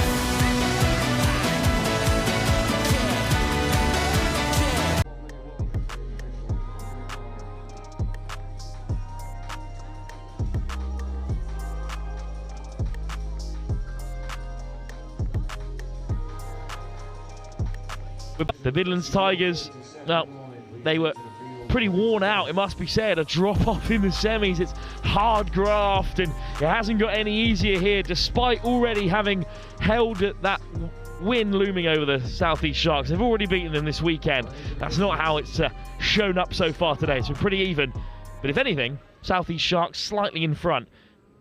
Absolutely, the Sharks with a good opportunity here to get over the try line. First time of asking in the second half, and what a pod it is to do it. Irons working with Johnston and Sykes and Hudson. This is danger for Midlands Tigers. 20 minutes of the Women's Open final left to play. Locked up at 2 apiece. Good ball from laid back by Irons, Johnston, Sykes. Another very athletic touch in defence for the Tigers, this time from Tamani Kanbabi, a scorer already in the final. Round the corner they come. Hudson almost got away. What a touch that was for the second time of asking from Kanbabi and company. Yeah, it's a really good diving touch to stop Zan Hudson from getting over. She's been the linchpin in this Sharks team so far. Has been stemming together all their good work, and now the Sharks give away a midfield penalty. Could have gone either way there. It was a hard touch in the end, and they've lost another 10 yards. So trading restarts realistically here. Off goes Phoebe Simons. Wolf. Stepping back on the inside here goes Ella Dean. Different setup for them here. Wolf round the corner. Wolf gives the pass. Goddard puts it down. Maybe the touch first from Hudson, but it's going to be a turnover. Yeah, and Midlands Tigers needs to do a better job at getting Sharks out and presenting. They're allowing the Sharks defensive line to drop early. Tigers, I want to see a bit more of that ball playing we saw in the first half to engage those middles and then make them go back the full set of 7. Nice ball into midfield. Good drive from Fagan. Chance for the Sharks. Hayley Hammond almost through. Yeah, that combination of Fagan and Hayley Hammond, ever so dangerous as always. There's just a tap restart here. That allows Midlands Tigers to launch their subset, and there's nice hands out to the wing to escape the midfield press initially. And Fagan called offside. And this is a really impressive subset here as Simon spears a ball out into the hands of Palmer Denning. Simon setting a platform. Just securing you a co-commentator on the final using our man on the ground. I think Chris Simon is going to join you as M. Simon looks to slide through for the Tigers in the meantime. Of course, one more finals come off this. It's the Men's Open contest, but all eyes here on the Tigers, who've looked a little bit improved at the early stage of this first half. Second half, I should say, just 2.5 minutes in. Absolutely, and they ran a really well-run subset. Lots of hands on display, escaping the pressure of the Sharks, but the Sharks flying onto the pitch now with Abby Johnston. Good pick-up. Sharks putting on the pressure here. Oh, it was a lovely line run by Hudson. A little bit ambitious with that final ball. Yeah, but it's good ideas, it's good endeavour, and we've seen this really in all the Sharks teams, running that sort of lazy link line, trying to become a second line of attack. Hudson almost able to connect on that occasion. Betts. Odell. Dummies it inside to Summers and then gives the pass. Soft hands here to free up Kanbabi. Simon steps on the inside, looking for that offside call, but it's a good touch from Richardson. It is. Heather Richardson, much improved player, as the line speed from Midlands Tigers causes all sorts of issues for the South East Sharks. It's Freya Betts who puts on the pressure. Might have been a hard touch, but instead it's Tigers ball. Here's Summers off the deck for Kanbabi. Simon! Phoebe Simon on the line, gingerly back to her feet. Yeah, just taking a settler and then sewing herself off, so we hope that Phoebe Simon's okay. Replaced by Goddard. Kanbabi to take the quick tap here. Goddard still going. It's Summers. Kanbabi. Summers has Goddard to the right. Goes herself. Needs an offside call from Abby Johnston. Won't get it. Back to the 7. Still a chance here. Yeah, keep an eye out for this long ball rip from Summers. Drawing the touch out of Richardson. Gets the ball away for Kanbabi. Oh, it's an error on the deck from Alice Summers. And a rare one at that for Summers. Johnston sets off this subset, but the Midlands Tigers, I mean, they find themselves in really good positions. At the moment, they just can't quite grasp that clinical bit of incision that they need. Best chance of the second half goes awry for the Tigers. Here goes Irons. Little pass out wide. Stutter step from Merritt. Good pace. Just a miscount, I think, from the Sharks. They've still got a touch here. Merritt. Irons on the inside. Lovely switch. Irons accelerates through to score. A try out of nothing. A try out of nowhere with just one touch to come. Emily Irons with great work from Lily Merritt as well. Have another look at this one, Joe. Yeah, me and Chris Simon just sharing a shrug of the shoulders. What do you do about the Sharks' number 7, Emily Irons? It was always coming. She's already influenced this game once, coming up with a second score there for the Sharks. Tigers punished not for taking their chance down the other end. Here's Wolf. Dean. They have worked their way up to the 7 very comfortably. Wolf with a quick tap. Stepping on the inside goes Palmer Denning. Can't control it, but just a touch called. Yeah, so close from Palmer Denning. Wanted that offside penalty, not given from the ref. Now 5th. Ella Dean. Little tip pass for Wolf. Soft hands, but numbers up. So Sophie Lloyd's caught on the edge. Yeah, it's good defensive sets here from the Sharks. They're numbering up a bit better. Their defensive spacing is a little bit more measured as well. They need to back that up with a subset here. Good drive from Ty Sears. Fagan carries it on. They're almost up to halfway with a couple more touches still to play here. Hudson. Still going, Hudson gets that offside call. Hudson all the way through, and there's no one home for the Tigers. Richardson scores. Yeah, and I'm sorry, but that's Abby Johnston that flies through in an acting half. Johnston accelerates. Hudson get a lovely platform for her, and as you say, presence of mind. It's that familiar middle pairing. They've done it all tournament, Richardson and Johnston. Tough for the Tigers there, because once that line was broken, there was no one back there to catch the half, let alone put pressure on. Well, now they're 2 tries behind. It was 4-3 when these sides met in the pool stage, but the other way here as the diving touch is made. Loveridge over, but has to retreat to the 7. Suddenly, though, it's 4-2 for the Sharks instead. Yeah. Betts. Loveridge. Imogen Loveridge looking to tease them out here. Nothing coming. No, Loveridge got up a little bit gingerly off that dive and not moving in the same way we are used to seeing her. She does get up and make a good bit of pressure, but Sharks are able to play around it. Only single shooters at the moment for the Tigers, and that's asking for trouble. Sharks just have their head ups a little bit more here as Irons hits the box. Fagan. Hayley Hammond, back to Fagan. Hayley Hammond, brilliant scoop. Needed that option there, but M. Simon closed the gap really well. Yeah, not only that, but Imogen Loveridge shadowed the supporting players for Millie Hayley Hammond. So if Hayley Hammond was to throw that pass, Loveridge was always in that passing lane. It just put the Sharks player off giving that extra ball. But they do get the ball back off the penalty. Loose pass. Enjoyed by the Bananas down that Sharks end as they're still attacking here. Hayley Hammond. Sykes driven back. Merritt set up that Irons try that has seemed to open the floodgates here for the Sharks. Ambitious, but not executed. Yeah, and a hand in a way of apology from Hayley Hammond. Not the best work, and allows the Tigers a decent enough platform to sub off. That's 2 touches taken, and now here come the fresh legs and Palmer Denning. Betts. Odell. Nice ball on the inside from young Ruby Odell. Alice Summers, hitch kick.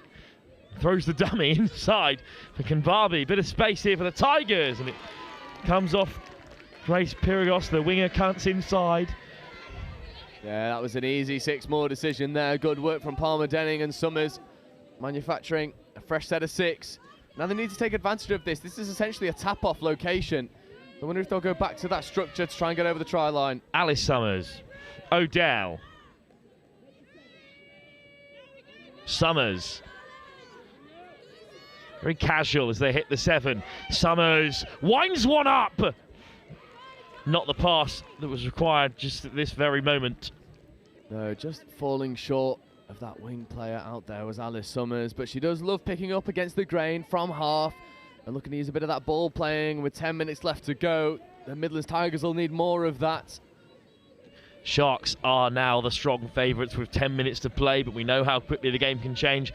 It's sometimes in the Women's Open a real momentum shifter, and it's momentum that's with Johnston here, who almost snipes through for a second time. There's good defensive work there from Kanbabi. Summers. Missed pass as they hit the box. Good take from Lloyd. Off the deck from Palmer Denning. Lloyd plays half now for Simon. Lloyd 15. Fresh legs on here, and it's Phoebe Simon with plenty of pace, and Simon, maybe that pass just had to go as Tinker got across to make the touch. Yeah, they've got one more touch to play with as they're trying to engage both of these middles. Sharks not allowed to drop early. There is Simon dummying, getting into the in-goal area. Diving touch from Richardson.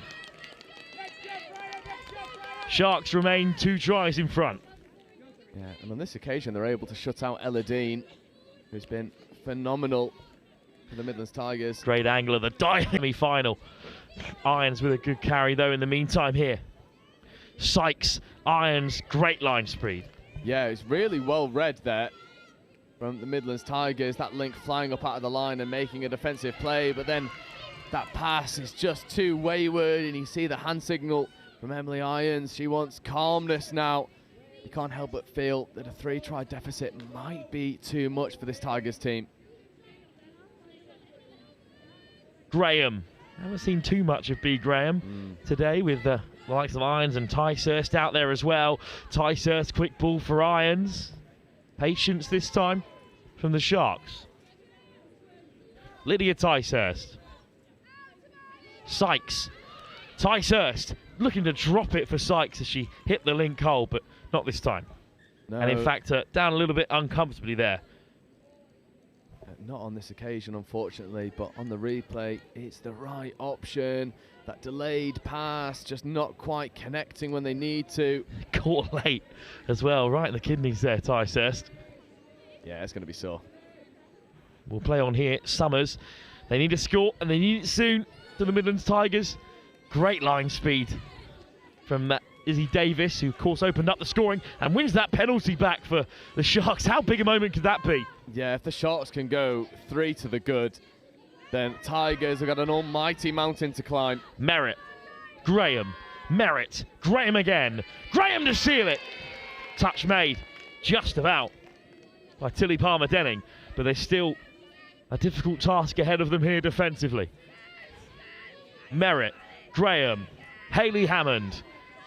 Merritt, what a second half she's had. It's a tough touch, but off balance there, the Sharks. So just a reset at the 7. Yeah, this is Hayley Hammond and Fagan. This is what they want. They want this repeat set of 6. Lovely footwork, quick ball as well, and sliding in, looking for that offside call, but not getting it this time. And it is a lifeline for the Tigers. Great defensive shift from them. Yeah, what a set of defence that is from the Tigers. That's so impressive. That's really the big weapons for the Sharks coming at you. You're able to just scramble and set really good speed on this subset. 3 touches though to reach halfway, 4 before that white line. So they might struggle to carve out a real opportunity here, but Simon stepping off the right. Late delay on the pass for M. Simon.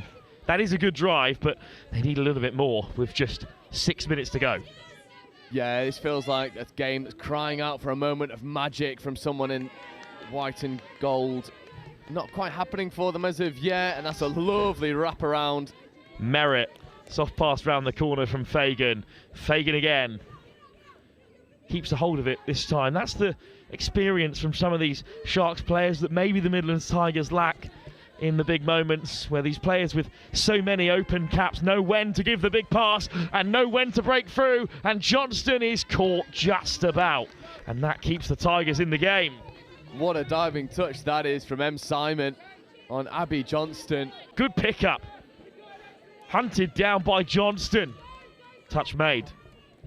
Yeah, Abby Johnston has just been unplayable all tournament, and he's having a wonderful final here, the blue number 5. Richardson off the deck. Richardson to the short side. Irons. Hudson. Irons. Hudson. Very casual, despite the momentous occasion we're experiencing here in this Women's Open final. A little bit too casual, perhaps. Turnover is the call. Yeah, forward pass. I did think one of those in there between Irons and Hudson did drift forward. Yeah, just a little bit too casual, perhaps, that last pass there. But this is a brilliant dive for the try that may well have sealed it for the Sharks. Betts off the deck. Lloyd with a decent Palmer Denning, sorry, off the deck there. Summers inside for Kumbabi. Summers there. It's almost like they need just one extra touch to really set up a threatening attack, Joe. Yeah, they're just losing track of the touch count a little bit here. Maybe some fatigue setting into the legs and the mind of the Tigers players. But I agree, one extra touch, set that dynamic platform. A rare mistake, a drop ball, but the penalty bails out the Sharks, and we are slowly drifting towards the Sharks' victory. It's not the frantic and tumultuous semi-finals that we might have expected from our 2 previous games, but it could just be a simple score to seal it. Hayley Hammond caught another penalty though, and unlike the semi-finals that were boiling over with a few minutes ago, with 3 minutes on the clock, this one is slipping through the grasp of the Tigers instead, and the defending champions are making another play for it here. Hayley Hammond. Immediately they pull the handbrake here. Hayley Hammond, Sykes picks it up through the legs. Sykes is all the way over in the end zone and picks out Hayley Hammond to seal the Women's Open. Yeah, this is... I mean, last 10 minutes, it's been cruise control for the Southeast. They have looked remarkably comfortable in the last 10 minutes or so. And with just 2 on the clock, in the in-house stadium clock that is, a try for the Tigers here might just spark something. Across came Matilda Tinker.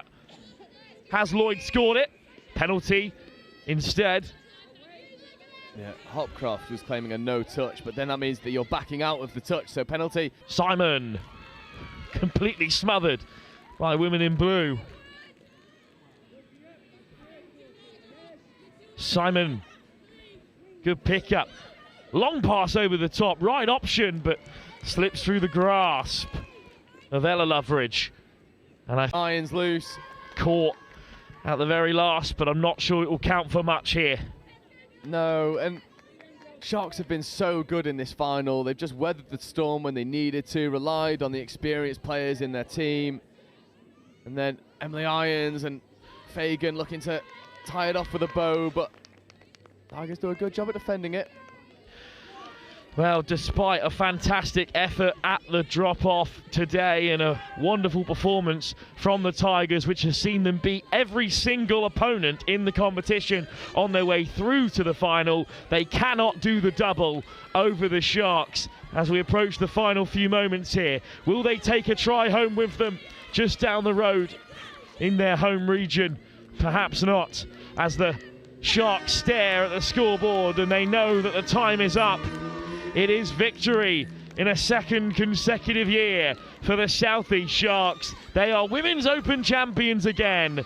And after a frantic first half, they were so comfortable in those final 20 minutes. 2-2 at the break, but 5-2 at the final whistle. Yeah, Abby Johnston having an absolute game of it in that second half. And the Sharks, I think, just further along that regional development in the Women's Open side. This Midlands Tigers team is so young, boasts some of the most exciting female talent that England Touch have on offer right now. And it feels like if it didn't happen this year, then future years it's on the cards for the Midlands Tigers. It's a bit of a watch this space moment, I think, for this team from Nottingham. Yeah, it certainly is a testament to the quality of the Women's Open that no side in the competition will end the tournament undefeated, because despite the Southeast Sharks topping the group, that was after defeat to the Tigers themselves beaten by the Taipans, the Taipans then beaten in the semi by the Tigers in their second meeting. So there is no flawless victory, but it is a fantastic result for the Southeast Sharks regardless. Yeah, the Women's Open division has never been more evenly balanced, and on this occasion, as you say, the Sharks come out on top, but teams like Southwest Saxons growing from strength to strength, fielding a brand new team, coming into this Nationals, almost overcoming this Sharks team in the semi-final. That's no mean feat, as we can see. But as you say, this Women's Open side, I mean, what more can you say about the Sharks? They're just so good. Speaking of the Saxons, they will be in action in just a few minutes' time in our final game of the day here And our final game of the 3 long days of touch rugby, of course, because they're in action against the South East Sharks, who are looking for a historic double. Of course they are, and they will not let anyone come against them. This is a replay of last year's final. The Sharks will be looking to go one better than their performance last year. And both of the semi-finals in the men's open divisions, well, they were both nail-biters, weren't they? Absolutely. The Northwest, who were very keen to make it through to a final, were unfortunately beaten. And that will lead us to a big moment in the game here now. With that, the presentations to come, I believe, just before the semi-finals. Well, before that men's final, I will hand you down to Chris Weymouth, of course, from England Touch, who is there with the Women's Open player of the match, of course, Abby Johnston. You can speak now.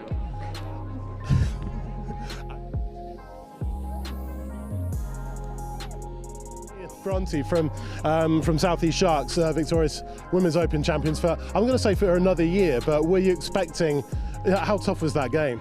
Oh, so tough. Like, they had to fight for a whole 40 minutes, and it's such a credit to the standard of women's touch coming through England. Like, that was I think a really high level, good quality final. So good. What were you saying at half-time in terms of, were there any tweaks to the game plan, Bronte? Keep in the grind. I think they're a really young, athletic team, and I think our kind of half-time talk was, we're in this, we just need to stick with it and kind of leave it all out there for the last 20 minutes. And your try at the start, that first try of the second half, gave you that lead. It almost like, and then it was like rinse and repeat for the second one to give you that cushion, that scoop through the middle, really cutting them apart. How hard, okay, first question on that, how hard is that to actually perfect and work on? The switch? Yeah, pretty hard. I remember Justin Conway always saying, don't switch unless you're going to score. So it's kind of, if you're going to switch, you've got to at least get it. and once you've done it once, do it again?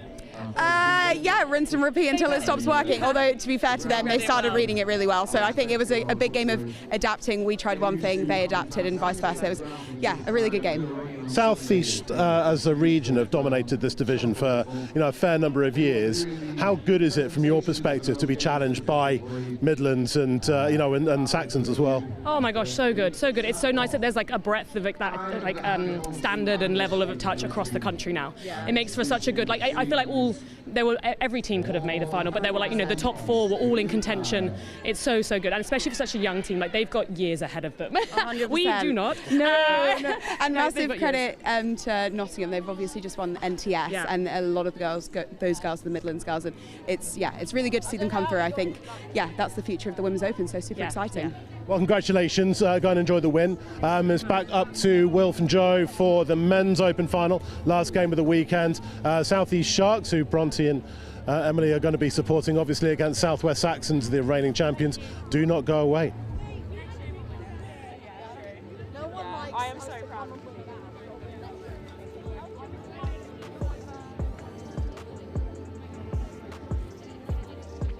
We've had a Saxons win. We've had a Sharks win.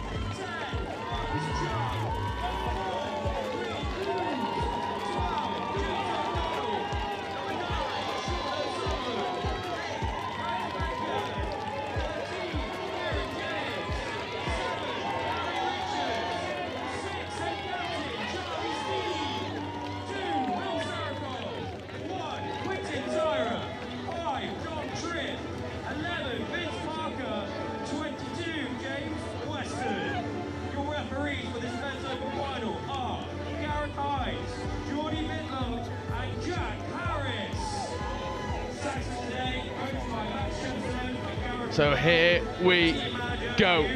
Men's Open final here in the 2026 England Touch Nationals. As always, our last game of the day.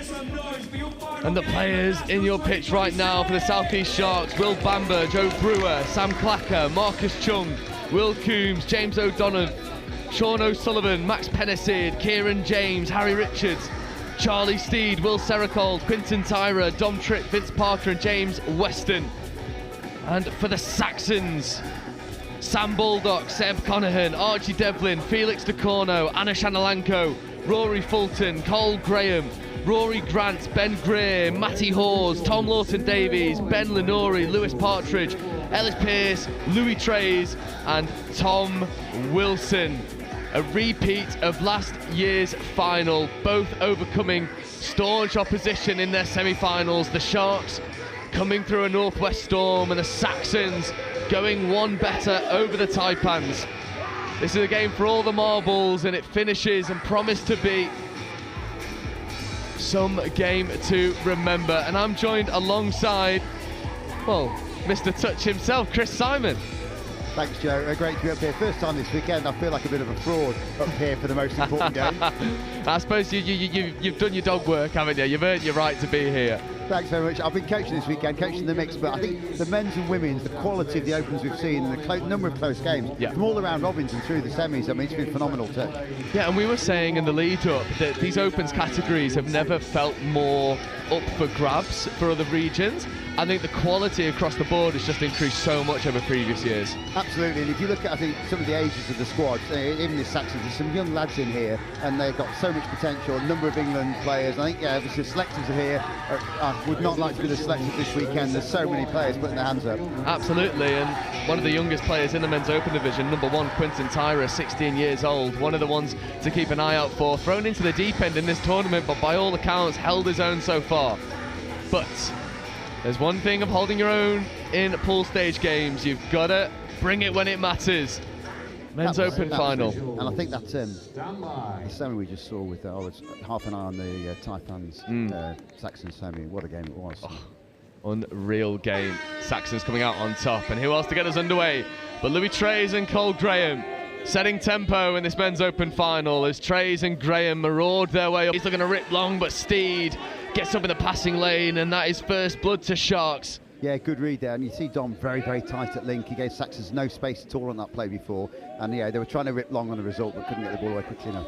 Yeah, and the foot speed into these rucks is phenomenal so far. That was James O'Donnell. There's Sericold and Chung. Chung dropping down, and now an opportunity for Sericold to carve a line off of James Weston, but not taken, and we're back-to-back for full sets of 6 here. It's Fulton. Goes down in front of Graham. Trays setting. It's a good subset here for Saxons. Yeah, I think Saxons did really well indeed then. They set their link really high far side. They were looking to rip long, I think, Sharks. And I think it was Sam Bold that was really up in the passing channels, so he cut it off early. Indeed, as Devlin looks to create a moment of magic for the Saxons, but Matty Hawes can't quite wriggle away from the oncoming press of Weston, and now O'Donnell and Sericold and Chung get the Sharks rolling through their subset. Is Pennicid, but he'll be brought to a grinding halt as an off-the-mark penalty. Surrenders all momentum. And first penalty, a minute and a half in. You can tell that the referees are sort of setting their stall out with what they're happy with. That was quite close to being on the mark, but they're unhappy with it. I was going to say, I didn't even see that. It was that fine, I think. And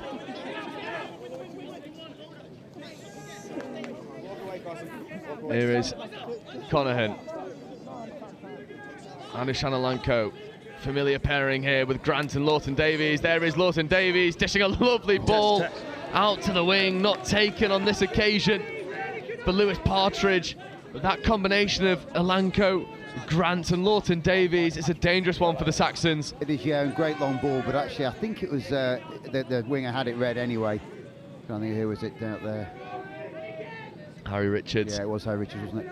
Yeah, he's sort of the mainstay on this Sharks wing side as we see Coombs and O'Sullivan fly into their striking platform, and that's James O'Donnell ripping a late pass out the back, asking questions of Will Bamber. Can he get the gas over to the outside edge? Not taken, and we are locked all square. Neither team getting over the try line, but that loss of control will give the Sharks a premier position to do so. This is probably first proper chance I think either team has had. And O'Donnell working with O'Sullivan. Back to O'Donnell. O'Donnell diving at the line. Conahan makes a very good touch. Just recovers oh so well. Yeah, ref's just checking there. I think sideline Jordy's checking whether he was onside or offside, but great play, really, recovery there from Seb Conahan. Yeah, is O'Donnell. Richards gets us underway. O'Sullivan getting down on Alanko. Coombs feeding. Coombs gets the ball back, and that one cannons between a few. Going to be forward, is it, I think? It is. Ball down. And something that we've commentated on all Nationals weekend is just how good this pod specifically has been in defence. Lawton Davies and Anushan Alanko taking pride in their defensive work. Yeah, absolutely. I mean, you often see Lawton Davies, don't you, on the other end of the field, whipping the balls out and controlling the attack, but great to see him bossing defence as well. Yeah, it's Baldock. Accelerates around the outside, eats up the extra yards on offer, and then Fulton trays in an acting half. Back to Rory Fulton, switching with Graham. There is Louis Trays, Cole Graham in at half. Cole Graham accelerating away. Fulton with a late switch. Fulton is able to keep it in hand, but Coombs with a try saver. Good read, had that pop back just being a little bit high, he was in. Just overstretched forward a little bit that made the defence be able to take it. And you see the crowd start to gather here on pitch one. This men's open final not one to be sniffed at as we see the replay of Graham almost connecting with Fulton. It's good hands by Rory Fulton, but Coombs recognising the threat and shutting it out. Here is Coombs. The subset from Sharks is looking really well drilled right now.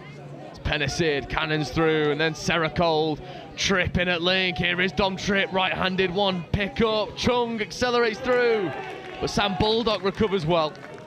I did think then it was going to go behind Marcus Chung out to Max, who was just dropping into that link position. You've seen that from Dom Tripp before, whip it out the back.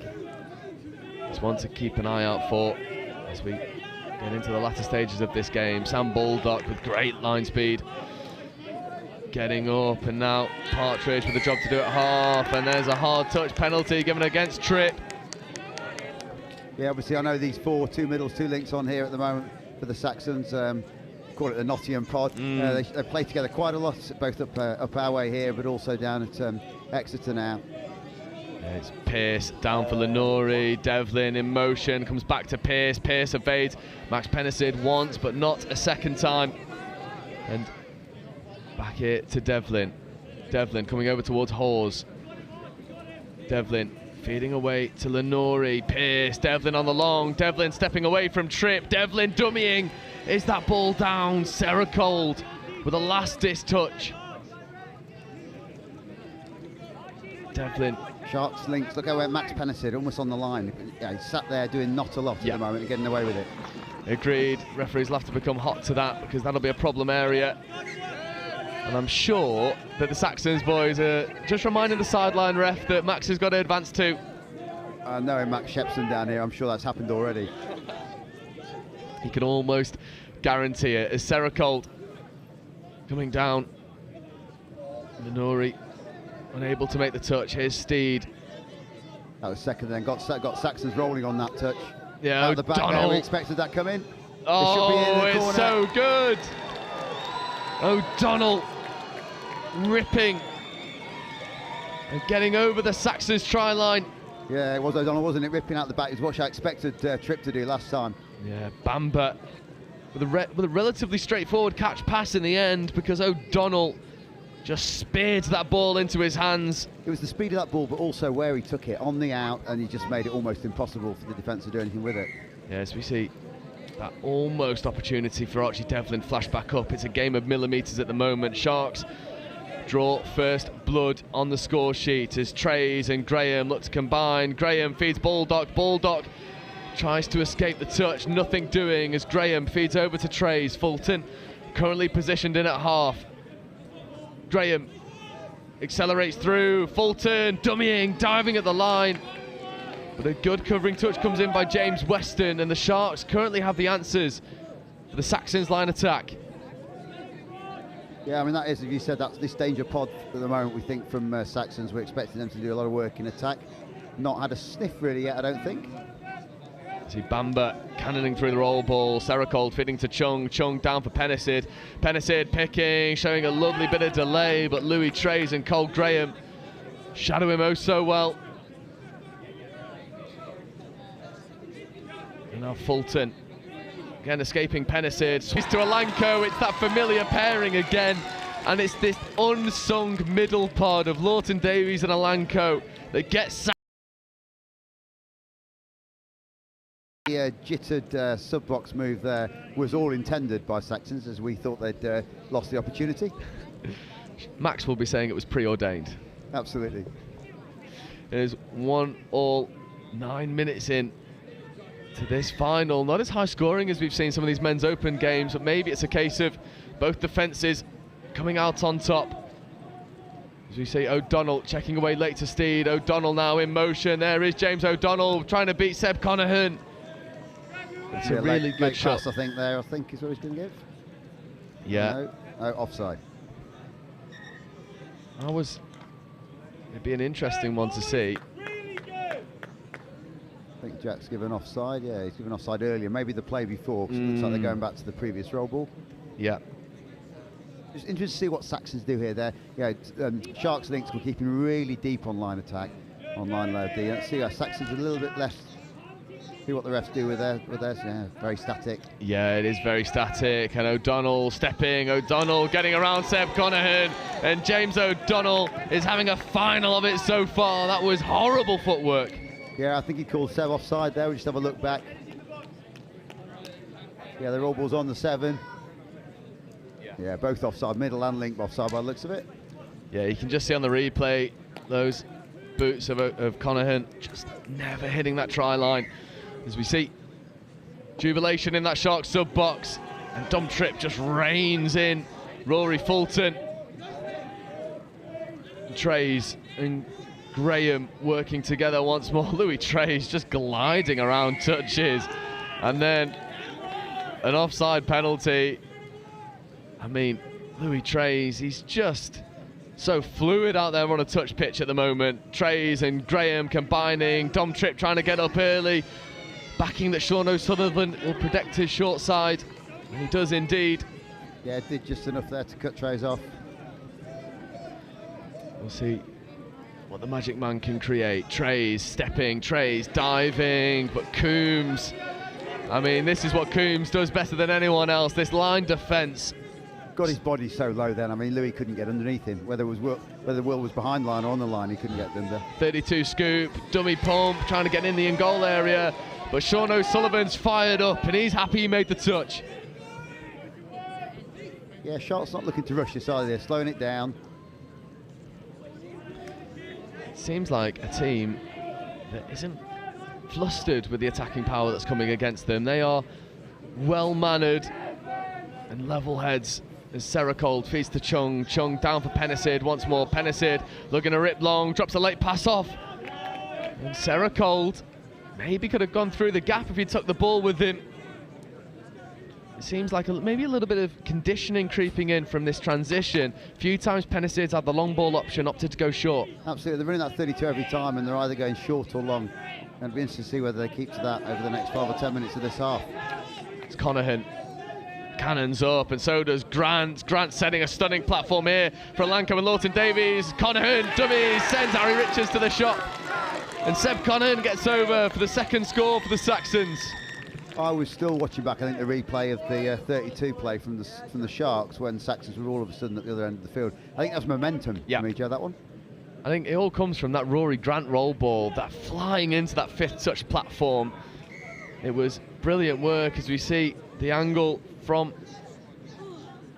the floor. That is lovely stuff from Seb Connahan. As we see Steed picking up from half, hitting O'Donnell. O'Donnell maybe could have given that extra pass away.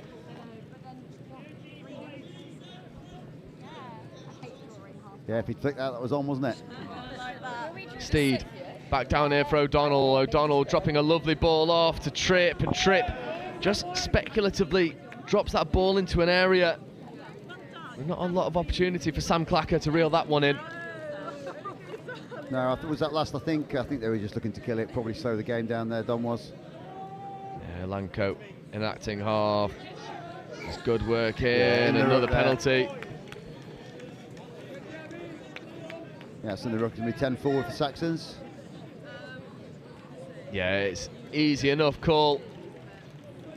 And then once more for good measure as well from the Sharks. And Steed with a muscular touch on Alanko. Ben Lenori winning the hand fight as he glides up towards the 7 metre line. Lenori with Hawes.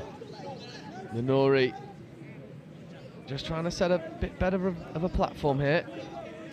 Devlin's lurking, Devlin is sweeping, there is Archie Devlin stepping away from one, ripping a pass, and then a bit of a nudge in the back on Pearce, but nothing doing there from Clacker, 6 and change. Yeah, I think Ellis got the ball almost going backwards, jumping up in the air. I think there was nothing in it from Sam. Steed with a bit of a bobbly roll ball. Forward over the mark. See what Jack does here, over the mark. Yeah. It gives Saxons a fresh set of 6 right on the cusp of the Sharks' red zone.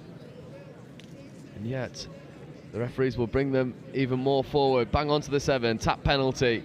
And who else but Trays and Graham. There is Trays, Cole Graham picking to Devlin. Devlin trying to get around the outside of Will Bamba. Not on this occasion.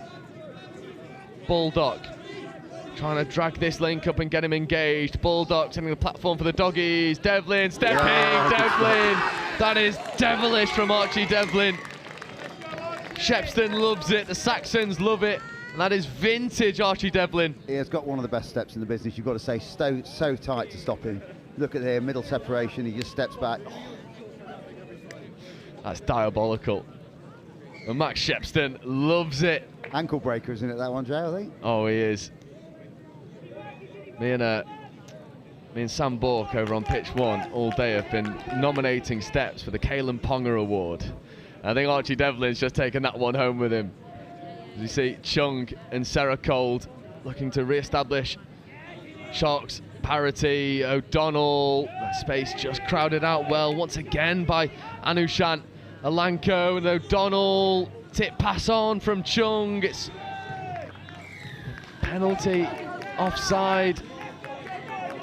The Sharks with 4 minutes left to go. This is a golden opportunity. Sarah Cold to Chung. Chung dropping down, trying to step away, but Conahan with a good release off the line. Chung coming over towards O'Donnell now. Tripping at acting half, trip back to O'Donnell. O'Donnell trying to get around Rory Grant. That's easier said than done. Yeah, I think we've seen quite a lot of 32s. Look at the links, that's so deep. Yep. You can get up and get out really early. Good. Yeah, links there, not putting, well, for me, not putting the links under any pressure. They're chilling a little bit, both teams. Yep, absolutely. And both teams have more than enough calibre in the subs box to make that read and fix it on the fly, as Lawton Davies with a wonderful roll ball. And Matty Hawes straightens, goes through Dom Tripp, and here comes Pearce, platforming for Ben Lenori. Lenori coming over to that far side. And then well crowded out in the end by James O'Donnell. The intensity on touches 4 and 5 at the moment from Saxons, it's grown throughout this game so far. Yeah, it has, absolutely. What do you think? Is he given offside there, I think? Yeah, absolutely. And I think Saxons have seen that. They've got Sharks rolling on that 4 and 5 a little bit. Yeah. As we see, Will Coombs getting involved. O'Sullivan, Pennicid picking, ripping, trying to drop one into Coombs. Coombs with a tap pass onto Bamba, but touch and pass given. This will be turnover ball. I don't know whether that touch and pass or whether he actually just gave the touch, but I'm questioning whether it was before he got the ball over there. But, we'll move on. Yes, I agree. Trays stepping into the field of play.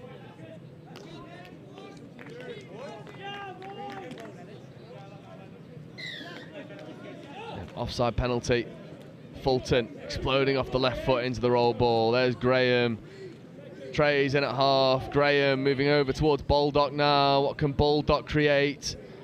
Well, Bamba reins him in with elite efficiency. And then just taking a couple touches. They'll have one to have a good crack at the line as Trays flick pass out to the wing early. You can see what Louis Trays was trying to do, but never really bringing that defensive line up for the Sharks. Yeah, absolutely. I think really working the short side quite a bit there, but almost ran out of space. You're look at the 10 or 15 metres from the sideline. A big open side here. I thought we were going to go against the grain and bring it back. Agreed. It's Richardson and Coombs setting subset expectations. O'Sullivan, that's great foot speed and a static roll ball. And this is the best we've seen as a cheeky little Redlands play comes out from the Sharks early in the game. Normally one of those plays that say for a last gasp winner, but used early here. There's a lovely phase play out to the link. Tripp, does he have the acceleration to get around Baldock? He does, and he swaggers over the try line like a man in his groove. And Dom Tripp, well, normally delivering those passes, this time on the recipient of one. Yeah, absolutely. I think not quite as good ball. Dom will be saying that it wasn't as good a ball to him. He recovered well though. And the miss, nice, but maybe Dom overran it because it maybe sat a little bit deeper. He'll tell him the ball didn't go in front of him, but good score nonetheless. Yeah, Tripp establishing a level heading now as Grant. That is stunning. And once again, it's this part of Lawton Davies, Anushan Alanko and Rory Grant that's doing all the damage.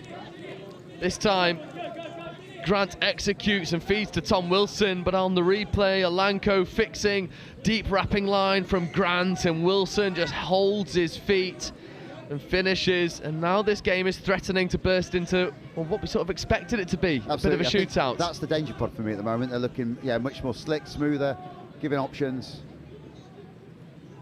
Coombs feeds to O'Sullivan. That ball is taken down. The referees are happy to let this play. That's a late pass off from Don Tripp to Sean O'Sullivan. And there's a buzzer beater in the first half. And I think Saxon just switched off. Yeah, the hooter came as they played that last roll ball, maybe expecting the rest to blow it. And there's Gareth out there just said play on and scored off the quick face play just on the line. Yeah, this is stunning. Open side quickie. Dom Tripp stepping back on the inside and then almost tells Sean O'Sullivan, get that, ground that with the pass. There was expectations about it. And the Sharks sub-box exploded into life. Pretty good half, 4-4. Probably fair, do you think? I think it is fair. This game's ebbed and flowed a little bit. Neither team really coming out on top. 4-4 feels like a fair reflection. And what do you think those conversations are looking like in the sub-box? If I ask you to put the coach's hat back on, what's the information that's coming in from the likes of Max Shepstone? For me, I don't know whether Max agrees or not, but for me, the Sharks links are chilling. Well, Saxon's link, all the links are chilling on the line D. Neither of the teams are bringing those links into play. The middle are doing all the work, and I think that would be my message out to if it was mixed touch, especially. That's what we're trying to do. Absolutely, and then for the Sharks, it's probably business as usual. They grew into that game and finished really strong. Yeah, and Saxons have probably just got to read that play where the short's coming in or it's going out the back on the out, and if they can just the link just probably hold a little bit longer, they'll be able to cut that off. And we'll see if both of these teams can apply those coaching points in the second half. Going into half time with the men's open final, South East Sharks 4, South West Saxons 4.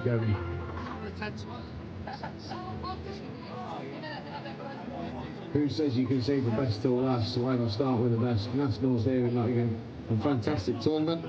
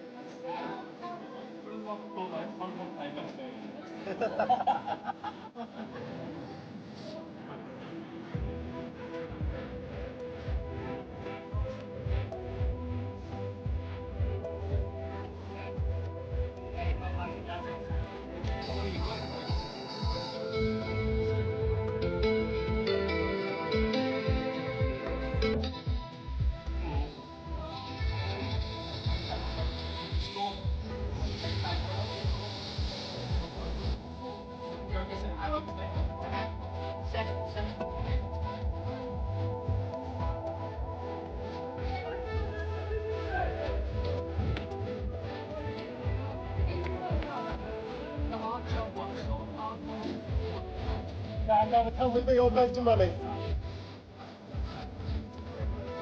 Players and officials, this is your 2-minute warning. Players and officials, this is your 2-minute warning.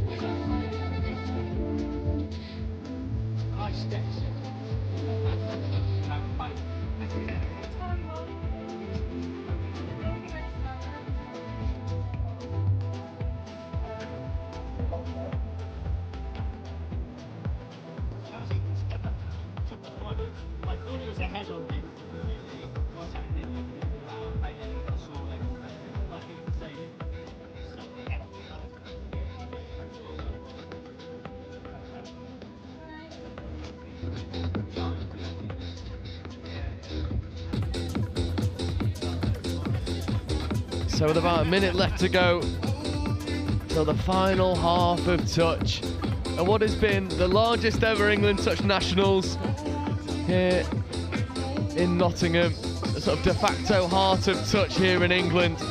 We finish with a game that's so eloquently poised. 4 tries apiece, Saxons starting pretty fast, but the Sharks, they grew into that half. They did, and I think, yeah, momentum, it's game momentum, isn't it? And if Sharks need to gain the momentum back, they went up first, and then Saxons been ahead for the rest of that half. And I think if Sharks need to either go off this set and score, or at least D out the following set and then score off the next set. Absolutely, but this is the danger pod that's on the pitch at the moment for the South East Sharks. Marcus Chung in 10, Sarah Cold in 2, James O'Donnell, who has had the keys to this Saxons defence. It's a formidable task to see out this fresh set. It is. To be fair, I think O'Donnell's probably been the pick-out player for Sharks for me for that Agreed. half. Is been whipping that ball around, bossing it a little bit in attack, I think. We'll see how well he goes off this. Agreed. Him and Sean O'Sullivan have been really good for South East Sharks so far. But they will have one last 20-minute opportunity to establish themselves as the victors. And it is James O'Donnell working with Chung. Weston fitting back to Chung. O'Donnell in motion. James Weston picking up against the grain, but Seb Conahan shadows Harry Richards. There's a nice bit of disguise there with the wing coming and hitting a hard line. And James O'Donnell wrapping out the back. Again, links are set back early. It's got to be a long ball option. It's picked up, but it's not transition. Seb Conahan setting standards. Trays and Graham following suit. And now Fulton joining the fray in one. Graham dropping down in front of Trays. Trays ripping to the link, and Baldock almost getting over, but who else but James O'Donnell making the defensive touch. He read that really well. The touch before, he was really high, and the option was on there for Saxons to do something off him, but they let him settle, and then he read the next one really well. Indeed. And now the Sharks coming into the Saxons territory. Tripp it was. Coombs switching with O'Sullivan. O'Sullivan platforming for Tripp. Long ball ripped to the wing. Inside pass is maybe on. Was that played at? It's 6 more.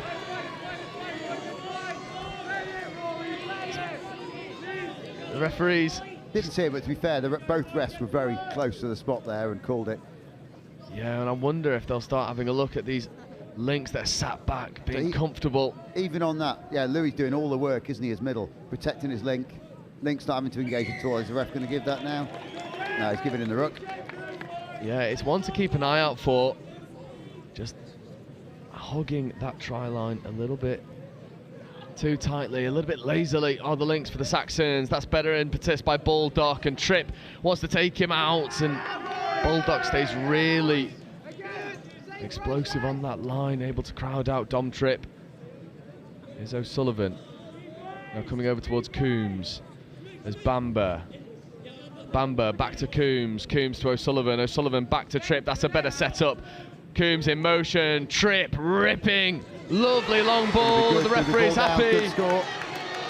And I think the difference there on that one, before the middles are just moving across the field as they move the ball, but with firing the ball across, they engaged the link side. It did, as you see. It's vintage Dom Tripp just firing a dagger through the heart of the Saxons' defence. It's a wonderful finish as well. Diving finish for the Sharks. 5-4 for the team for the South East.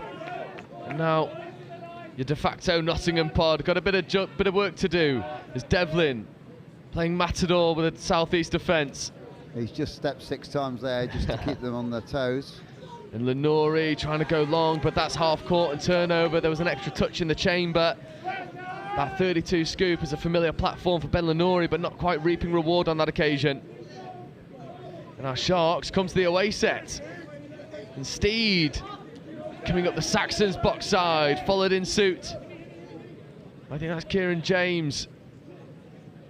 And there's Tripp platforming for O'Donnell. O'Donnell stepping, switching with Tripp. Tripp ripping long once more. Can they finish? Wrapping round. And that play just sort of grinding to a halt. There's not a lot of open play options on the wing there. No, there was. When they went far side, I was expecting Dom to rip that ball wide, but Saxons read it and they shuffled across almost as the ball came to give no option on the tap back down. Here is Anushan Alanko, Tom Lawton-Davies, back to Alanko. Alanko playing, Dom Tripp colliding. Apologies, James O'Donnell colliding with his middle partner. And player well-being important. That might have been head on head there, just having a look at that. Yeah. They'll both have a minute. We'll see here. It's a good platform there, and yeah, a little bit of a head knock there. A little bit. It didn't look too bad. Hopefully, night wasn't sort of really at full pace, was it? Not quite. It's Conahan setting platform here. Dom's Lawton-Davies, Lawton-Davies, that's ball down. No, it isn't. Sam Clacker's got him there. It's whether he's offside or onside. I think pretty sure Sam's got him, yeah. Yeah. Good read by Sam there. He's beaten Dom on the outside. Yeah, this is as close as it comes. You see it here on the replay. Lawton-Davies. Clacker looked offside. Clacker, yeah, he did. Tom Lawton-Davies maybe feels like he's left one out there, but it won't matter because his middle partner, Anushan Alanko, goes over and puts another score on the board. And you said it's this pod that's got the Midas touch at the moment. Alanko. Okay, got the link up, got Will Bamber up. It was Will Bamber, yeah. And he saw it was, who was it, Westo? Who was there? Who was the middle? Whoever the middle was just crabbing across, and eventually got into the link channel, made him work a little bit harder, got him off the line, and then beat him in a foot race back to it. Yeah, Weston and Pennicid and Chung need to get over once more as Weston coming back. Chung looking to rip long. That's a lovely long ball and tap back opportunity. Not taken. And Clacker's not happy, but it's fifth. There's still an opportunity here for the Sharks. Chung gets the ball back off Seracol. Chung bouncing, taps the ball over to the left-hand edge. Pennicid tries to escape, but Rory Fulton's one of the fastest in the business and makes the sixth touch. And Trays just eats up the yards, comes over towards the box side, just unopposed, and Baldock with foot speed, and Fulton driving. That's third touch onto the 10-metre line. Hawes getting over the 10 on 4. This is fifth coming now. What can Lenori conjure? Well, he feeds to Devlin, and Devlin dives at the line. Did Seracol make the touch? He did. He did. I thought Archie then was going to do a little flick out the back to Matt Hawes as he approached that line. It was a great, it was a great set again. Such pace for Saxons to get off the line. Pennicid straight up the guts of the Saxons' defence. We're locked at 5 apiece. Tripp, Richards and acting half. Steed flying round and double switch here. Lovely bit of disguise. Charlie Steed benefiting off the platform of Don Tripp. Ellis Pearce was stumbling his way over. Sam Clacker tries to walk that tightrope, not taken. There's Lewis Partridge out here, isn't it? Yeah, good D that, Lewis. Didn't quite have enough on it to beat him. Yeah, you'll see. Yeah, Partridge just always really comfortable, and then a penalty there for in the ruck. And then another 10 metres on offer. So Saxons complete their subset wisely. And Baldock now working with Conahan, Grant, Anushan Alanko now, Lawton-Davies. Danger pod again, see what they're going to do off this. Bringing the link straight in the play, bringing Bamber up. Yeah, and now Lawton-Davies diving at the line. And that's fifth touch. You can hear the calls from Max Shepston. Hear the calls, yeah. He wants that to go to Rory Grant, but Seb Conahan happy to kill it here in the corner. I did think when it went short side this side, I could see Dom was staying quite wide as that far link. I thought they were going to step back and go against it. Yeah. Oh, it's ball down, another chance for Saxons. Repeat set here. Will Leeds not stay, do you think? Yeah, I think they're going to stay on. They'll have to. Stay. They'll have to. This pod has just been... Oh, Sam's come in. Mr. Baldock, but the ball's going. He's in. Oh, it's try time. It's try time. Good touch, good touch. That was fingertip That stuff. Joe Brewer making that touch. He's not on our sheet. He's got a different shirt. And we're in 11. That's not Brewer. That's Brewer in the arms, isn't it, out there? Indeed. Anushan Alanko trying to get on that punish. Alanko trying to take Dom wide. And Alanko just stays down for a moment. Dom Tripp, ever the sportsman, just coming over and making sure that Anushan's okay. But Alanko limps off that far side, and is that gonna play with the flow that this pod has been able to manufacture? Tom Lawton-Davies, and working with a different middle pairing. I hope Anushan's all right. He's been dangerous. Him and TLD have been working really well together. Yeah, Lawton-Davies picking up, coming back against the grain, trying to escape into the in-goal area, but Charlie Steed makes a really good defensive read. I did think Seb Connon was in outside Dom Tripp there. Yeah. But it's easy to see from here, isn't it? The game's easy when you're up here. Yeah. Best view in the house. Steed. That's going to be a forward pass, I think, off the ruck there. It was almost guilty. They looked guilty when that ball was popped up. Jack Harris saw it. Yeah, and now the South West Saxons, we're 10 minutes into this second half, only 10 minutes to go. Saxons struggling with their momentum, and then a forward pass as well, so a repeat sets of turnovers.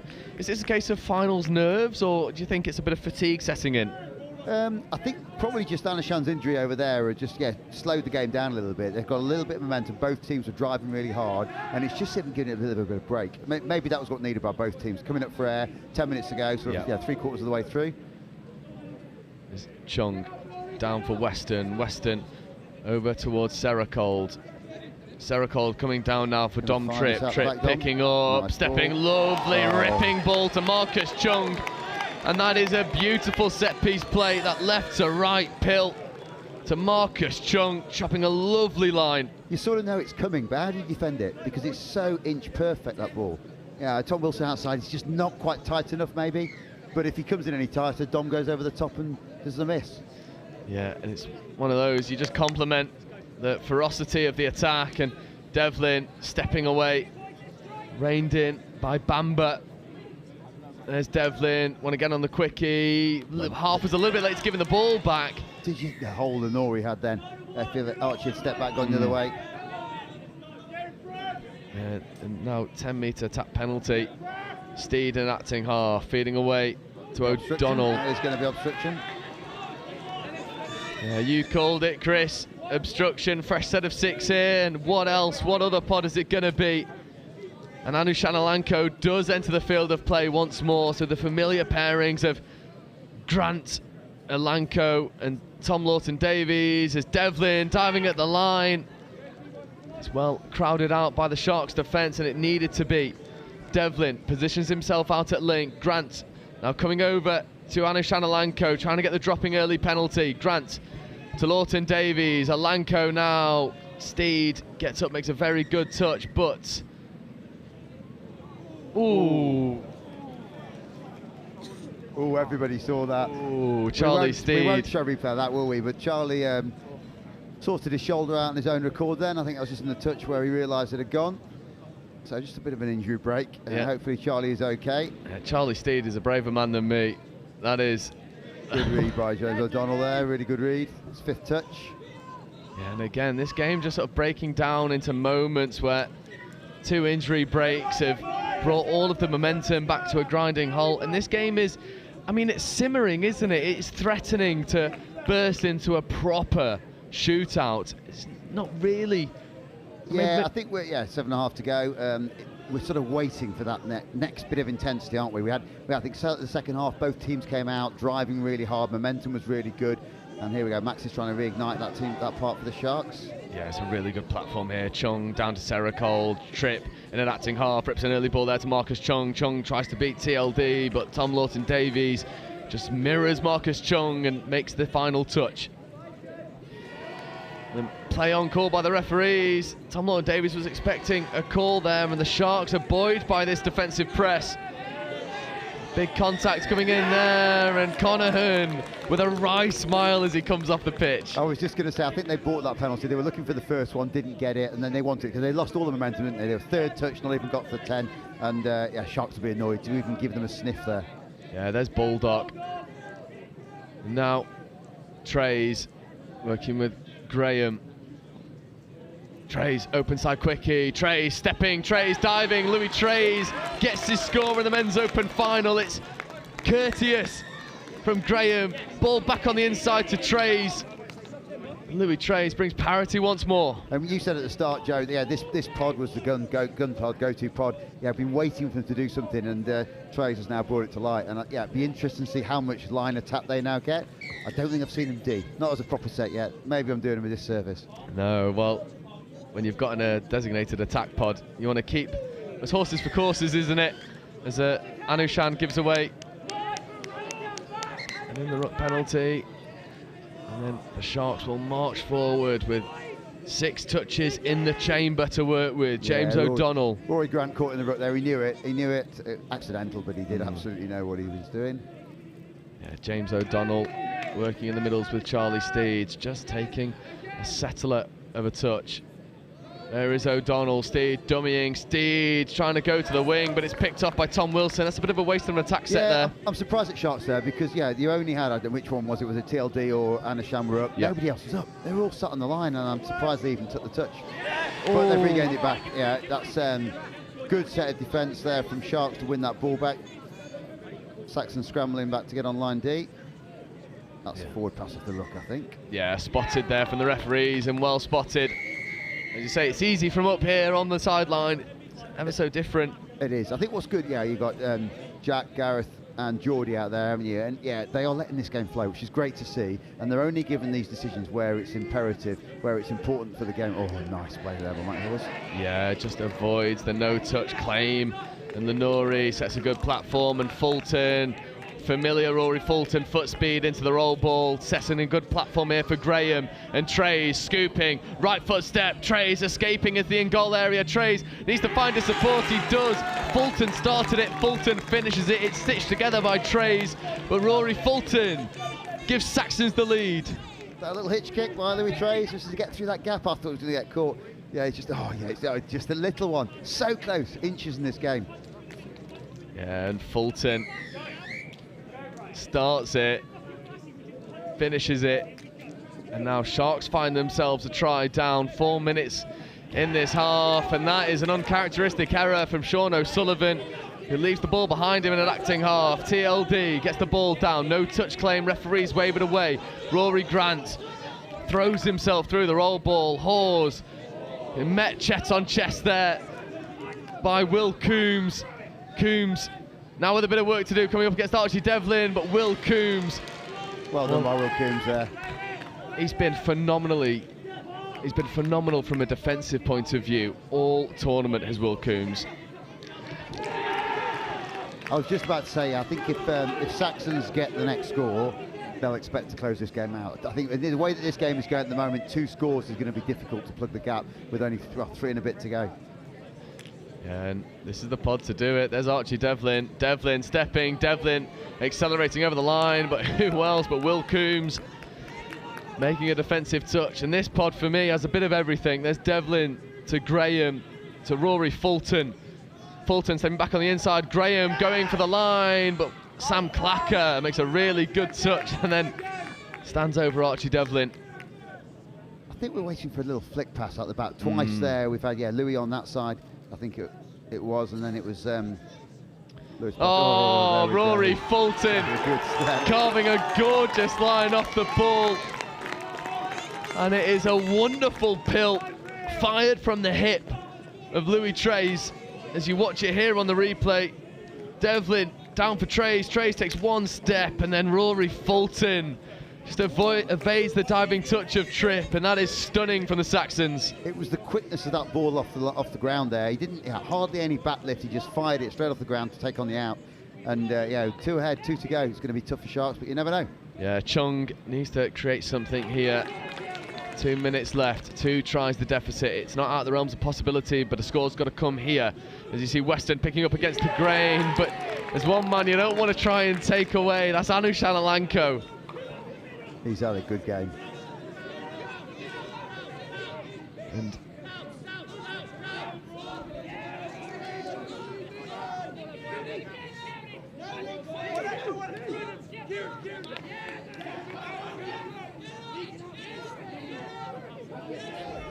Devlin picking up from half, Devlin accelerating, tap pass was on. Not quite taken, 90 seconds left to go. So Sharks have got to score off this set. Pretty sure they've got to go hard, they've got to move the ball fast, get some momentum going. Yeah, this is good momentum from Western. Sarah Cold involved as well. A 32 with Dom coming in, firing the ball at the back. I imagine that we will. As we see, Dom Tripp picking up, scooping, ripping long to Richards, Harry Richards, with a bit of finishing work to be done, but nothing doing.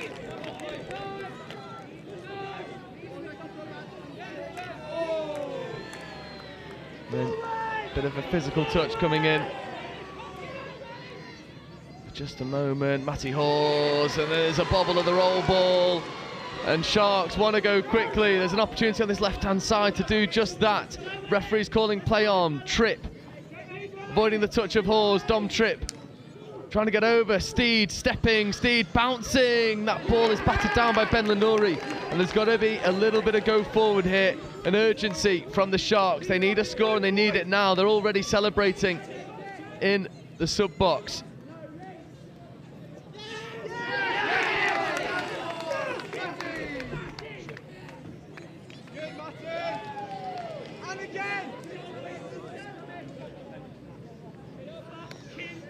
As you see, the Saxons ready to celebrate. Saxons make the final touch.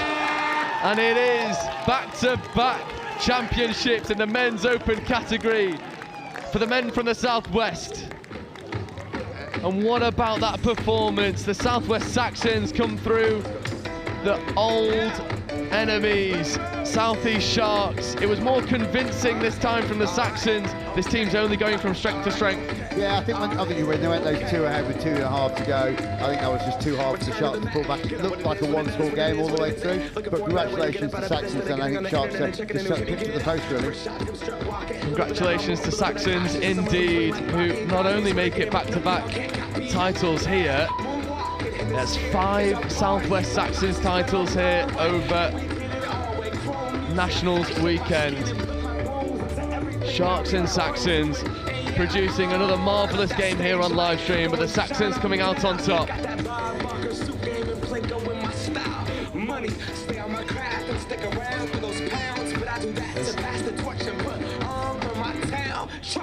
We've got, I mean, Chris, just sum it up for us, because this Southwest Saxons division has just gone from strength to strength recently. Yeah, I think Nationals moved to this window, what, 4 years ago, something like that, I think. And what we've seen, for me, is a real emergence of the university talent. In this country, the university is what is standing England out from the rest of the world at the moment. And the way that these teams are encouraging and bringing that university talent forward is just superb. And no more so than in Saxons. Yeah, you've got a lot of the Exeter guys in this team, the Bath guys, and it's great to see them come together and do back-to-back titles. Absolutely. The Southwest Saxons have gone from strength to strength, and I can see we've got Chris Wormuth down there ready to speak to the Southwest Saxons. Over to you, Chris. Thanks, Joe. Cole Graham. You're going to have a smile that's going to last the rest of the week, the rest of the year, maybe? Yeah, for sure. That was such a good weekend, such a great final, awesome competition as a whole. Boys have been challenged, boys have had a blast, and yeah, it's been brilliant. Winning a title is one thing, retaining it is something else. That's the old cliche. How was that within the camp? A lot of hard work. The boys, we started prepping early. We've been training since like November last year. Thankfully kept a lot of the core group the same, which is brilliant. And all the boys bought in, trainings in the morning when it's wet. A lot of hard work, but amazing to retain the title, and such a pleasure to have another great final against the Sharks. And coming from behind as well, I mean, there's only one in it, but against, when you're playing against, internationals, the experience like Dom Tripp, Will Sericol, people like that, it's a tough ask, isn't it? 100%. Games, there's one team has the flow for a bit, the other team has the flow for a bit. We're just always trusting the process. Thankfully, we've got 2 great coaches, Gareth and Max, and they've set us up a good platform, and the boys trust it, and hard work is the focus, and it's not so much about the score, it's just keep going until the job's done. When you see the Mixed Open do a number on the Northwest in the way that they did, how much of an inspiration is that? It's huge. The region's done so well this year. I think it was Region of the Year, testament to all the hard work Max has put in, leading the regional charge, and yeah, it's so good to support the other teams, see everyone doing so well at Nationals. We are going to, look, I'm taking you away from your photo. We are going to grab Max in just a second. Cole's going to go off for a photo. Thanks very much, Cole. We'll go over and just have a quick look at the victorious team photo. So we'll just swing the camera around so you can see the champions banner in front of the Southwest Saxons, and very well earned, not just for today and sort of not just for this game because of with the men's open, but also because this has been a weekend to remember for the Southwest Saxons as a region. And we will have a quick chat with Max Shepston, who is regional lead. Max, I had to tot it down in terms of the number of titles that you've won this weekend, because the men's 50s won as well. Did they? They did, and which 5 now. Yeah, makes it 5 for the weekend. Men's mixed opens, women's 27s, or senior women, senior men, men's 50s. After so long, where not the region, you are very much the region. What's in the water down there? I don't know. I think we've built a good programme. We've put the time and effort into developing all aspects of it. So we've gone and worked with the universities to get the younger age groups through. We're working with our clubs, doing coaching support. Our juniors are now starting to come through, which is really good to see. I think it's been hard work that has sort of happened over a long period of time. It's not just me. It was Lexi before me. It was Martin. I think it's a combination of a lot of people's work, and it's really great to see that it's starting to bear fruit across all divisions, and not just a couple where it was maybe a couple of years ago. It was the senior programme that's doing well now. It's the Opens, and our juniors are starting to follow that as well. How much of a change has it made, particularly with the Opens, the switch to April? I think uncountably that has made a huge difference in terms of the player availability, but I think we have made an active effort to go into universities to support their growth and their development and assist their coaching programmes, and that's been fed back by them giving their time and their effort to our Opens programme, and that's great to see. And it's now starting to be kind of a cycle where people who are coming through the England Junior programme, they know the ones who are already here, and they go, where do I want to go to uni? I want to go there. That's where touch is good, and now the Southwest programme on the back of it is somewhere I want to be. They want to be a part of the culture that we're building. And that's really nice to see, and we know there's already a couple we've heard in the grapevine that might be coming next year that we're excited about.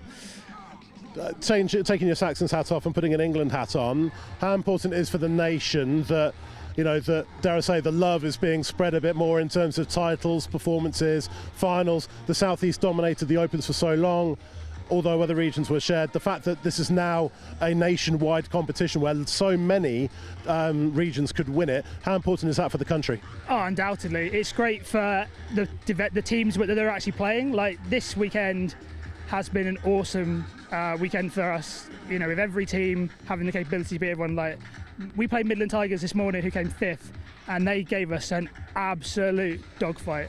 They did not deserve to finish 5th. And that speaks to the level that we've got. Even Wildcats, last couple of years they have been struggling. You wouldn't know that from the way they played. They've got some real talent coming through. Their junior programme is excellent. If they can hold on to those players, it's happening in every division. Northwest getting in the Mixed Open final. It's brilliant to see, and it's really good for the players' development. You see it in the England programme. There's so much talent to choose from. Like, I feel envious of Mark, Tim, and the other Martin. Coaches. Martin, sorry, I should know him because he's in my region. The 3 Opens coaches, like the amount of talent they now have to pick from, like, you can't make a bad decision, and yet you can, because someone who is absolutely worth their spot is going to miss out. But it's a razor thin margin, so you've got to be on your game. And finally, it's a long trip back down the M5. What's on the playlist in the car? And can you turn the volume up to 11? I can't turn the volume up to 11, but definitely playing "Here Comes the King" by Ohana Bam. And on that note, thanks very much, Max. Congratulations to the Saxons. Back up to Jotas to wrap up what has been a fantastic weekend here at Highfields. Well, thank you, Chris. And from one Chris to another, I mean, I was just stewing over what has been a wonderful England Touch Nationals, the largest of its kind. Chris, this event has felt like a bit of a landmark in the touch calendar across the globe, but with this being the largest of its kind, it sets some good expectations for Nationals going forward. Absolutely. I think, just come back from the Asia Pacific, and we saw some amazing talent, Australia, New Zealand, the finals out there. But the finals that we're seeing here, which, they're not international, they are the next tier down, are phenomenal. And you see, the likes of, I've been chatting to the Irish, the Scottish, the Welsh that have been over here this weekend, and they said this is phenomenal for the European game to get this level of touch. This is as good as Euros. We'll see it out here. The players playing against each other in the men's, the women's, and the mix. The standard is right at the top of the game, outside of probably Australia and New Zealand at the moment. Completely agree. And as Chris and Max were saying down there, the talent being shared out between different regions now makes it really exciting. I want to just come away from the men's open division for 1 second and talk about the mixed open division, where the Southwest Saxons asserted their dominance once more, but a Northwest team that had an average age of, we think it's 20, making it to a final. They had no training sessions. They turned up and pieced it together at Nationals, make a final. It shows that Touch in the Northwest is going from strength to strength at the moment. Yeah, I think you've got the prep programme that's coming out of Chester. The work that Dave Sharp's doing on the junior programme in the Northwest at the moment is really, really good. And I think what we're seeing in the game at the moment is this emergence of young talent. I don't just mean the students, but actually we're seeing some teenagers, 15, 16, 17-year-olds are in the game and at the top of the game on this field there, especially in the mixed programme, but also the women's programme, and that bodes well for England, and I think also for broader Europe as we start to bridge this gap between the Northern Hemisphere and Australia and New Zealand. Speaking of the broader Europe, with the European Championships coming right around the corner, bringing teams like Ireland, France, Scotland and Wales into the England Nationals fold, allowing them to test their mettle against the regional sides, not only proving as a really good setup for those international teams, but allowing some players who might miss out on that high performance setup, allowing them an opportunity to test their mettle against the international teams. I was chatting to the coaches earlier on from all three, Scotland, Wales and Ireland, but also the French team. For them coming over here, I mean the France programme is going really well at the moment, and they're trying to mirror what England are doing at juniors and seniors, juniors and opens. But if you take the Irish men's, particularly the Scottish men's, I think the French women's and their mixed programmes, and the Wales programme is catching. They've got a few. They've been working hard in Wales. Jacob on the junior programme, Jacob Williams, has been really doing a great job, and I think it bodes really well for all the home nations, but also for France. And the Euros in Vichy, we've got 78, 79 teams we're expecting, really competitive categories, I think, at all levels. And I think some of these nations, they're going to test England more than probably England gives them credit. Absolutely, as we saw Anu Shanalanko just flick up on your screen for a moment. Anu Shanalanko maybe being the defensive MVP player out there, and not only that, but having a hand in a few scores to take the Southwest Saxons to back-to-back champions. Chris, give us a final word on today's Nationals, this finals day. It's had that feel about it, it's finals footy. Yeah, it is, and I think what's really pleasing is the standard across every category I've seen has been a step up from last year and a step up from the year before, and I think it bodes well for not just the regional game. Max mentioned there the West Wildcats. Midlands, my region, we've been stressing the importance of emergence of young talent coming through. West are not far behind. 2 or 3 more years, they will be pushing Southwest, Midlands, Northwest for that youngsters coming through, and I think it's going to be a great prospects for the game in this country. Absolutely, and this isn't the end of Touch that we have here for you on Next Gen. We've got all the club competitions coming, and then the European Championships as well. The Touch calendar is only just getting started, and what a way to get us well and truly underway, where we have, what has been a wonderful finish to the day. Our final game finishing Southwest Saxons 8, South East Sharks 6. From all of us here at Next Gen, thank you so much, and we'll see you at the next one.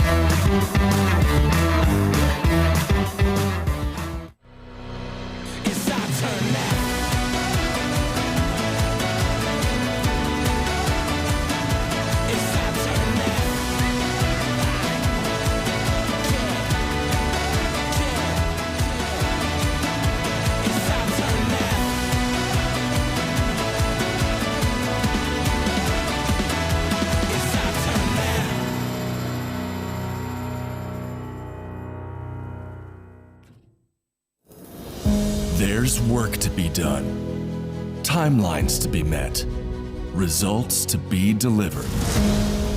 That's what drives us. Partnering with the people who do the work. Getting more out of every hour.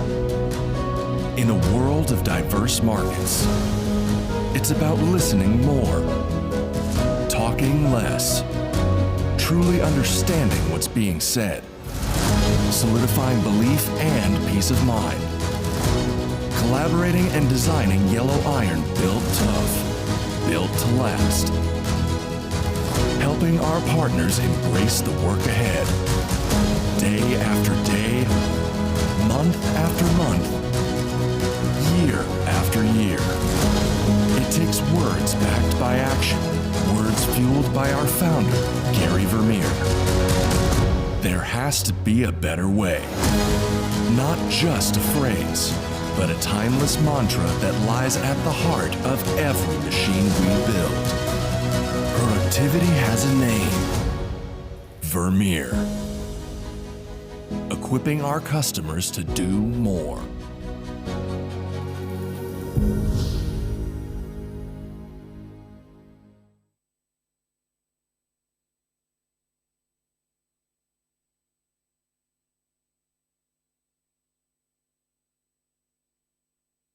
Hi, I'm Mark Aldis, England Men's Open head coach. My name's Martin Wright, and I'm the head of the women's programme for England Touch. Hi, I'm Tim Osborne. I'm the England Mixed Open coach. Across the regions and the grassroots development, Chris, it's super exciting to see how we've grown over the past 14 years with the nationals. This time of year is pretty important for the elite end of the game because we get to see our open squad players perform in tough environments. And that helps us with selection through to the next international tournament. Nationals is super important for us. It's the one point in the year where the whole country comes together, all the different regions competing really hard, playing amazing touch, but also great to see the community all together for this weekend. It's a really important weekend for us. This, whilst we see the players at camps, you get to see them in a live environment here. So very, very important. We have two objectives. First of all, we're looking for talent identification. So we're looking for the players in England that can come up to make up part of the open squads, but we're also looking for the players that are within our squad selection for Euro Championships this summer. Same things we look for in all of our teams in terms of good core skills done well, fast, accurately, at speed, strength of character, resilience, teamwork, all of those core important attributes that we look for in our elite players. Clearly, we're going to see some interesting stuff on day three. Day one, everyone's looking pretty fresh. There's some tired faces towards the end now, but day three is where it's at. So those semi-finals and finals on Monday are really important. We have a 3-year cycle through the World Cup. This first year is all about building the foundations of our team. The boys in the men's open squad have come together really nicely, built a great connection, and building through to the World Cup in 2028. I think it's about the speed that the juniors come through. So our junior program is really churning out good athletes at the moment from the age of sort of 15 to 18. And I can see a number of them in this Opens Nationals tournament at the moment. And it's about how quickly they come through and challenge for places in 2028. It was Asia Pacific Opens Cup last weekend in Australia. What have you seen from that tournament that you're going to go as almost like as an early pointer towards New Zealand 28? Going to keep that to myself, mate. We're going to look at that, scrutinise it with the other Opens coaches, and tactically, strategically plan for 2028. Touch is touch, and coaching is coaching, and both are really rewarding. I'd say it's slightly different coaching the women. It's a very rewarding experience. They've been really open in listening to what I'm trying to bring to the program. They're quite studious. They like to learn. They like to seek feedback. It's a real pleasurable place to coach. I was Women's Opens head coach before that as well, Chris, for 4 years, and it's not a big adaptation, to be honest. It's about problem solving and figuring out what are the key problems to fix for the individuals, the team, and the squad. So yeah, not a big change, to be honest, whatsoever. Still the same game. Mate, I'm loving it. I absolutely love it. The talent, the quality of the players in our open squads is fantastic.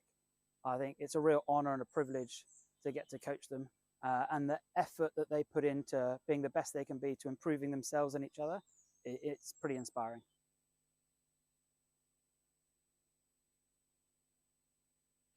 The Marketing and Business Development Program, it's a program where people who are either new to Vermeer or new to your current role, you get together for about 5 weeks over the first 5 or 6 months of your time here. And you really get to start learning about the people, the products, the culture, and it really equips you to be successful in your role. Some people are coming into Vermeer not knowing anything, so it's meeting people and getting opportunities and getting your face like exposure and getting their exposure to you so you know everyone already. And it kind of creates a more effective worker because they have that base knowledge of everyone that they're going to be working around and with. In my position with training, it exposed me to other areas of thought that I wouldn't originally include in my training exercises or in the way that I go about building those and routing those exercises. Vermeer is a huge worldwide manufacturer, over 3,000 team members. There's a lot that goes on here. So this program does a good job of boiling down how our products are manufactured to how we distribute them through our dealer network, and then just connecting you with different people all across the Vermeer miles so you can do your job. I've always been operations side, so this one showed me the other side of the company, and I have no idea when it comes to sales. So this is really kind of showed me like using some of my engineering background and stuff about the product that I already know. Now I get to use it and learn about the sales and how we forecast and how we should sell it and how do we market it the right way. And so now I feel more equipped to be in my position than with my just engineering degree in general. My favorite part of the program was not only making friends in the group, because you kind of bond with the people in the group, and there was about 8 of us in there, and they're still my friends to this day, but my favorite part was also making contacts with the people and the presenters. In my position, there's a lot of times where someone will say, hey, reach out to this person, and you've never actually met that person before. So now actually meeting that person and putting a face with the name makes my job a lot easier. My favorite part was getting to meet with executives. We get a couple one-on-one sessions where they share kind of their whole career story, and you get a chance to ask them questions too about your own development at Vermeer. So you get to connect with them on a personal level, which is something you don't get a chance to do at a lot of other companies. So I think that was a really unique opportunity. I just graduated, and I know that working at a company like Vermeer, I'm cared for, and they want to push me to be the best person I can. And as a young professional, it gives me a heightened sense of value in me as an employee, that the company cares enough to build me and my character. And that's really what this whole process has been. People wanting me to grow, wanting you to like do better, wanting to talk to you and make sure you learn the most out of what you can. I'm just really grateful to be at a company that will invest this time in me to learn more about the company and get more context to really succeed in my job. If I had not had this program, I would not be connected to so many people who help me do my job every day.